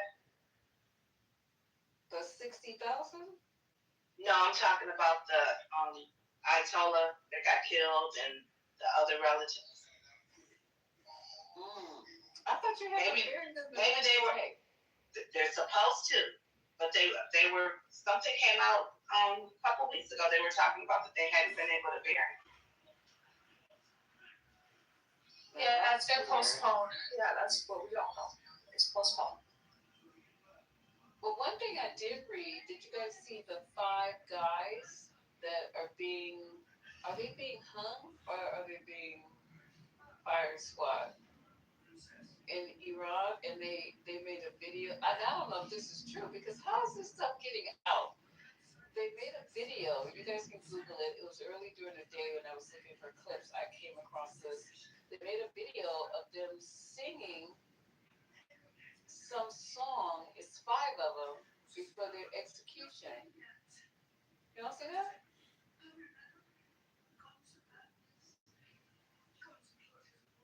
Now that makes me feel like, like we need to do something. If they just execute people like, 1, 2, 3, that's crazy over there. Oh, they do though. They do. I mean, we do that here. Like, what do you think? But we go through a whole, you can be on Joint Road until you die, though. Jonathan, your comparisons are crazy, bro. Your comparisons are crazy, bro. So if we talking about in the 21st century, we don't execute people in the United States. Like, what's the difference? We do. You could be on death row for your entire life, waiting, to be executed, and then you have the ability to get stays or whatever the case may be. But if I find the article, Gotham, I'll send it to you. But it's 5 bros that are getting ready to be executed, and it's like within weeks, and no appeals, none of the stuff that you can do here. If you get accused, whatever the case may be, or whatever you did, and you put on death row, you get a chance to go through some appeals, right, Gotham? And you could be there forever. You're absolutely right, Lisa. Like, I mean, we do that here. But those stays of executions, that really works. What they do is put them dudes on death row for 10, 15, 20 years, and they still execute. Stays of execution, that really happens. That's only in 27 states, just so you know. If you are sentenced to death in this country, you die. It's rare that stays of execution happen. So, I understand what you're saying, Lisa. Like, they put them right to death. Like, that's something they do in the Middle East. But like when people act like we are better than them. Oh no, never. I wouldn't say we're better than them. What is saying? You know what I'm saying? Like, yeah. Like, well, not the same, but we're not better. I don't mean that really thing. Yeah. Because America is not, look, all of us been here, and our folks have been here for a long time. And if we know the history correctly, this place started off horribly. They came here and did some horrible things, and things kept being horrible for a very long time. And still, we have people getting murdered for the color of their skin, or I don't know. It's just to me, I feel like we're not as bad as Iran, though. I don't care how I try to fix it up or whatever. I think that they have it pretty bad, but I don't think it's our responsibility. And you guys can push back to be over there trying to right the wrongs of what's going on over there. They have 90 million people there, and it seems like to me that they should be able to do what we did in this country. Overthrow their oppressors, So, Gotham, I wanted to say that nobody is suggesting that Americans are better than Iranian or any other human being is better than another human being. What we're talking about in terms of which legal system is better in the United States. Bill of Rights. Bill of Rights. Yeah, thank you. Yes. So if you look just at the Constitution and think about the legal rights that are afforded to an American when the person is accused of doing a crime, there's a due process which is involved. For example, the person has a right to be informed of the nature and the cause of the accusation, his right to due process of the law, equal protection of the laws, presumption of innocence until proven guilty, a right to impartial jury trial. I can go on and on. No excessive bail required. You can't have any excessive fines imposed.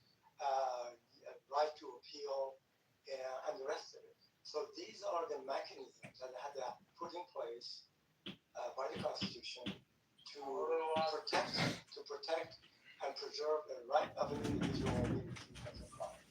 So you can play a contrast with what's going on in Iran, with summary execution of people with absolutely zero or very little due process in a matter of days. Young people, old people, girls, children being put to death.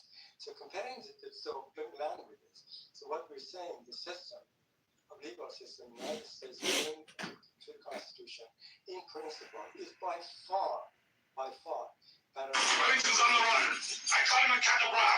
He's retreating. If he's retreating, what are you doing here? Well, I came to make my report. If Wellington's retreating, what are you doing here? Why didn't you follow him? Why didn't you pursue him? Where are the reinforcements you promised me? Don't you dare criticize me!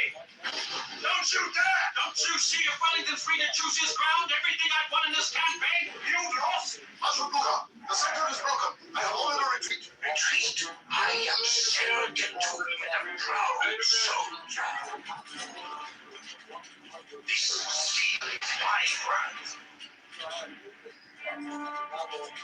I am too old to break it. If Wellington runs to the coast, none of us will get home to Berlin. The logical road is Namur. I do not trust the English. Nonetheless, because I have served you before, sir, I have ordered the retreat to Wavre. You may still cooperate with Wellington, but God help us if he does not stand. Wellington's on the run. If you're a small... The reason I believe John Snow is because he's here. All of his advisors would have told him not to come. I would have told him not to come. And he's here anyway. I don't have to. That's a minor dragonglass. If he's wrong, it's worthless. You didn't even know it was here. It's nothing to you. Give him something. By giving him nothing, it is said to a more productive relationship with a possible ally. Keep him occupied while we focus trust and possibly wrong. St. Edward said, taking a knife in the heart for his people. Did you notice it? You must allow him to reflect the fancy. It's true.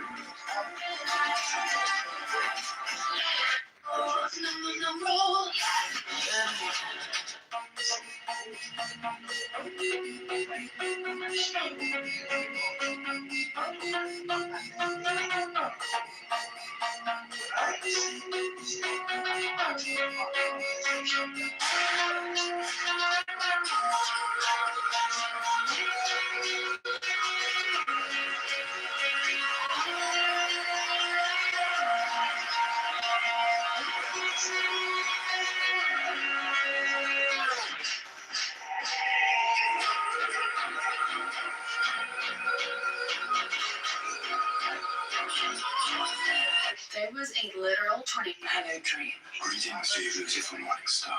And to you, Mother King of Lilin. Greetings, Dream Lord. You look well, Dream. Are you well? I presume the ruler of hell knows this is no social call. Have you come to join forces, then, to ally your realm to ours? To acknowledge the sovereignty of hell? You know my feelings on that, Lightbringer. I have come because my helm of state was stolen from me. I believe one of your demons has it. I should like it back. Now. Dream. If only it were that easy. Which demon has your helm? Name it, and we will bring it here. I confess I do not know the name. Then we will have to summon all of them. There now, Dream, you may inquire. Which demon has your helmet?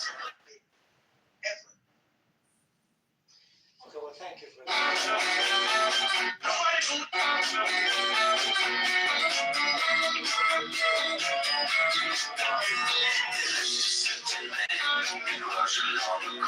He was big and strong. Nobody believes in you. You lost again and again and again.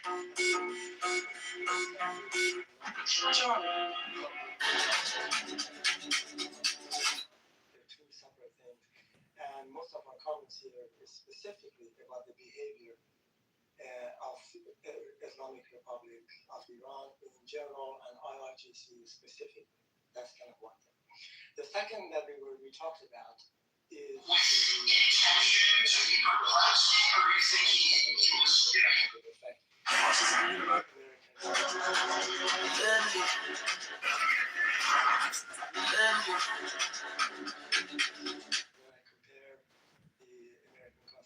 legal framework to the constitution of What do you need from me? Of Iran, which I can read it to you. Man, your bones, man. You need to be in the hospital there, my brother. You need to be in the hospital, don't you? Is by far better than many other countries, including. I agree. So next one that you made another comment. I forgot. You start diverging into some other area. Why don't you go back in? Was it death penalty conversation? The comparison?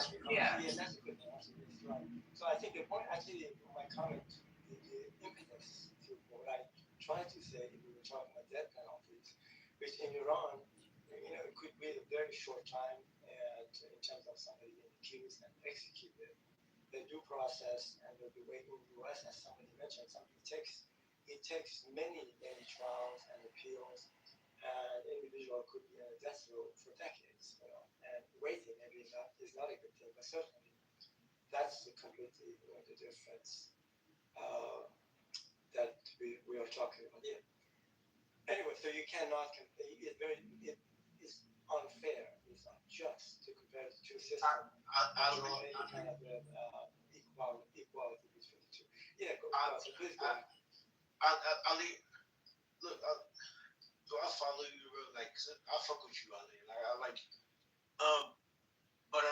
No, of course, when we're talking about a judicial system, it's harsh. It's harsh over there. Within a few days or whatever, you execute it or whatever. And I really do think that's wrong. And maybe that's because I'm American or whatever, and even though I know, we have trials and shit like that, I've been through the judicial system here and whatever. I've never faced anything like that, but I know what it's about.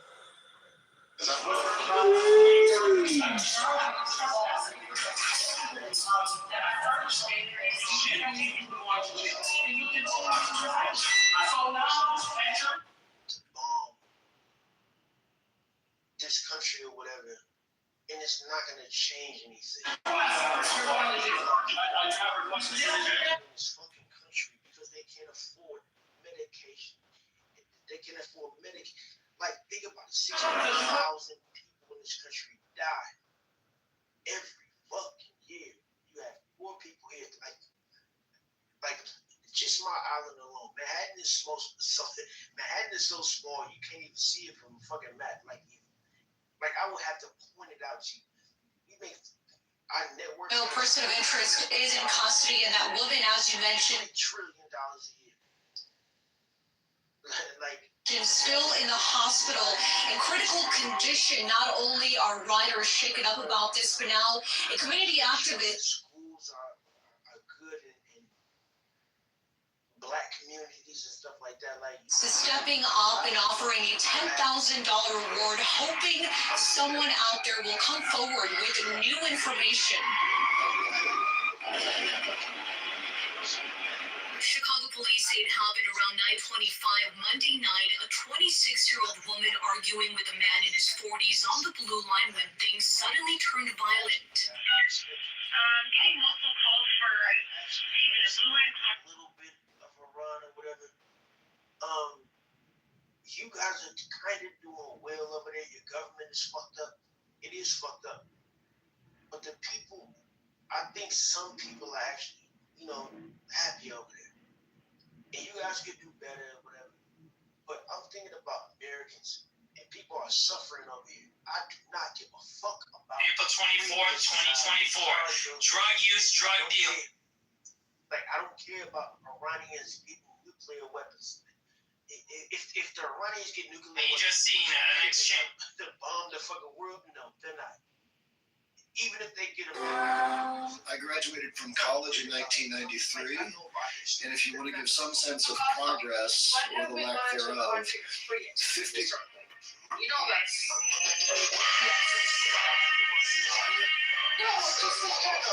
Well, she's That's just what they're doing. That's. We're there to help free these people. That's. I'm saying, And I do have to warn you that it might be a little tough to watch. Security video shows the moment a car careened into the City News Cafe near Cicero and Irving Park early this morning. It appears it was being pursued by Chicago police. You can see after the impact, 2 people are outside of the vehicle. 2 others get out of the crashed car and take off running. Police are seen running after them. We've blurred the faces of the men involved because we don't know if they will be. The money is being wasted. I do agree. It's total BS. It should be used towards meaningful things. So next time it's 4:24 p.m. We got a vendor over here, Michigan and Walton. See that guy there at 900 number? He was bending over. See how he's bending down? Like right there. He's bending over. It was like that for about 10 minutes. See him right there? This doesn't make sense in the United States. Hey, 45th Ward, it's Candy. The American citizen in many, domains of interests, and in terms of so let's say this: America is the greatest country on the face of the earth. The Safety Act has been. Hyatt workers say someone turned on the heat lamps typically used in winter over their picket line. Combined with the outdoor air temperature, Linda Long says it was hotter than the Hyatt kitchen she's worked in for a long time. The GDP gross domestic product of the United States on a yearly basis between 20 to 25 trillion dollars. Next, in terms of the military budget, U.S. You have to add up the budget of the next 9 How much countries. debt are we? Yeah, it's about $1 trillion roughly is our military budget, which is about 17 to 18% of the total budget of the United States.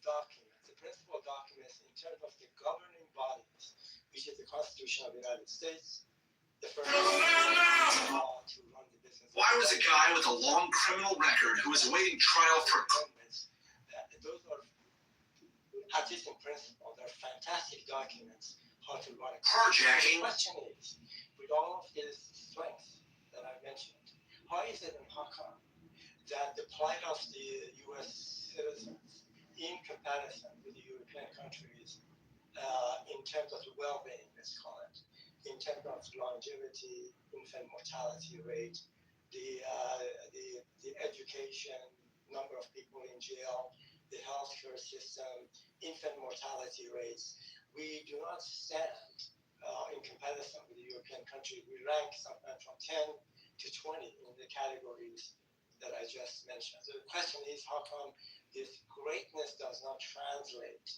in a way that it should be to the well-being and the plight of the citizen? So from that perspective, of course, I understand what you're saying. And the question, I even asked the question myself. I have some reasons that we can put aside for why this is actually the case. So that's kind of one thing in which I agree with you. The second question is, You risked it all and still died. You risked it all and still died. In collaboration by Israelis, they have determined that Iran presents a serious threat, immediate threat to the United States, to Israel, and perhaps other countries, just because of but the U.S. intelligence agencies do not deem Iran an imminent threat to the U.S. I'm grateful. Well, I'm just trying to tell you, you may be correct. I'm just trying to present to you, and I think everybody should know my objectives. The objectives are to make sure that Iranian will never develop nuclear weapons, and will not have a chance to enrich uranium, to a certain level that is going to be applicable, ready to make atomic bomb. Number two, the long-range ballistic missiles. Number three being the drone aspect of it. And number four being Iran is being, it has destabilized the entire world by providing money, weapons, and training to the war proxies in Middle East. And last one, which came out of nowhere, is this Strait of Hormuz. Now, these are the objectives. I'm not suggesting they're good or bad objectives. And these are the reasons that the U.S. is gone to war with Iran. Now, you may or may disagree or agree with the objectives, but those are the reasons. So there's been some calculations being done. We're not going to allow Iran to have access to the four things that I just discussed. That's all. So that is why we're spending the money, guys. May agree or disagree, but that's the way it is. No, I understand what you're saying. You're not really saying. But what I'm saying is that why can't Iran build nuclear weapons? Like I don't understand that. Do you actually think if they actually build nuclear weapons, they're going to use them? They're not going to use them. So when people say that Iran building nuclear weapons is a threat to the United States, no, that is Benjamin Netanyahu's. That's what he said. This is all about Israel. This is not only the United States. Yeah, we don't want them to have it. No one is going to use a nuclear weapon, bro. No one is going to use that. So what they have, Israel has it, and mind you, Israel is the only country that they won't even admit to having it. They're the only ones. This is based off Israel's rhetoric. That's what it is. That's all it is. This is simple math. 1 + 1 = 2. This is not complicated. It's not complicated at all. You're right. To your point, I'm sure you know Netanyahu has been saying since the 1990s, Iran is 20 days away from a nuclear, 3 months from a nuclear weapon. They're 1 year away. This is the rhetoric he's been spewing to try to create fear, try to get the U.S. involved since the 1990s. Right, Ace. Right. And don't forget, we had JCPOA. That's great, perfect. It took 20 months to negotiate it until Trump ripped it apart for no good reason. So, Gotham, let me just address what you just said. I personally will not put it past the Iranian regime to actually use the nukes. That's kind of my perspective. I may be wrong, but they get this information. That's number one. This is a fanatical regime that will go to any extent to make sure that it survives. And if it doesn't survive, it takes everyone else with it. So that's kind of one fear. The other fear is once they have it, it will be like something like North Korea. You can't touch it. Basically, then they are free because of possessing the nuclear bombs to do whatever they can. They can close the Strait of Hormuz or impose, let's say, $2, $3, $5 billion for any cargo ship of any carrying anything, LNG, oil, fertilizers, what have you, through the Strait of Hormuz. You can't deal with them now because they have the weapons. They can provide money, weapons to their proxies in the Middle East. You can't touch them just because now they have the bomb. So the idea is to keep, again, any other regime, actually, in Iran, I would not have a second thought about them having it. North Korea? You know, that's what I'm comparing to. And I'm just saying they turn into North Korea. And let me just land with this. So I would not have, if we had something, a representative, what we call a secular, constitutional, representative democracy, something, a resemblance of that, then, fine, Iran is a sovereign country. Although they have, they have signed the NTP actually, NTP, a NPT. Yeah, thank you for that. There's just too many acronyms going on nowadays. So I would be concerned actually for this regime, the Islamic Republic of Iran, an IRGC to possess atomic bomb. This is not going to be a good thing for anyone, and you probably keep the entire world hostage in that way because you can't do anything after that. Because of that, these are preventative measures are being taken that this opportunity is not being given to Islamic Republic of Iran.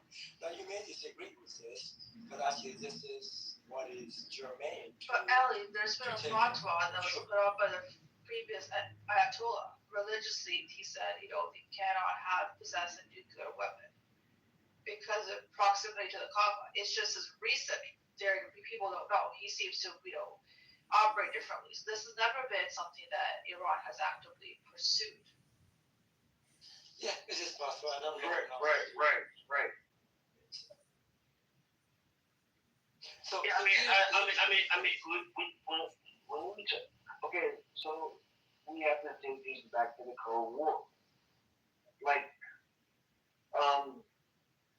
you're a smart guy or whatever. Do you know what that is?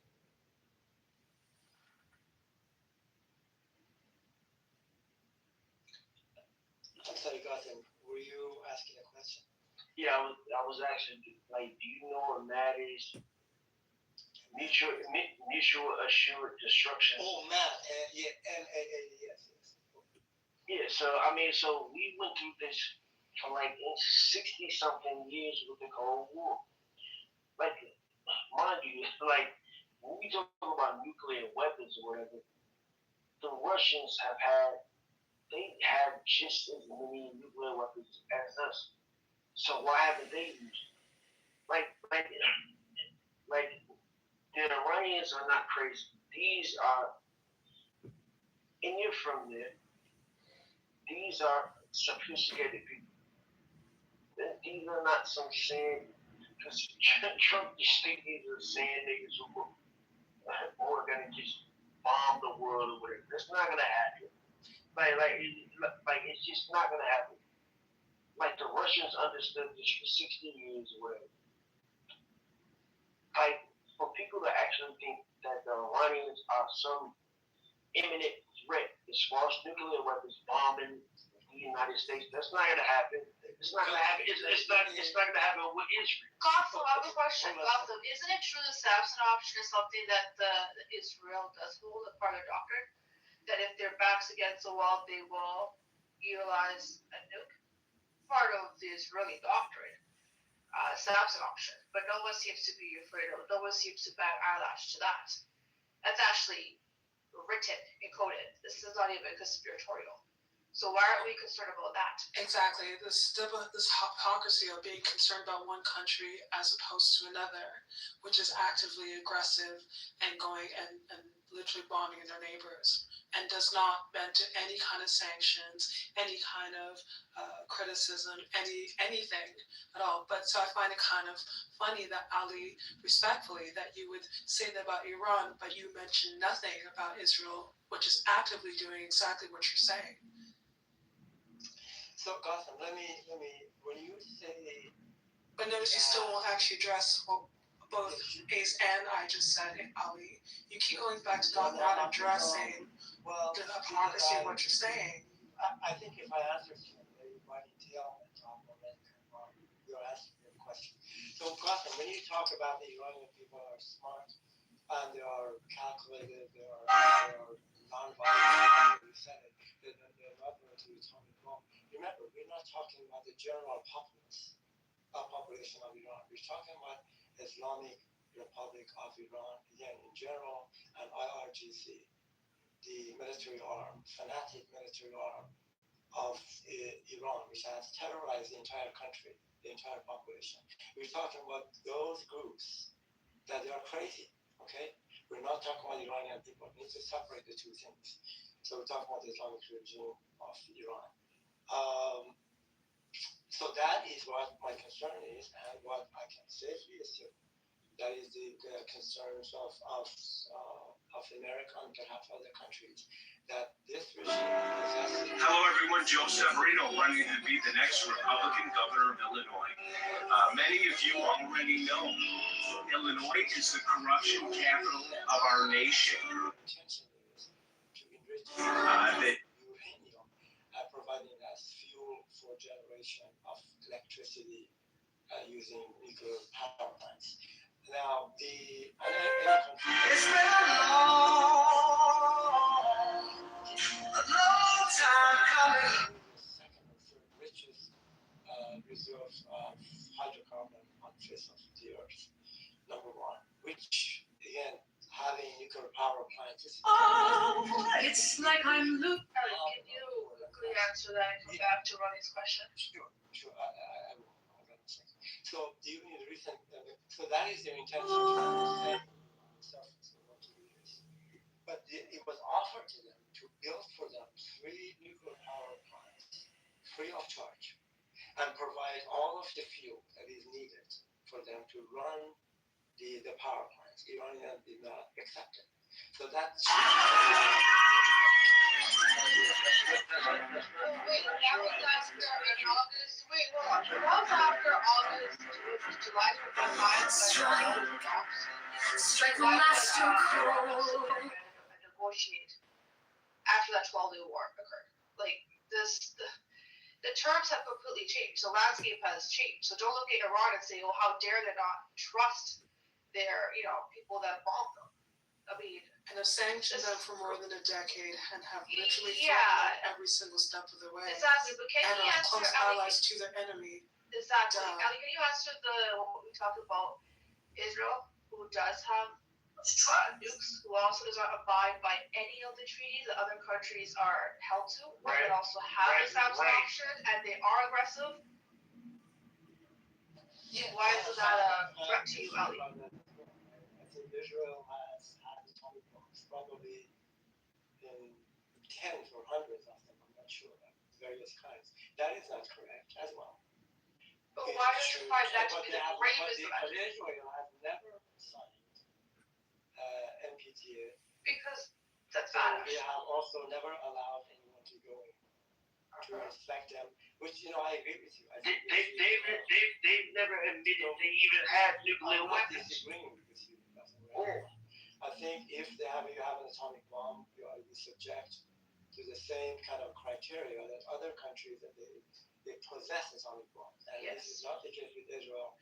And this is the point of contention. And the Samson option, that's written doctrine, right? Military doctrine. That's on the books as to how they are willing to do, mutually, what do you call it? They're okay with collateral damage. They're okay. They literally have this, that they will deploy nukes in the case of where their backs against the wall and they may lose their territory. Iran doesn't have anything like that. Iran has, in the last, listen, I'm not for the IRGC, but it's also very disingenuous to say, I think they could have possessed an atomic bomb since 1979 to today, but they haven't. They've chosen not to, but they easily could have. We know this. So you're speaking out of space of speculation, but with Israel, we know how much of a threat they are. They're the aggressor. How aggressive has Iran been to its neighbors since 1979? They're not bombing their neighbors just for the race, but Israel is. So why don't you find Israel to be the greatest threat in the region? And we shouldn't be aligning with a nation like that and helping them achieve their goal when it comes to, destabilizing Iran. I'm out here at the Chicago Federation of Labor Mayday 5K, and I'm for Israel to come out of the closet and exactly say how many bombs they have and so on, and be kind of recognized as a country that has atomic bombs. We know that. We know they have it. But they say either yes or no. They don't respond to it. That's nothing in terms of how they make it.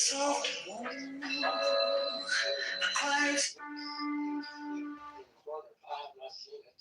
I would like to see where and how. Sure, I'll take it. You can post it and I can look it up. In the entire region, Ali, don't you find that Israel's greatest threat? Because you still refuse to answer that part. You answer everything else, but you just seem to be skirting around that particular part. So look, Iran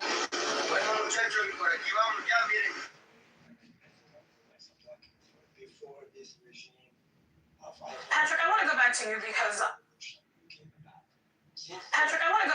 because obviously you led the charge on this. I know you're always on the ground in the communities talking to people. When did you realize this was? You know, sometimes it's good to have an enemy so you keep the focus is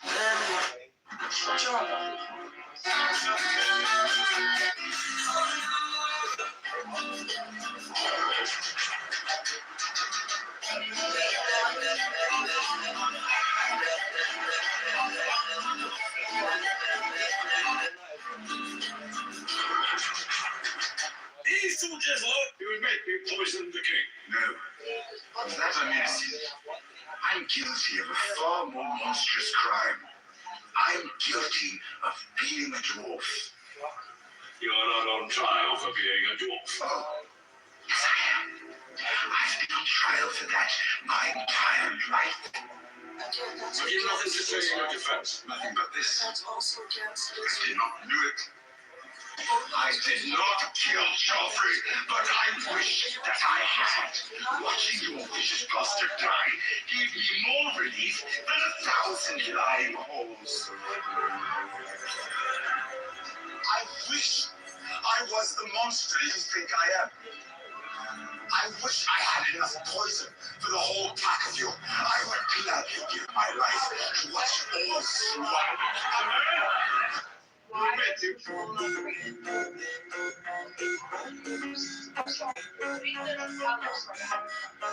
Hezbollah did not ever exist until the 80s, until there was the annexation she wants to put it never existed. Never existed, right? And then drop it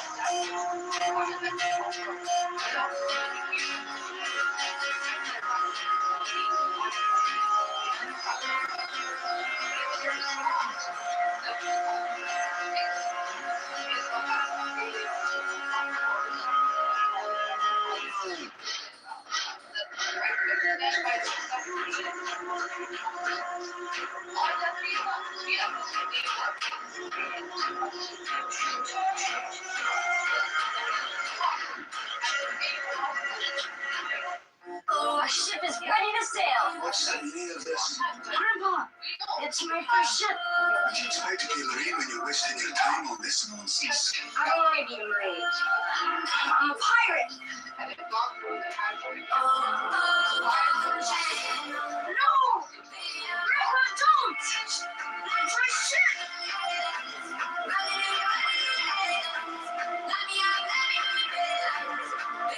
Your training begins today.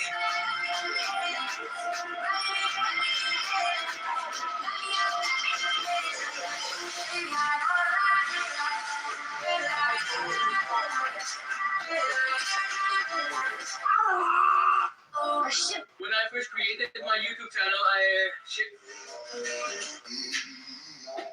later, maybe 60s, there were a minority of Shia groups, Shia sects in Iran. I'm sorry, in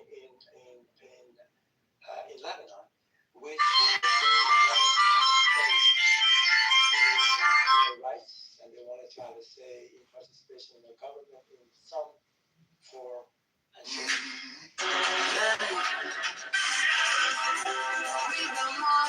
The gift my father gave me every day of my life.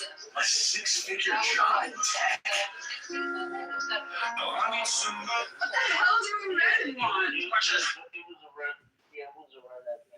But the PLO, you gotta understand that. we're talking about terrorist groups, and we're not talking about nations. The terrorist group is a different thing from a nation or a large country. Like, we've been fucking with Iran since the 60s. We overthrew their elected leader, and we installed something. Like we installed something that was our fault. That was our fault. Like so, America has to take accountability for that shit. Like shit.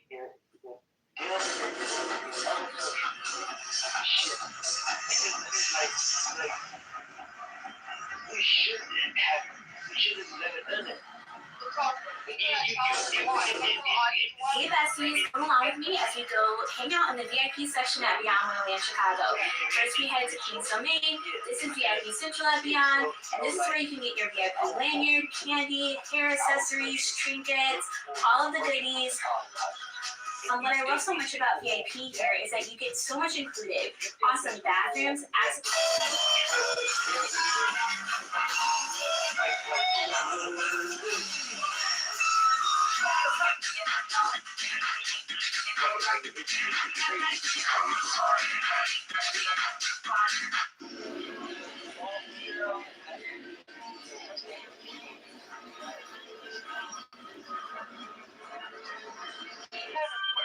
Ladies and gentlemen.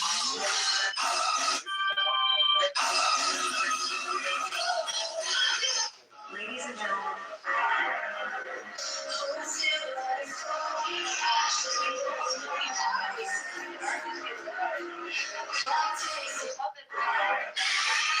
It's time to lock the fuck in.